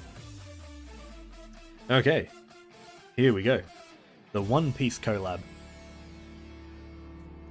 You can tell they kind of went all out on this. I mean, we've got 2 summons, and 3 characters and a 5-star all in one. Unfortunately, we kind of overlap with this thing. Actually, just really quickly. So here's the Grand Fest, so I can focus all on One Piece. Jessica, I was using her before, which, by the way, why aren't I using her now? Yeah, Jessica's pretty good. I do prefer her long hair version, which is why I'm using that skin. But, give another Dark Ally charge attack reactivation. Gain instant charge and triple attack. Unworldly damage. Give allies charge bar when she Ogies. She does need cannonballs, but it feels pretty good to get them. She gains 1 every 5 turns or upon dealing triple attacks. I think with my Jessica, I've given her a set of earrings that boost triple attack and a ring that boosts triple attack. And yeah, it seemed like she was Ogieing pretty consistently. But yeah, just giving an ally charge attack reactivation is great. She's got gravity too. I mean, so consider, like, look at some of the characters before where I talk about how, oh, they're alright, but they need a little bit of, tech skill, something useful. Look at Jessica. She's got, unworldly Ogie damage, heaps of triple attack, charge attack, all this sort of stuff. She even gives an ally charge attack reactivation, and she still gets gravity with that, and Veil. Like, this skill is a supportive tech skill, and like, these 2 skills are full-on offensive attacker skills. And she also, like, gives herself stacking buffs and stuff like that. But yeah, oh, and even heals an ally when they Ogie. Like, she's a perfect mix between an attacking character and a healing character. Summer Zoe Ogie effect when, did you mean? Actually, I could see Summer Zoe when she eventually gets her 5-star. Or if she will, I don't know. Summer Zoe's in a weird place where they're giving all the Grands 5-stars, but she's technically a summer character that was too good that they had to make a Grand. But yeah, if she gets a 5-star, I could see her kind of becoming a bit like Jessica, where she would have that mix between offensive and defensive. Okay, Bowman. Don't have him. I don't know, I'm assuming he plays kind of like Aya with hostility up, guaranteed triple attacks, 100% counter. Yeah. Actually, yeah, he looks very similar to Aya. Makes sense. Okay. You know what? I should have opened these guys up while I was doing that. Need some mana. Sorry, not mana. AP. Man, I'm going to have fun resetting all these saved teams after this. I'm going to forget them all. Okay. So, Luffy. I was using him in the fire team before. Luffy is really good. Definitely one of the best free collab characters we've had for a while. So just like in general with his skills, a basic nuke that looks like a normal sort of collab character thing. 8 hits and gain charge bar. Well, that's a little better than the usual collab character, I guess. These skills also have tense turn onward effects. That's pretty rare for even normal characters, so really good. Inflict Petrify, oh yeah, that's pretty nice. This buff that boosts attack and dodge rate and charge bar boosted, yeah, cool. Oh, he even has defense down and charge bar, neat. From 10th turn onwards, he activates his Unworldly Ogi twice. That alone is insane. I mean, there's like normal characters in the game who are much weaker than this. Not to mention, as turns pass, he gains this stuff. You know, 100% triple attack at turn 10. Although, yeah, no charge bar gain on normal attacks. That's the only, like, countering thing. Yeah, he's an insane free character. And, well, actually, I reckon a lot of newer players are going to be using him during Guild Wars. Even some older players are probably going to sub him in. Because, I mean, so Nightmare 95, you're not going to hit turn 10. Nightmare 150, you will, and he can probably survive in there, so this might be a faster way to do that. Nightmare 200? Maybe. For Nightmare 200, he does have defense down and petrify, so you've got a little bit of survivability there. But it may be the case that problem with Nightmare 200 is there's so much stuff to deal with, you kind of need everything. You may want to just run Athena for the shielding and stuff like that, and another character for Dispel and stuff like this. Oh, that's right, another thing, he can't die for the first 10 turns. The second Princess Connect collab with FLB, Kokoro, and Kyaru Wen. Yeah, well, I just want another Princess Connect collab because there's heaps more characters that are interesting. Sorry, one last thing I missed from before. Bowman for Dark OTK Burst and Auto Burst is insane, also with new axe. When I saw the 5-star skills for the first time, I thought I was reading a joke edit. Yeah, I mean, like, I can't remember, did we see the skills first or were they translated from Japanese? If they were translated, then I would have assumed this was a mistranslation. But yeah, just in general. And I mean, it even ends the cooldown for his other skills. So you do a double Unworldly Ogi, and then you get 8 hit, a big strong hit. This one's got a damage cap of 1.5 million. Like, it's insane. But yeah. Okay, so moving on from Luffy, because, I mean, it doesn't even stop there. He's a higher button sub of Wilness, is the easiest way to describe. Yes, and I think that may have factored into why they buffed Wilness, because he got overshadowed pretty quickly. Okay, so Nami isn't even that bad. I saw people running her during the Wind Guild Wars. Thunderstruck level 10% attack down. This thing activates on Ogi. That's pretty nice, but here, substitute and dodge and counter with, oh, which one is it? Yeah, sorry, substitute with the dodge. I read the dodge and counter and got mixed up. Yeah, so these two skills together, you know, you've got a nice little way to avoid damage, and then you even have 70% cut with Veil. What was it? Guaranteed double attack, 50% triple attack. At the end of turn, raise that stack and then activate it here. That's the same thing that activates on Ogi, isn't it? Yeah. They... See, this is sort of more what I would look at and think of a, you know, really strong collab character. Just a character, like, her skills aren't amazing, but it's just the fact that she keeps activating it with Ogi and every couple of turns, and she has good multi-attack rate. Like, these sort of things are what you'd expect for an OP, quote-unquote, collab character, and then Luffy just kind of blew it all out of the water. Sanji was probably the worst from the event, and he wasn't even that bad. It's just the fact that Nami can keep spamming out those skills and keeping the damage out. He gained Echo and Assassin, Defense down, Restore allies HP and gain charge bar. Now that's like a collab skill right there. Just like two random effects kind of meshed in together. Not a bad thing, but you know. Guaranteed triple attacks is something, but yeah, like, he was the worst one of the event, and even then not that bad. Just not, you know, too great. Especially because he's in Dark too, there's a lot more competition there. But yeah, so one thing I didn't even talk about was the story. The story was actually kind of meh. And that's not, you know, anything to really, you know, berate it that badly. It was alright because it, like, split up the characters and had a whole bunch of character interaction and stuff like that. But, I feel like for a two-part event, all of it just being, you know, us stuck inside that, jellyfish thing was kind of, you know, dragged on a little bit too much. Also, it looks like my lag is back.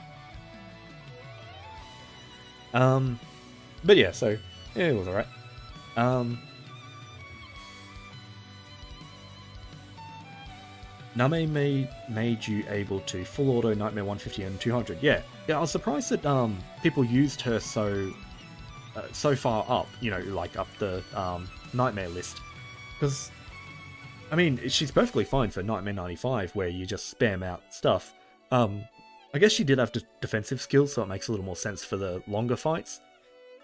But yeah, just, you know, it was kind of surprising to see her used so much. Zoro is the worst. He consumes his skill 1 assassin on end of turn nuke. I didn't know that. That sucks. Low auto cap, yeah. Yes. Okay, so let's move on. We're getting close. So Robomi Z added to the side stories. Okay, so here's the next event. End of September. Where was that? Tahichi's Ideal. Yes. There sure were a lot of bad events this year. Like, it's kind of a fight to see which one was the worst event. Let me just go ahead and chuck. Is it loading? There we go. If any of you want to join that video. So yes, to each his ideal. What was this one again? That's right, it was a Dragon Knight event. Well, it wasn't even really a Dragon Knight event. It focused more just on these brothers. Percival, Aglaval, and Lamarck. And even then, I can't even remember what it was about. I think Lamarck was the villain? And... oh, that's right, yeah. He was a villain working with Merlin. And Merlin betrayed him or something, and I remember that part where they, like, catch up to him and they're like, oh, you're alright, we'll let you go, or something like that. Yeah, completely forgettable, dull. My problem is, a lot of the Dragon Knight events are dull. And it's weird, because, like, I mean, look here, go back to Defender's Oath. That one was actually alright. That was uncovering a mystery of, well, I guess a conspiracy or something like that. Like, who in the kingdom is undermining the king, and it's, that lady, Isabella, or something. And you had Siegfried kind of working on the side as this sort of Batman character, you know, being not connected to anything, but just trying to, like, you know, fix stuff. Even 4 Knights of Fallen Land was alright, going to rescue Lancelot and the resurgence of the villain, blah blah blah. And then we hit Frost and Flame and introduce Percival and his backstory, and it starts just getting dull. Divergent Knighthoods, I think, was the next generation one. That one was alright, because it was just adding new characters and, you know, the whole kids learning to be knights. Bistro Freejark was awful. I remember at the time, like, talking about how bad it was. The problem with Bistro Freejark was you know how we sort of talk about, oh, the first half of this event was good and the second half was bad, that sort of stuff. Bistro Fruitjock, you can't even break into that because it was, every chapter was a different thing. You know, chapter 1, set up the restaurant. Chapter 2, let's try and make this dish. And so we go out and get the ingredients, and then we make this dish, and then people go, oh, this tastes so great. Chapter 3, here's another dish we're going to make. Let's go out and get the ingredients. Let's make the dish. People say how great it tastes. It was that, just repeated over and over again until the very end when they get a critic to taste it. And it's not a hard and fast rule, but you kind of need some conflict in a story. You need something to, you know, essentially, like, not just motivate the characters, but also motivate the reader to, you know, root for the characters. And there was no conflict in that whatsoever. Every single meal they tried to make worked. And it was like, you know, they were talking about how it was the best thing they'd ever tasted. There was nothing like, there was no push and pull, you know. It wasn't like, oh, we tried making this and it was a disaster, so we need to go out and try and find a better recipe, or maybe a safer recipe that we can try and get back on our feet, or something like that. It was always just, here's some rare recipe from my homeland, and we're going to make it, and it's perfect, and yada yada. This might be the worst Dragonite event. Siegfried was a bit of a step in the right direction, but it was still kind of boring. You know, Siegfried, it might be the most... Actually, so back here, I would say Siegfried was the most interesting character. I would say after this, Vane's probably the most interesting character. Because, like, here, back at the start, he was this, you know, like I said, kind of Batman-y character, off on the side, doing his own thing.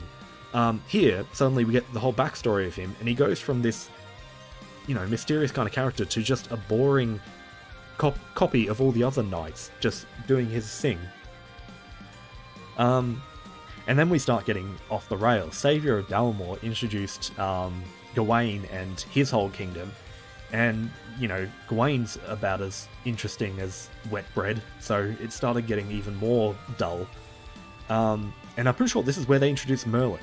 And then they use Merlin here, and then they use Merlin here, but we still haven't seen Merlin do anything. Like, he hasn't been the main thrust. It's always been him working in the background. Strengths to Wield was a worse version of Divergent Knighthoods. It dragged on, and the whole point was about Arthur getting Excalibur. And then he lost it at the end, so it didn't even advance anything. Yeah, like, the Dragonite events have just been going downhill since pretty much the first two, and maybe this one. But yeah, so, like, we're at a point now where there's so many characters who are just doing nothing, and, like, I don't even remember the plot from this one. It's still not as bad as, what I give the worst one to? That's right, Sincerely Your Dearest Friend. As bad as something can be, it can't be worse than It Was All a Dream and Nothing Mattered. At least, you know, the plot from, each his ideal will carry on into the next event, so to a degree I feel like I have to at least read it. Arthur didn't become He-Man 0 out of 10. It's not so much that, it's just like, you know, there's this big, like, ooh, I can't click on it now, I've already clicked continue. Want to see what that axe skill is. Yeah, it wasn't like that he just didn't keep the sword or anything, it's just that everything about the sword amounted to nothing. You know, it wasn't like, oh, we've kept this and we've brought it back to the Dragonite base and maybe the next event can be someone trying to steal it or something like that. You know, it was just he got it and then it disappeared. He got it, he fought the boss and it disappeared. Worst event is the end of Summer 1, yeah. I went back and corrected myself on that. Gawain is too base for Granblue Fantasy. See, like, when he was introduced with the whole cursed armor and stuff like that, it was kind of alright, but no, the moment he got rid of that, he's got nothing left to his character.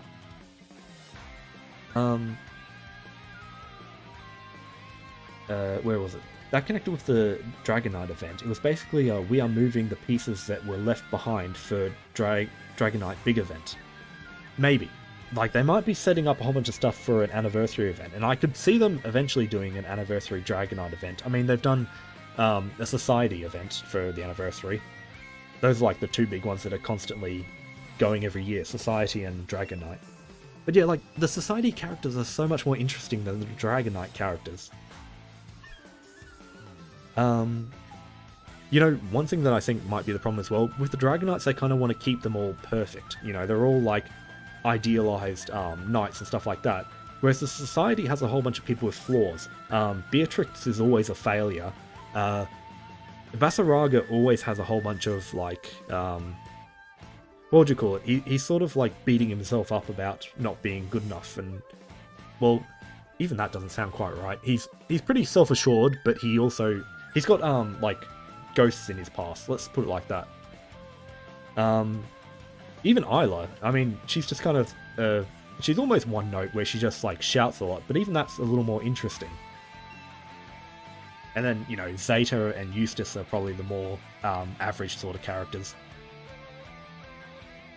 Dragnite events are contesters for the worst events, in my own opinion. We already had too many of those, or them appearing in others. Actually, that's a good point. They keep appearing in other events.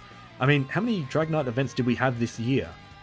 Like, we had that Dragonite event, but I'm pretty sure they showed up in 2 other events or something. New Granblues. Hang on, let me just... You guys won't be able to see this. Oh, it's just about the, dinosaur girl.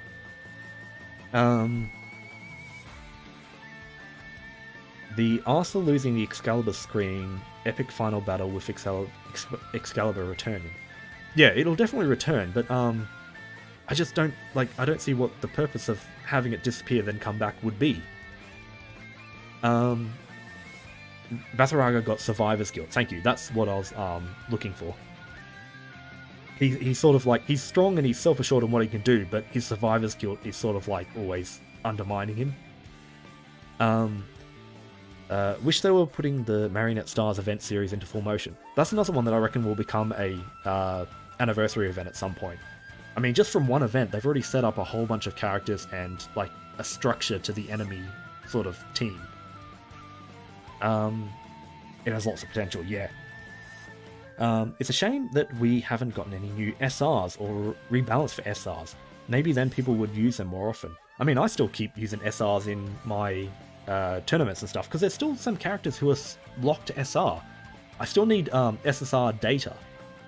And, you know, there's even other characters. I mean, half the time I use the SRs because they're just nice little alternate versions of characters that I like. Like, I'll usually chuck SR Yule into my water guild, water tournament team just because I want another Yule in there. Forgot your pin to pull it out for you. Oh, the Excalibur. But yeah, like, I kind of wish they would go back to rebalancing SRs. I think they've just completely given up on them. And for a time when they were back with original Arcarum, when they required us to have rares for, you know, certain rooms, I wanted them to add a whole bunch more rares, because the teams were pretty one note. You know, there's only like about 7 or so rares per element. Okay, so that was the end of month thing. Okay, so end of September Legfest. We have, of course, Grand Percival. Don't have him. He's probably going to be used in this next Guild War. Let's see. Yeah, elemental damage of the foes reduced to 0. I mean, this move alone, he'll see use in Nightmare 200. King's Blaze. All fire allies instantly perform a normal attack. That's right, I remember that. He is a luchador. Yes, he's definitely going to be used. He's going to be used for Nightmare 95. He's going to be used for Nightmare 200. I mean, that's just too powerful to ignore, just getting a free turn. The only thing is the 12-turn cooldown. That might limit it a little bit. Because, I mean, you're probably only going to get it off maybe twice, maybe 3 times if you're lucky. Although, I mean, if you get it off 3 times, you're probably also going really slow. But, I mean, that's kind of like Luchador anyway. Maybe if you run him with Luchador. But, yeah, he's pretty strong. Which sucks too, because, I mean, again, I just don't like Percival, but this is a character that the moment I draw, I'm probably going to have to put him on my team. Aglaval and Tor. This was a weird character, you know. I mean, the main focus was on Percival. Oh no, I'm lagging a lot again, I haven't even loaded these icons. So, what does he do? 6 hit, all allies gain guaranteed triple attack and 30% echo. I mean, solid sort of character. Raises Glaciate, that's becoming a mechanic. Oh, that's right, Glaciating Earth. You know what? I think this might go back to what I was talking about before, where Earth doesn't have many good full auto characters. Probably alright for a full auto character. How does he get these stratagems back?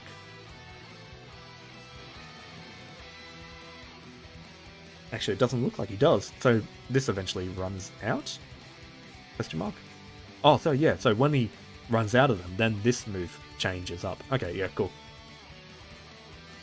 Alright, and before I start reading your messages, I see a few there. Let me quickly check on Hecate. Which means... I think, is Hecate the only Guild Wars boss that's become a summon? That means all the other Guild Wars bosses are going to be due at some point. That new girl with the sword for the next Guild War will become a summon. So she applies a field effect, which boosts skill cap. Her sub-aura does fire damage every 3 turns. Yeah, this is a good little summon. I haven't drawn it yet, and yeah, I mean, you don't really get a sense of which summons people are using, because most things where you check like the leaderboards, it only shows characters. Okay, they gave up on SR because it's so hard to match power level and mechanics that might be cool but can't be enough to outshadow SSRs. Yeah, some of the SRs were actually starting to get up to SSR level.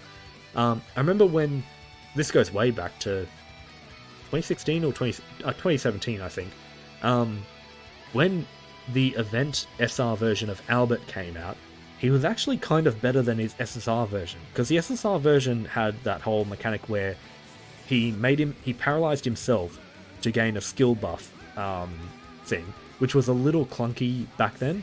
Now it's better. But the SR version of himself had delay, and it had skill damage, and all this sort of stuff. Like, he kind of almost matched the damage, but just having delay made him a little more useful. So there was this weird sort of period where SR Albert was actually better than SSR Albert. So yeah, I get what you mean where they don't want to have that, you know, overlap. And I mean, even the rares that they've been adding have been weirdly nerfed. Like, we've had rare Katara and rare Vikala that both don't attack. Okay, so Percival Singe, skill 3 tag team. He nukes and buffs and stacks with Shiva, who is uncapping next month. That's right, I forgot about that. We'll get to it eventually. Oh, no, we won't, because it won't be listed on this like list of stuff that's happened. It's to come. You can still bring a Kirin or Lunalu for his tag team sort of thing. Oh yeah, to get more out of 2 every Nightmare 200. When Singed is 7+, his damage ramps up a lot. Yeah. So combo him with Luffy and the soldier with the Singed bullet. You know, Aglo and Tor are the best echo buffer Dirt has. I did not know that. Wasn't it? Did it even list how much echo they did? Oh, exclusive echo. Wait, no, hang on. Oh, wait. Mahira gives echo to allies. 30% echo. Isn't that about what Mahira's is?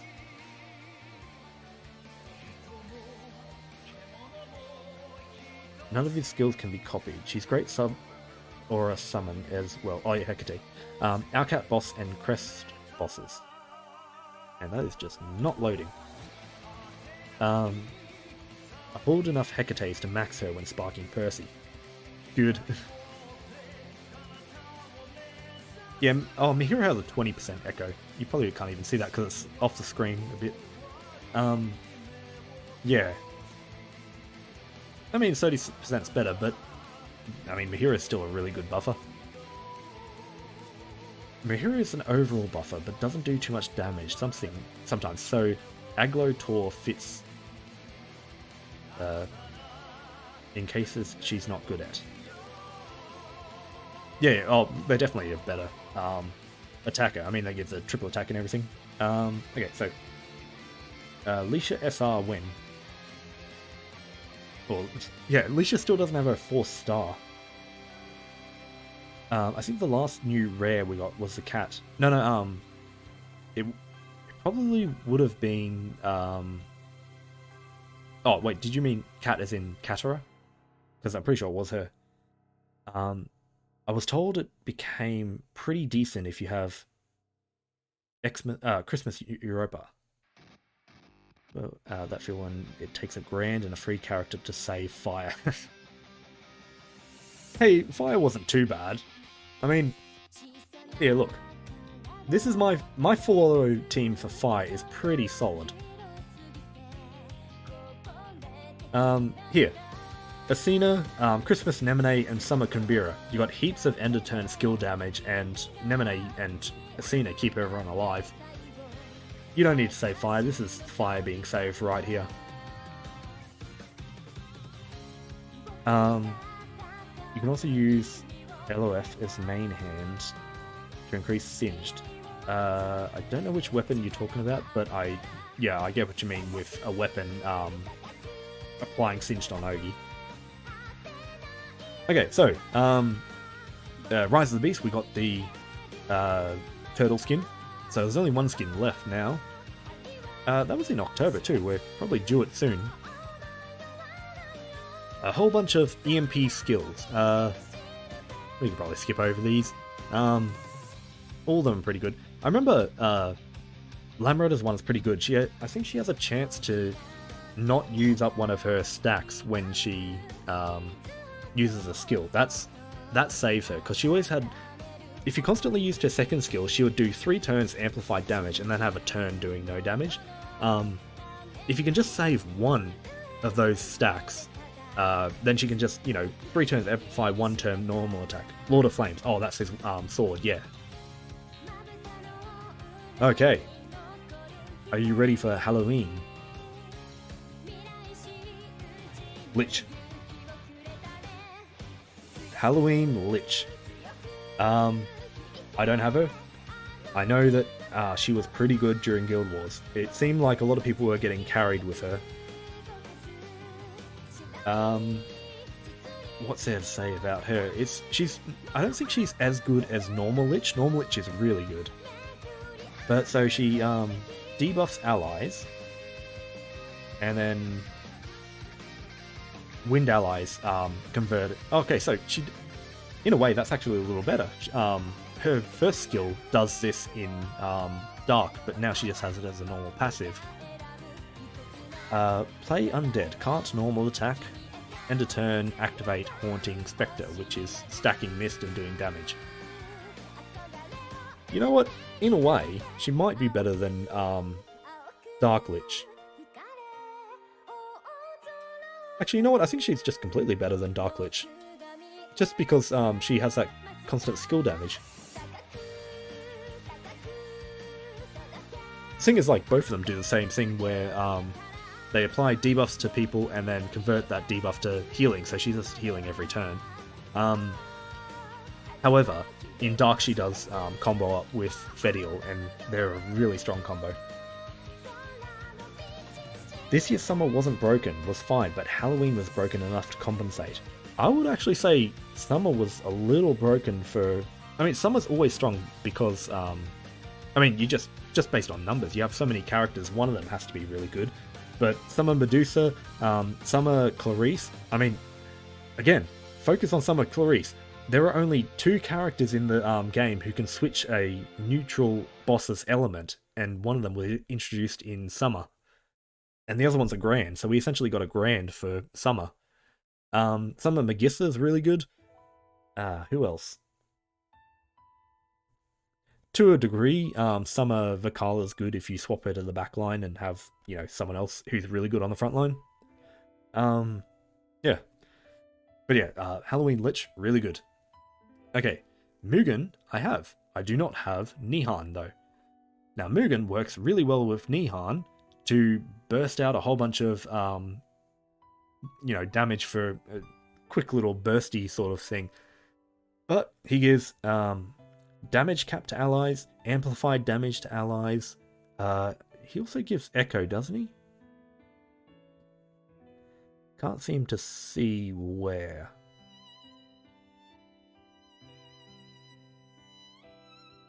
Oh, that's right. He does 6 hit damage if he gets hit with something. There we go. Bonus light damage effect to light allies.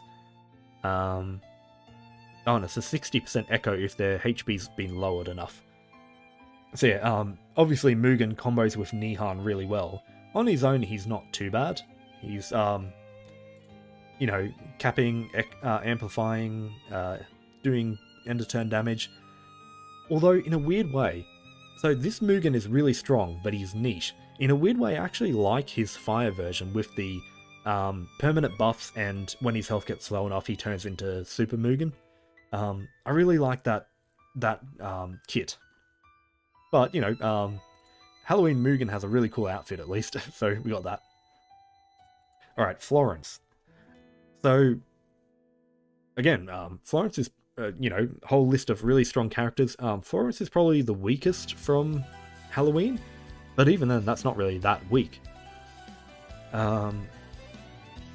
She can grant an assassin. That's kind of weird. She's got this basic, you know, all debuff kind of move. Granted a light ally instant charge and end cooldown for skills. So, this is the type... No, not forgetting her here right now. This is the type of move where, on the face of it, like, her character is sort of like, yeah, it's okay. You get one character who has really good moves with long cooldowns or something like that, and you combo her with them, I guarantee you're going to find like some strat to solo a high level boss, or some strat to beat a, you know, Proving Grounds fight in one turn with just Florence comboed up with some other character. Yeah, you have Florence in your team just for that skill. She's the... I was lucky enough to get her when I was sparking my Halloween spark, but it's good to have her in the back pocket, because there's going to be one point where you're just going to need her for some crazy combo. But yeah. What else does she do?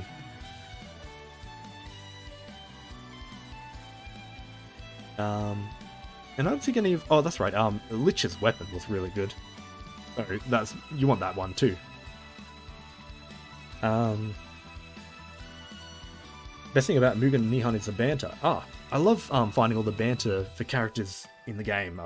Shame I don't have Nihon just to see that.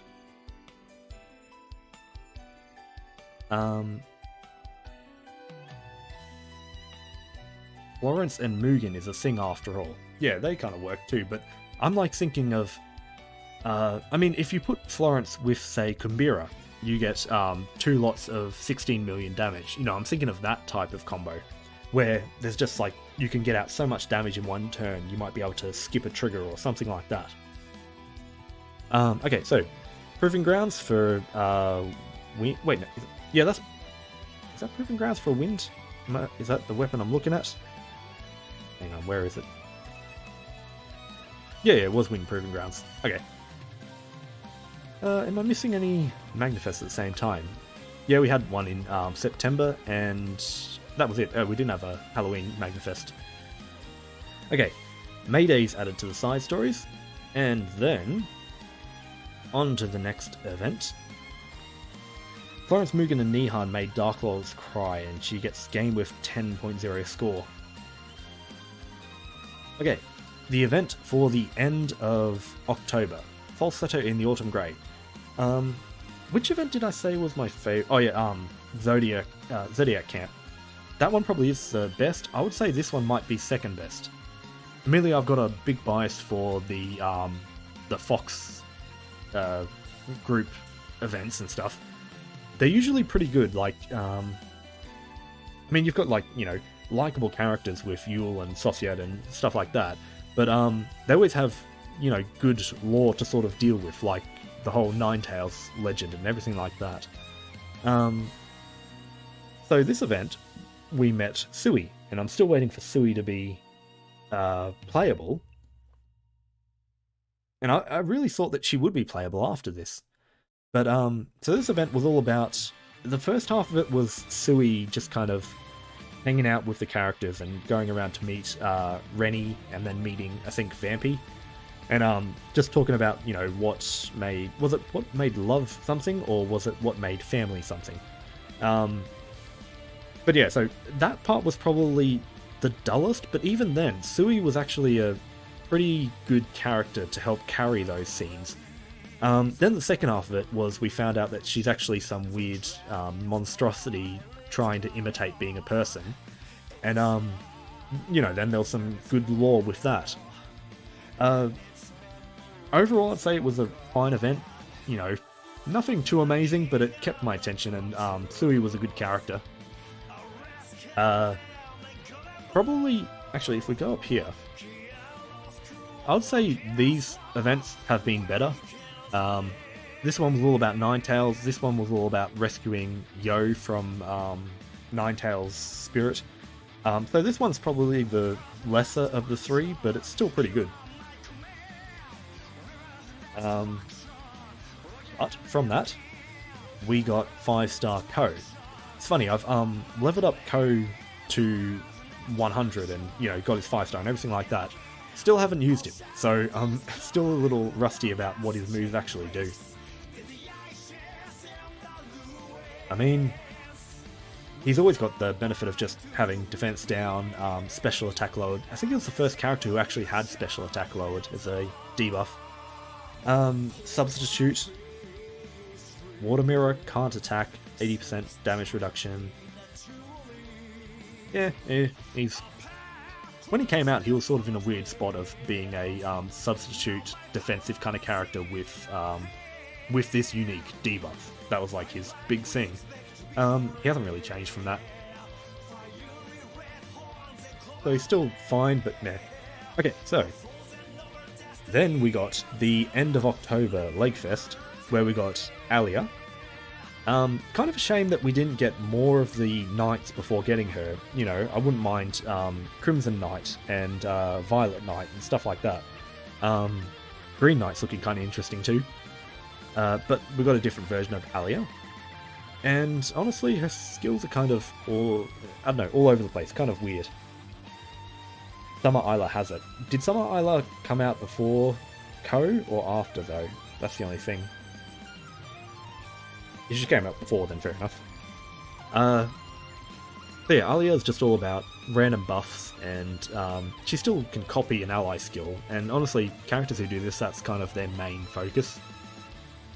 Although, the problem is, this is an interesting little skill.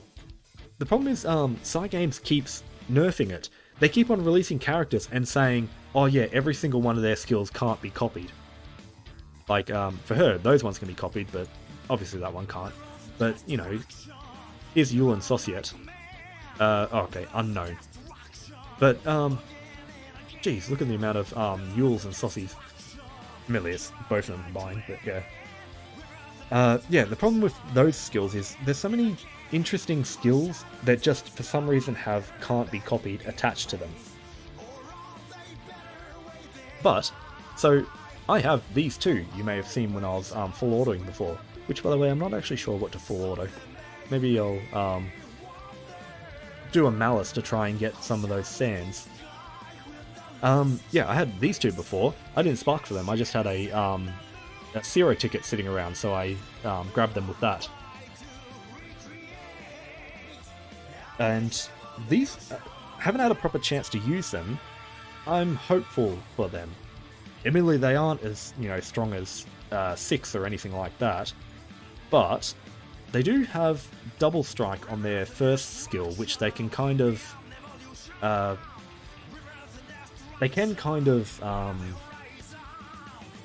keep it going. It's sort of, it ends upon taking damage 2 times, but they do have some.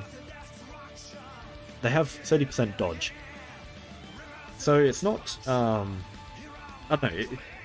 It's not impossible to keep it up. I've managed to keep it up on some fights, but I feel like some fights, like a Guild Wars boss that hits everyone, you're probably not going to be keeping it up there. Besides that, though, they always activate this thing, which does mist, which is nice. No, they're just all around simple and kind of good. Either way, it's more, once again, it's one of those things where it's more for the character. You got them yesterday. Do you mean, Fossil and Yule from the roulette? If so, very lucky.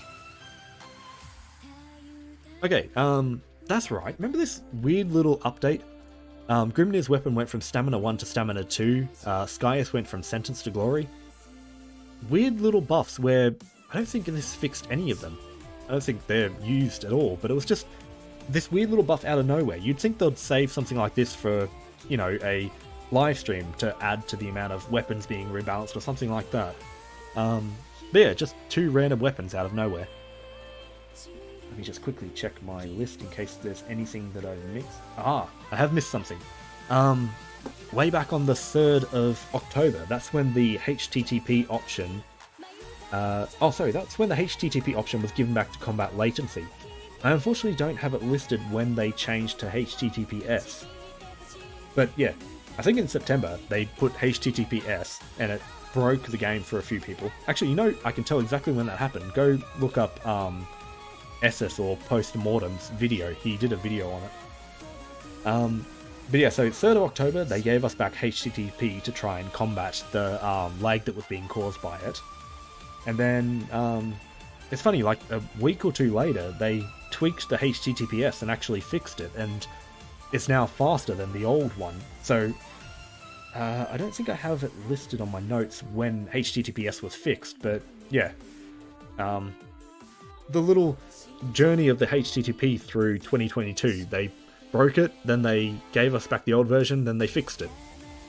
And yeah, now, if I'm not lagging, I actually have ping that's pretty good, almost like, not quite as fast as Japanese ping, but definitely feels a lot faster on it. Stamina 2 on Ixaba. The first implementation of HTTPS was horrible. The second one, though, felt great. Yeah. A Crossfade episode. Don't see many of them anymore. I remember way back in like 2017, 2018, we used to get one every couple of months. Now we get like one a year, which is a shame because, I mean, they're cool and they add a little bit of stats to the characters. It's a nice thing where, you know, like, say I had Halicena, but I didn't have Ilnot. Then if I draw Ilnot, it's a cool little thing where it's like, oh cool, that'll help buff Halicena, who I already have. It's a good mechanic, and they don't use it enough. You know, the whole idea of, I want this, like, maybe there's a character like, I don't know, Aglavel and Tor. I don't care about them, I don't want them, but if getting them buffs, you know, Societe and Yule, then I'm gonna want them, because I want to buff this character that I like. And so, yeah, crossfades are just a good mechanic that they don't use enough. Especially because they don't even have voice acting on it, they just write a short little crossfade. Okay, so we had new main quests in midway through November too. Funny, I remember, even though the other one was way back at the start of the year, I remember that one a lot more than this one. What happened in this quest? We were the king, and we decided to leave. And that's right, the old king went off somewhere to talk to someone. And, you know, he was sort of talking about how he's got some plan. Can't remember, did we end up not being the king by the end of it? It'd be good if there was some, like, description of it somewhere that I could look at. That's right, oh, that's right, there was a new island. That's right. Remember how we went to the new island for, like, 5 minutes and then left? And that was the whole new island? Violet Knight was brought back, I remember that part. We also met Dryad, yeah, the new and improved Yggdrasil. Maybe she'll be playable one day. But yeah, a whole bunch of nothing really happened. And also, what happened to Alba? Remember the draft that we met on the casino island? I'm pretty sure, as far as I remember, at the end of that, she got on the ship with us, and we just haven't seen anything from her since then. I assume we dropped her off somewhere. Oh, that's right. We saw the future. Yeah, wasn't that another one of those it was all a dream kind of things? Like we were brought back to before it happened.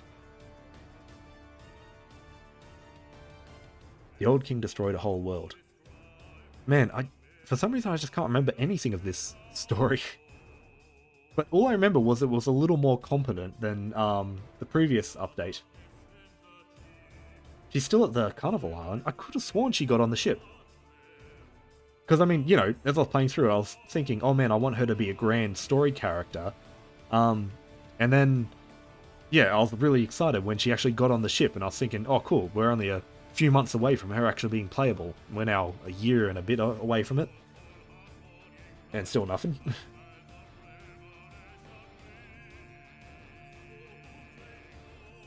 Yeah, I can't remember anything from the story, but all I know is it's not quite good enough at the moment. Oh, that's right. Okay, yeah, thank you. You've actually, made me remember parts of it. What's her name? Shatori. She was in that weird little pocket dimension, with a dead Lyria in the, coffin thing. And she came from a world that was destroyed, and now she's all, like, red-eyed and spells her name backwards. And yeah. But I can't remember what goes on beyond that. She, like, I think she met up with us or something, and yeah, that's right, she showed us Lyria in the coffin. But yeah, it's just all setup stuff, which I don't think has been concluded yet, so still kind of waiting. But I miss, I reckon when the story was getting really good was around when we went to the Whale Island. Well, actually, even before that, the end of the Nile Grande storyline. But then we go down to the Whale Island and come back up, and a little bit of a time skip has happened, and all chaos has gone loose. I liked the part where we went back to Fanta Grande, and we're following around the evil version of Orcus. What her name started with Z. I can't remember it. Zwei or something. Yeah, that part of the story was actually really good. You know, what's his name? The guy who has Fenrir. He was setting up his crew, and we were following this evil Orcus, and big sort of war building. Everything was, you know, kicking off.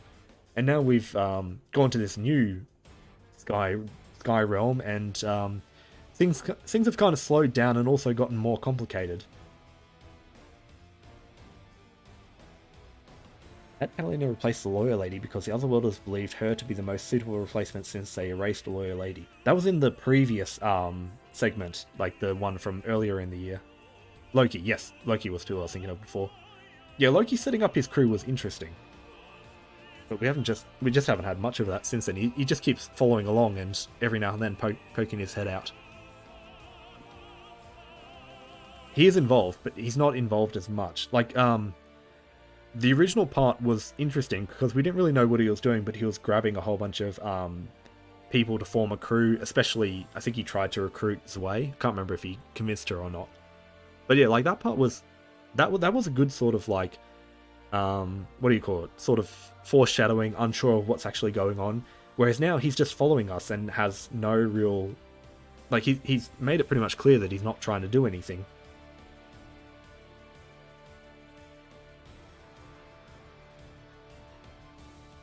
But yeah, so, okay, moving on. We got the Siegfried raid. As I've said, I haven't really done much of this, and I'm pretty sure his weapon is pretty meh. Walk on a Wild Side added to the side stories. Side stories don't really matter too much. Get a few tickets from them. If you haven't done the story, you get to do it. Cool. Is this his weapon? Yeah, it is. Take 5% damage each turn. This only has 2 skills. All the other ones have 3 skills. Although I guess it is 2 lots of just basic attacks, so that's probably why. Actually, this has 2 basic attacks, and then you can add even more attack onto it. It's nice as a solid weapon, but 5% damage each turn is a bit annoying. But yeah, I don't know. So despite the fact that when Mugen came out, people said, the weapon's not that great, I disagreed with that, and I reckon that was pretty good. This weapon, on the other hand, I mean, it's just attack. If you want to enable enmity, it's fine, but yeah, it's pretty meh, especially given how hard the fight is to, how hard it is to do. And yeah, that's another good point. Terrible charge attack. It was just 35% cut. Awakening carries the weapon hard, yeah. Whereas I'd say the other weapons, the Awakening is kind of like the the base of it. You know, here's some attack, but then it has weird little extra stuff, supplemental damage, you know, damage cap, all this sort of stuff. Whereas that weapon's just basic attack. So we got Adam, who is Earth, not Fire. I don't know. Adam's kind of weird. He's sort of tanky. 70% water cut, I guess, is fine. Yeah, he's fine. Nothing too special. It's just nice to actually have Adam in. Although, interestingly, I'm surprised he's not a, like, story grand. He's just a regular character added, despite coming from the main story. I'd like Alba to be a grand character, but if she gets added in this way, then fine, I guess. To be fair, most of the grands these days are going to primals as opposed to story characters, so maybe Alba will come in that way after all. Siegfried's weapon's Magna. I didn't notice that. Hang on, in the meantime, we have Wind Teresa. Guaranteed triple attack, 80% bonus damage. However, Wind. She's not as good as Naru.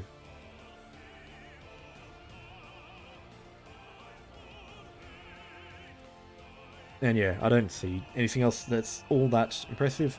I don't know, just like two basic little characters to introduce before Christmas comes along. Ooh, we're coming up to a good part. Damn, thing's not loading again now. Alright, we'll come back to that. In the meantime, so we had... Where is it? There. Tales of Arcarum Justice. So we had the Justice event and got a new pose for Maria. This event, in terms of Maria Theresa stuff, it was bad. The Fate episode wasn't that interesting. It didn't do much. It didn't even really explore her backstory much. It was just kind of a hangout event. Like a little Fate episode sort of thing. In regards to farming Arcarum and getting... let me actually open up this thing just in case I forget anything from it. In regards to farming Arcarum and getting rewards for that, that was actually really cool. Because, I mean, we need to farm Arcarum anyway. This was just getting, you know, bonus items on top of it. Yeah, so these sort of things. They gave Arcarum items. Few crystals, New World Quartz, which are pretty useful. That's right, and then you could buy the Militus weapons. So, gold rings, you know, good little stuff. In terms of, what do you call it, loot, profit, whatever, good event. One thing that was cool as well is, so I already have, well, before this recent update, I had everything with Maria fully upgraded. I want her to be my first 5-star evoker. The good thing about this event was, once you leveled up, where was it? I think by doing these things, you increased your rank. Yeah. And when you increased your rank, you got bonuses. One of the bonuses was that whole, your defender gauge fills up faster. That thing applied to all of Arcarum. So the cool thing was you could, you know, farm the water thing to get the defender gauge, and then you could go farm whatever other weapon you wanted. Actually, the perfect implementation for an event like this. If they improve it any further in future, that'll be good. But yeah, that's exactly the type of thing you want, where it's focused around farming Maria, but you can still farm whatever Arcarum you want. Can't wait for Frau and Alanan to get their tails. 2 Militus swords. But yeah, okay, let's have a look at this. You're right, the first one's Magna, and the second one's normal. And this is normal mod. Okay, that is actually something interesting about this weapon. It's got both normal and Magna, normal and Magna mod on one weapon. That is the first thing that I've noticed about this weapon that actually makes it interesting. Because yeah, besides that, it's just attack. But yeah, you could, I mean, that could be your Magna mod while also giving you normal mod if you have a Titan grid. Okay, we got some new bullets. Let me do the secret gear first. I don't really care about secret gear. Tormentor's OP, but annoying. I hate farming items that I can lose on a failed attempt of a raid. but from memory, these were kind of alright, I think. Big Dagger is core for bursting. Alright. I mean, that sounds about right with all the attack mod on it. Okay, so we have a bullet that applies Singed, a bullet that applies Toxicosis, a bullet that applies Thunderstorm, I think it's called Thunderstorm, and one that applies Glaciate. These are kind of alright. Again, it's the type of thing, when you have something that combos with other stuff, you kind of need to wait until the perfect combo comes about. But, I mean, if Siegfried, if Percival gets really strong when his Singed hits 7, then you may as well run the Singed bullet if you're playing Soldier. Little things like that. It's a fine bullet. These little small bullets are always in a weird sort of position where there aren't that many... Thunderstruck, thank you. They're always in a weird position where there aren't that many good effects, you know? Like, the best one is probably the one that just gives you stacking multi-attack. And I think maybe there's one that boosts your charge attack damage or something. No, that's one of these bullets. But yeah, so these actually fit into a fine spot because there aren't that many good bullets in that realm. Okay, these ones are weird. So all of them have really high attack, so that's good. They also, in order to farm them, you have to do the high level raid. So Lucilius, Beelzebub, Belial, and I think that's Diaspora, or is it? No, that's Super Ultimate Bahamut. But even then, I think I'm kind of going off memory here. I'm pretty sure Chaos Legion overwrites Paradise Lost. They both do the same thing, except Chaos Legion does more. Belial's bullet, on the other hand, is a downgrade, because that has a negative repercussion to it. And I can't remember what Super Ultimate Bahamut's one does, but even if it's good, it's probably not worth farming, just because, you know, good luck farming Super Ultimate Bahamut. But yeah, so the Beelzebub bullet, I'm pretty sure is pretty good. It applies Bore. Okay, so then we have these shotgun ones. Where is it, actually? I almost made a video on this. So, oh wait, this is just going to open up bullets, so it's not even going to pull up the thing. I'm going to have to go search for it. Last one needs a gold brick, that's right. Although, we can now farm gold bricks from Arcarum, so it might not be as out there as you'd think. While that loads, let me, I'll come back to these bullets. So these ones, the Agni, the Neptune, whatnot. So the way the ones worked before was they applied a stacking buff to all allies. That was actually a pretty good bullet. These new ones don't do that. They've removed the stacking buff, and instead, your attack is amplified for that bullet. And I actually kind of feel like that's a downgrade. Because, you know, for my tournaments, sometimes I'd have a team that didn't have any buffers, and so if they were with Soldier, at least Soldier could kind of buff everyone a little bit. But these ones, despite being amplified, they're not that strong. Like, I'm not hitting insanely hard or anything, so I've kind of just got a bullet that has lost the buff element. However, the upside to that is that this bullet does not have any effect. So you know how a Soldier kind of shoots and then pauses and then shoots and then pauses because all the buffs and everything is going off after each attack? There's no pause for this bullet. That's probably the best thing about it. It's a really fast bullet now. That's like the best thing I can say about it. Okay, so there's all these ones. I saw you listing in the chat what they do. 999 plane damage and stuff. Consumes all bullets is a weird one though. Ooh, this thing's still loading in. Okay, Catastrophe Cylinder. Gain, you know, high charge attack stuff. That was the one, wasn't it? Yeah, it starts from there. So this is just Bahamut high level, and it's pretty meh. Yeah, so this is the Zoe one. Chance to gain Peacemaker Wings. That's a nice little buff. Yeah, they're all... Those ones were 300 attack, so yeah, these really strong damage. This will do more than the amplified damage attack. Okay, so this bullet right here, I almost made a video on this bullet because I was testing stuff around, and it's really cool. The reason I didn't make a video is because it's got both, you know, positive sides and negative sides, and because of that, you know, I kind of like to have a point to the video I'm making, like, this thing's really good, or this thing is crap, don't even bother with it. This would have been a video where I would have kind of said, it's okay, but it's got downsides, maybe in some setups, and, you know, I feel like if I can't find the setup that actually works with it, it's kind of useless information. This bullet is cooldown cut. Chance to progress the battle turn by 1. So I tested it. I think it's about like a 30% chance or something like that. Like, it doesn't go off all the time.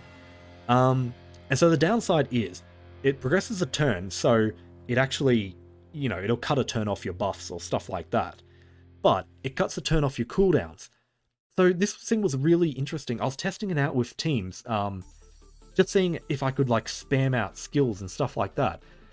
I'm definitely going to use this in the next tournament, and hopefully there I'll get a better feel for how it works, especially with a random team that's not really optimized for it. But yeah, this is cooldown cut on a bullet. And that's, like, outside of, you know, these ones that are obviously the strong ones, this one's probably the best bullet in runner-up position to those ones.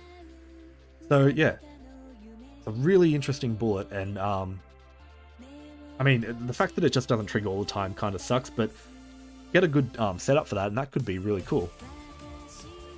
Okay, end of November, we had Sarah's uncap. I still haven't used her. Admittedly, that's, you know, less of an issue because it's fairly close by. Like, you know, it's only a month away. And I was waiting for this Magnifest to even level her. But I'm pretty sure she's a lot more countery now. All ally full force counter, yeah. Sand Cage is the Olivia effect where charge diamonds don't fill up. She's still kind of the same, and that's the thing, like, her base thing was kind of meh. Substitute, damage cut, defense up, you know, there's only so much you can really add to that. She didn't have a good base to start with. But yeah, I mean, Sand Cage is pretty good, so it's a good sort of addition. That being said though, I don't know if I'd run her in, say, Nightmare 200 or anything like that. It could be good, but yeah, she's okay. Okay, end of month's event, and this should be the last end of month's event, because yeah, we're not up to the next one. Okay, Prayers, the event that focused on the Magna 2 primals. Did anyone like it? It's weird that it sort of says that it's part of the Archangel saga. I mean, it technically is, but it was really divorced from it. What happened in this event? Who was the boss? That'll probably jog my memory. I mean, it was a month ago, and I already am struggling to remember it. Oh, that's right, the impossible one just says that. Okay. Oh, that's right. Okay, yeah, so, you enjoyed it. Maybe I shouldn't be too harsh on it. So it was about this primal beast who absorbed all the stuff from others and ended up getting corrupted from it and kind of going crazy. I think, yeah, you're probably right, it was fine. The problem was Grimnir had his own, like, personality and stuff like that, but for an event where it was just, here's the 4 Magna bosses all going off on their own, there just wasn't really enough character interaction. There wasn't enough, you know, banter between them, sort of thing.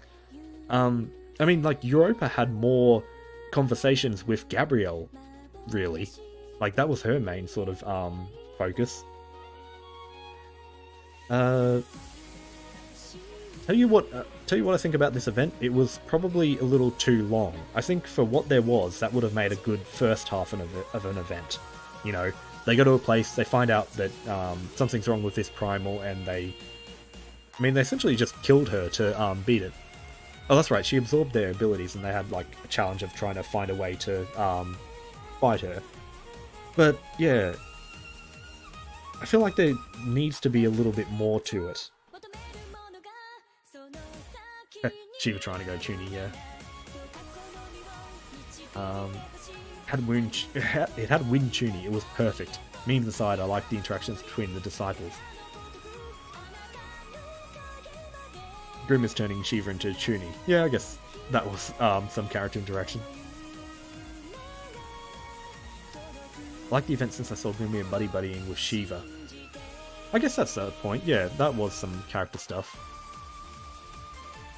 But yeah, I can't I just can't remember like enough good character moments. Whereas, you know, I mean, I was sort of talking about the society events before. Admittedly, there are more events to have built up their characters and stuff, but I feel like I can remember so many interactions between them. Even, like, going back to the Zodiac camp, I can remember all the interactions between the Zodiacs, because despite having, like, a huge number of them, they're all pretty well defined. Why won't this go? I mean, it seems like it's lagged, but it's not even showing any signs of loading. But yeah, so there we go. End of November. Now we come into December with Christmas. So, why did I have a water team selected there? Christmas Europa. I saw someone talking about Europa before. Oh, that's right. You said didn't you say you sparked her just because you liked her? Or something like that.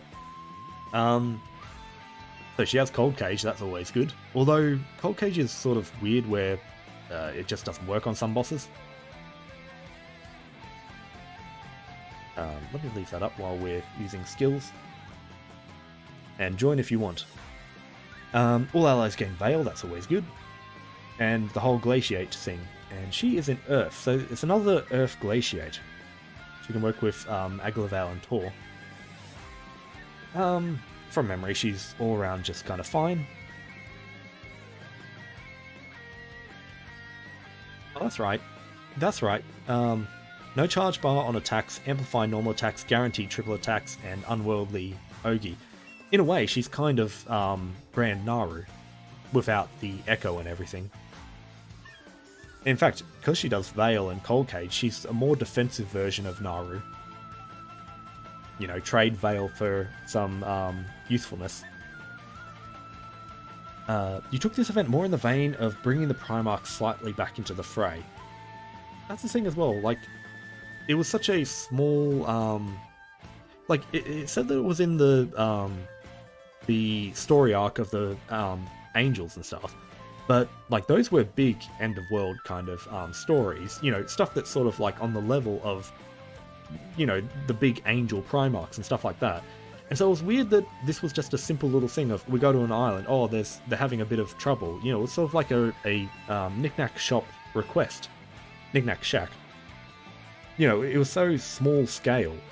And so, like, what you can do with a small scale story is really focus on character interaction.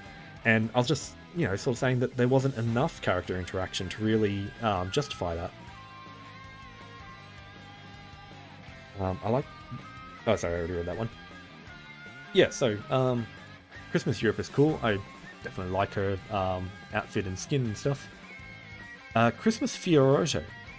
Fiorito. Where is it? I swear there was something about her that was actually really cool. I guess, is it just the fact that this makes the first skill reactivate? She's got double strike.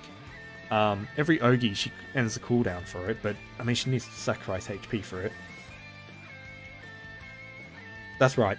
Okay, this is it. Bulk takes effect as a sub-ally. And when a Dark Ally uses a skill that consumes HP, she boosts everyone's attack, defense, and damage cap. That was the cool thing about her. Is a really unique backline effect. And, yeah. I mean, Fiorito is a fine character in general. But, yeah.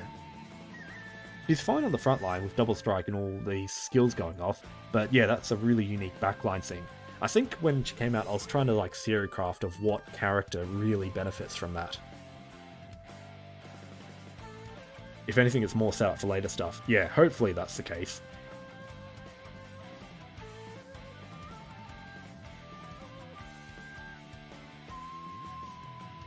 Bridges into the upcoming event. Pick up another request. Okay, so we're now firmly into December. see if... Okay, so the one thing from my notes is we had Dark Dread Barrage, obviously. Everyone remembers that just happening.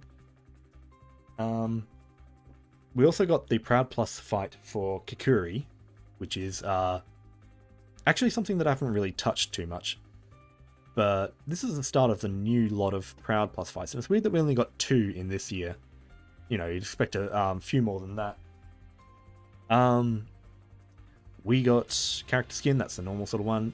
Together in Song added to the side story, so that was a chance to get one more of the musician characters. Which, if you've played since this thing first ran, you would have gotten 3 of them. I've got the Cello Draff, the Harvan with the horn, and now I've got the tuba type thing. And now I've got, what is it, the Rune with the trumpet. Okay. We're getting very close to the end now. Kane, Christmas Kane. I think I remember when he came out, people were... Well, sorry, when he was first announced, people were pretty hyped, pretty speculative, and then the numbers on his skills came in and his score dropped. But yeah, 15% cap, 20% echo on a 12-turn cooldown. Yeah, kind of a bit middling. The 3 random buffs. Amplify is nice, but, you know, there's nothing too amazing in there. Wait. Actually, that's technically Veil, but it's very short. Extend the buffs by 1 turn. Yeah, I'm pretty sure, like, he's not bad, but yeah, it definitely, like, fell flat. Meanwhile, Katara seemed to have the opposite effect. First look was sort of, meh, that's not that great, but then, I mean, she's still not overly amazing. She's not gonna, win anything too much, but 40% echo on her and MC for 4 turns, with 4 turns of double strike, and the 4 turns of double strike guarantee triple attack. This one's a little weird. Not terrible, but it's sort of weird. Her cooldowns are so long. It barely matters, and the hype, I don't know if... There's probably a setup where you can keep spamming out charge attacks to build that. And then this thing is just... Permanent Dispel Cancel is the main focus of that. Besides that, it's just attack, defense, double attack. I mean, you go for Katara just because you like the Zodiac and everything like that. Kane lacks cooldown reduction, yeah. Well, I mean Katara has cooldown reduction, but these cooldowns are insane. Especially, so this is one thing that I don't get, and I was trying to work it out. 12 turns, but from 3rd cast onward. Admittedly, this does cut the cooldown, but that's a long time just to get to the 3rd cast. And all you get is 4 turns of, you know, limited Veil. It feels weird. That should be permanent Veil or something. Network error. Armored's kind of okay, but again, only 4 turns. And it's weird too. It's like 4 turns, but you're not keeping 100% uptime on that. So yeah, like, her kit with the double strike and the echo is built around bursting, so I guess that's just where she sort of sits. Thank you for joining, because I'm almost dead on this one. But yeah, so some people before were saying, you know, who cares about the kit, I care about the character. That's pretty much how I feel about Katara. And actually sparked her. There was 2 sparks this year that I didn't record, and this was the second one. I didn't really get many Christmas characters when sparking for her, unfortunately. So, 25th, Christmas. This was... Actually, sorry. One thing first is... yeah, the New Year's special roulette. So, obviously, basic roulette. Actually, it's really basic roulette. This is just a normal roulette thing. Nothing too interesting, except for we get an Excalibur. Weird choice of things. I guess because they're adding new moon weapons, I don't really care about, you know, giving away an old moon weapon. But just a weird sort of thing where it's a random element, and I mean, Excalibur's not an amazing moon weapon. It's sort of okay. yeah, I don't know. Of all the roulette gimmicks that they've done, I probably would have preferred a different one to this, but I guess, sure, I've got another sword. There probably would have been some better elements to get in. I've heard people say that light's the best, just, I assume because of all the swords, you can do a whole sword grid. I got mine in wind, which I guess isn't too bad. There's all the elements. Wind is probably one of the ones that has the least amount of swords. Water's pretty low on swords too, I guess. Maybe dark as well. Let me call stuff again and put this up. If you had gotten Fire Excalibur, it would have been perfect. Actually, yeah, Fire's got a lot of swords too. That would have worked. It was picked because it was so middle of the road.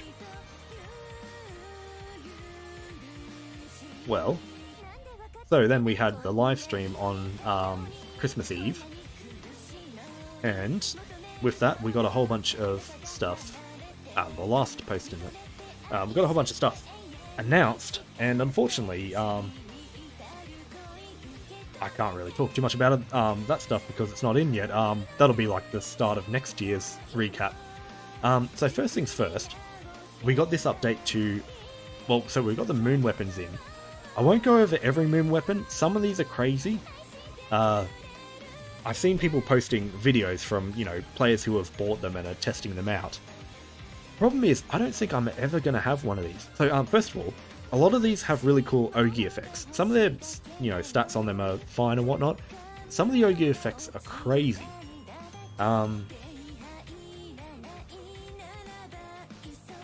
yeah, that's sort of the main thrust for them. However, I don't think I'm ever going to have one because 150 moons is just so expensive. I'd rather just get a zero ticket at that price. You know, for as good as one of these weapons are, a character's going to be better. I mean, think about it like this, right? You're in a situation where, say, you want to do Super Ultimate Bahamut or any of those high-level raids. And so you go and you look up, what do I need to run that? And you'll find a setup which will say, you use these characters, and with these characters you can combine to do something. You know, like, this character has, you know, 100% cut or something like that that deals with this damage. They've got this, you know, 20 hit skill that helps deal with a hit omen or something like that. You know, you have all these characters that are based around countering the fight. You rarely have some weapon like, oh, this thing does, you know, like, pull up one of these. Yeah, you rarely have some weapon that's going to be the crutch that beats it. You know, when a fire ally removes a foe's buff, 2 hit damage to the foe and gain 10% charge bar. Or for every 4 skills used, 2 hits and remove a buff. Or, you know, skill cooldown cut to the MC. Like, these things are nice for bursting damage for trying to race, but they're rarely good for beating high level content. And so yeah, you're probably better off with a zero ticket, because then you can get a character who actually can help you beat a fight. Not to mention, some characters are really good at racing anyway, like Grand Naru. Grand Naru is probably better than these weapons. Although, I mean, some of these weapons complement Naru. Like, I'm pretty sure the spear complements Naru. It's all about reaching 40 hits, and with her echo, she can get a whole bunch of hits out.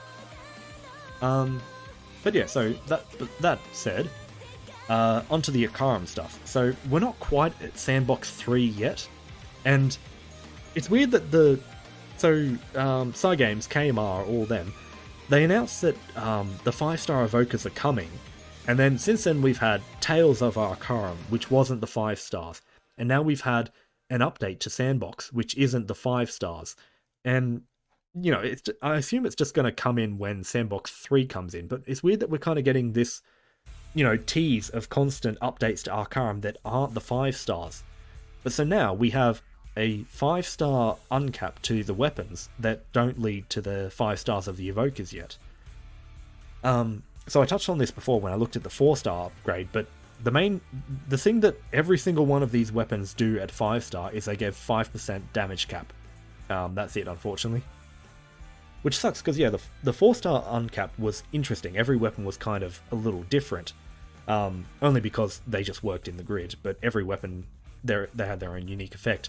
5% damage cap on all of them, it's okay, but it's, you know, nothing too exciting. I'd say just go for the 5-star of them, because it will probably lead to the Evoker 5 stars eventually. Did I forget Florence plus Relic Buster? Oh man, now I've got to go. Wait, were you talking about zero ticketing a character that can help you beat stuff? I mean, if so, then yeah, that's the same thing. Of a character will help you more than the weapon. Alright, someone says they'll be getting the Fire Katana. Now, I'm not going to go through all of them, but if someone brings up one, I may as well have a look at it. And I'm pretty sure from memory that was actually kind of neat. It does look like a good Kengo weapon. They did also tune up the Ogis for each, but the whole thing of an FLB was to free it up for other classes. Oh, sorry, yeah, you mean, yeah, I know what you mean. Both the 4-star and the 5-star tuned it up. Okay, wind switch, already good. When main weapon, add... Oh, that's right, add 2 to the number of chains. Now, does that mean that your single Ogi counts as 2 Ogis? Or, like, is it a flat 2 to any chain burst? Or is it every time you Ogi you add 2? Actually, no, sorry, if it was that, it would be listed up here. So yeah, if you Ogi, you get a 3 chain. Fire allies gain Dispel, Cancel, and Charge Bar. 30% boost to Fire allies charge bar gain. And big boost to Fire allies charge stack specs. So yeah, this is a great weapon for just spamming out Ogis as Kengo. It needs 2 or more because it needs to be a chain. You're right, so 1 would still be 1, but 2 would be 4. Actually, that's kind of cool because any chain would then be a full chain. Except that's in fire, and I'm pretty sure there are some, in other elements there are characters who rely on full chains. I don't know if there's any in fire. So yes. We've done those things. The new Militus weapons. The new Militus weapons are weird. We've done the New World Foundation weapons. So, Militus weapons. If it'll load.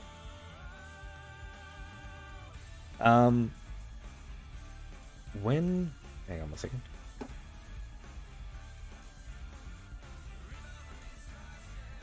Yeah, so this one, like... These Militus weapons are weird. So, okay, small boost to HP, meh. When main weapon or auxiliary weapon, boost to light allies attack based on how many Militus weapons are equipped. And the other Militus weapons are based on the weapon type. Is Cygames slowly working towards a full Militus grid or something? Is that what they're planning with these? Because it's weird that this is based on other Militus weapons. Like, you need that with the other ones, and then what?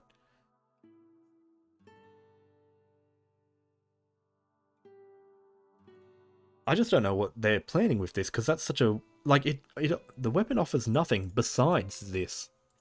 And I just don't see what... I thought the whole point of a Militus weapon is it was kind of like a Cosmo weapon, where you kind of chucked one into a grid. But now this one relies on having a whole bunch of Militus weapons.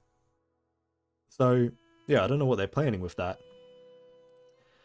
Okay, lastly, and then we can finally end up... I thought this stream would go 3 hours. I'm up to 5 hours now.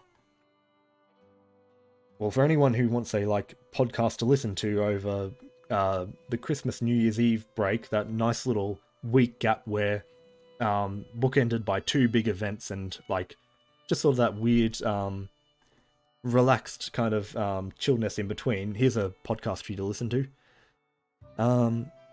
So yeah, Bahamut got the Transcendence. Lucy is going to get that soon. As for this, the initial 3-turn cut to summons is kind of cool, because there are some summons that are ready turn 1 on element, but off element they're not. This thing will fix that. Not to mention it helps get some things ready quicker. Think about like running bunkles.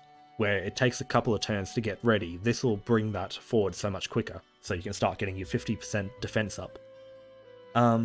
As a sub-aura, amplify summon cool damage, yeah, that's fine. This only really works for the summons that do actual damage. There's still summons that do no damage at all, like negligible damage. One turn cut to summon cooldowns, that's really cool. And then here, what is this? This is a custom version of this same buff. So it's pretty much the same. And on call, just cut to summon cooldowns. It's a really neat upgrade. I think I have a Bahamut, but I don't know if I'm actually at a point where it's uncapped enough. So we'll see with that. Yeah, and then we're all into future stuff at this point. The roulette's going to continue. Save your draw tomorrow, because it's going to flip over to a Grand Fest. And after that, we've got then Leg Fest, which will have the new characters. The Bunny Rabbit. This character. I'm looking forward to this one. Really cool design. I like it. Sedala was kind of average. You know, the whole sort of like lolly twin sort of thing. It was like, okay. Even Katara. So I really like Katara's Christmas version. Her base design was, I don't know, kind of lazy. Just a cow print poncho. But this character, I really like her design. It's just, you know, it looks good.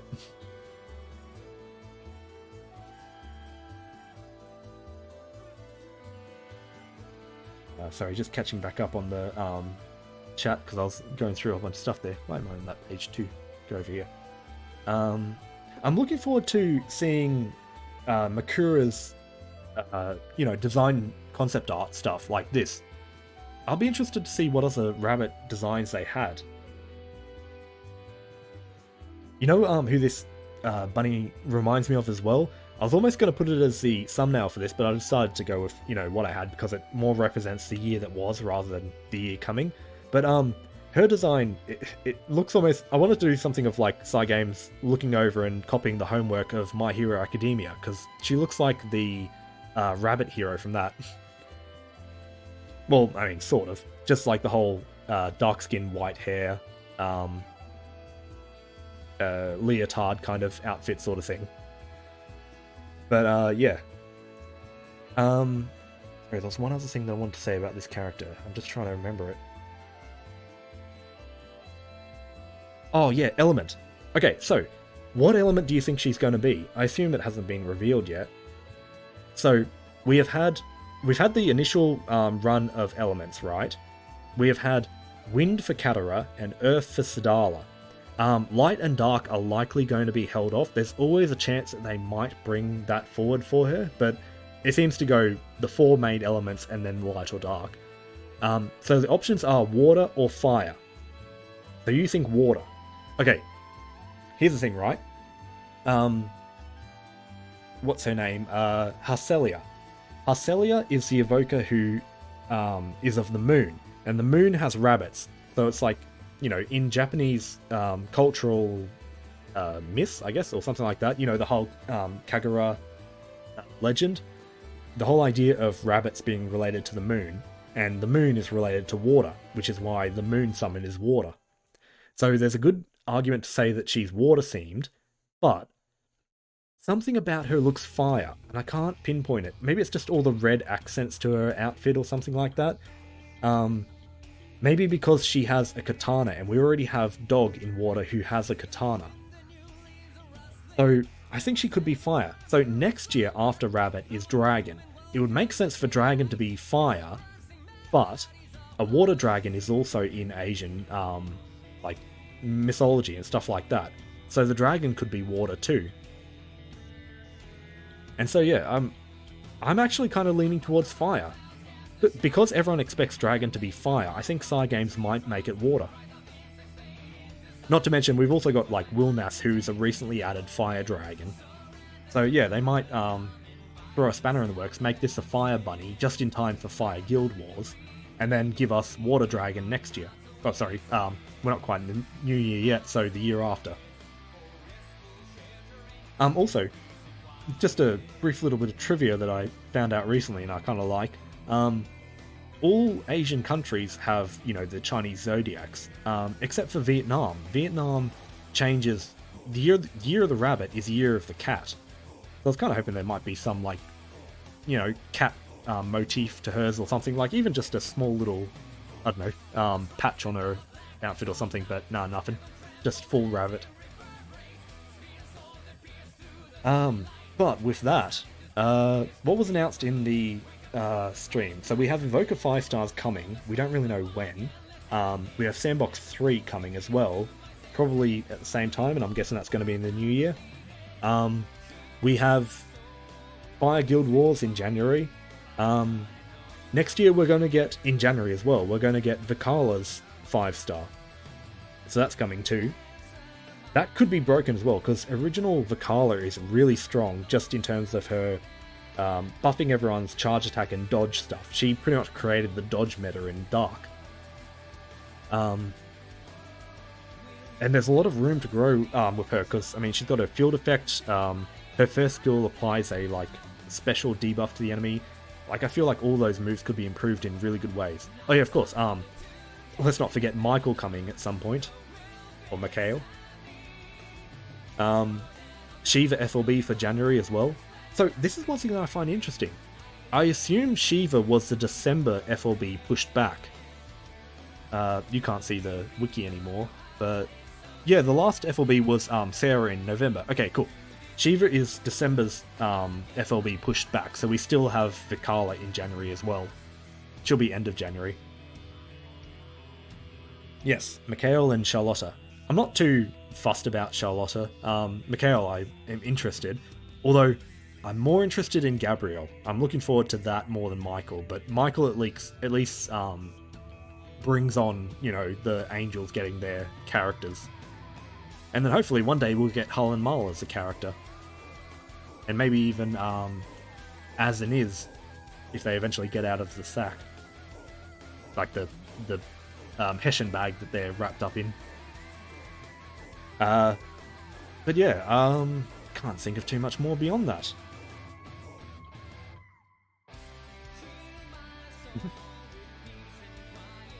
So,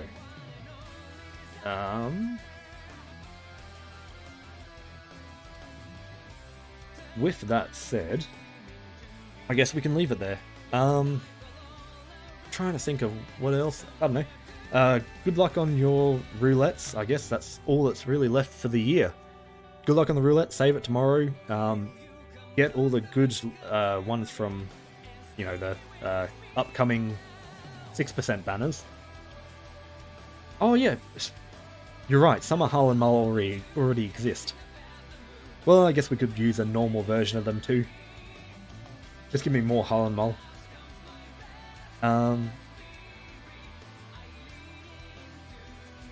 Oh, yeah, good point. We just had Christmas Catterer, who's a water character. Admittedly, Michael's going to be fire, so we've kind of got fire and water both covered recently. So it doesn't really matter if she overlaps them. But yeah, thank you everyone for coming to watch. This went a lot longer than I thought it would. It's surprising, you look at the list of stuff and go, oh yeah, okay, I can probably talk a little bit about some, but yeah, I ended up talking for ages. So, one last thing. Best event of the year, probably Zodiac Camp. Second best, probably Falsetto and the Autumn Grey. Worst event, Sincerely Your Dearest Friend. It was just a dream all the time, it didn't matter, there weren't many characters, who cares? And also it replaced a summer event.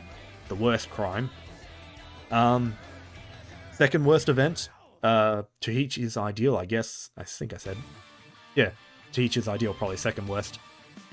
Everything else is kind of in the middle. And unfortunately, it always sucks to say that the anniversary event was somewhere in the middle. It just didn't do anything good enough. But thank you everyone for coming. Let me promote Veebs. So lately I've been streaming with Veebs, playing games and stuff like that. So always good to let everyone know that, hey, I'm going to be over there a bit. Also, you know, that's not the right one. That's the right one. Also, you know, just always trying to get her followers and stuff like that. She's helped me out, and I'll help her out back. In fact, I reckon some people watching may even be watching from hers. Let's not do that, actually. She auto-hosts my Twitch. If I click on her name, I'll probably see my own stream, but let's not do that so I don't get a whole bunch of noise. But yeah, so thank you for watching. If you follow Veebs, you'll see me streaming with her now and then. And good luck with the roulette. Have fun for the rest of the year. Merry Christmas for a couple of days ago. Happy New Year for the new year. Go get yourself the rabbit. Go get yourself Michael. Go get yourself Shiva's FLB if you already have him. Actually, Grandfest coming up, so you can get Shiva there. Thank you for coming. I'll see you all in the new year for Fire Guild Wars, I guess. Have a good one. Bye.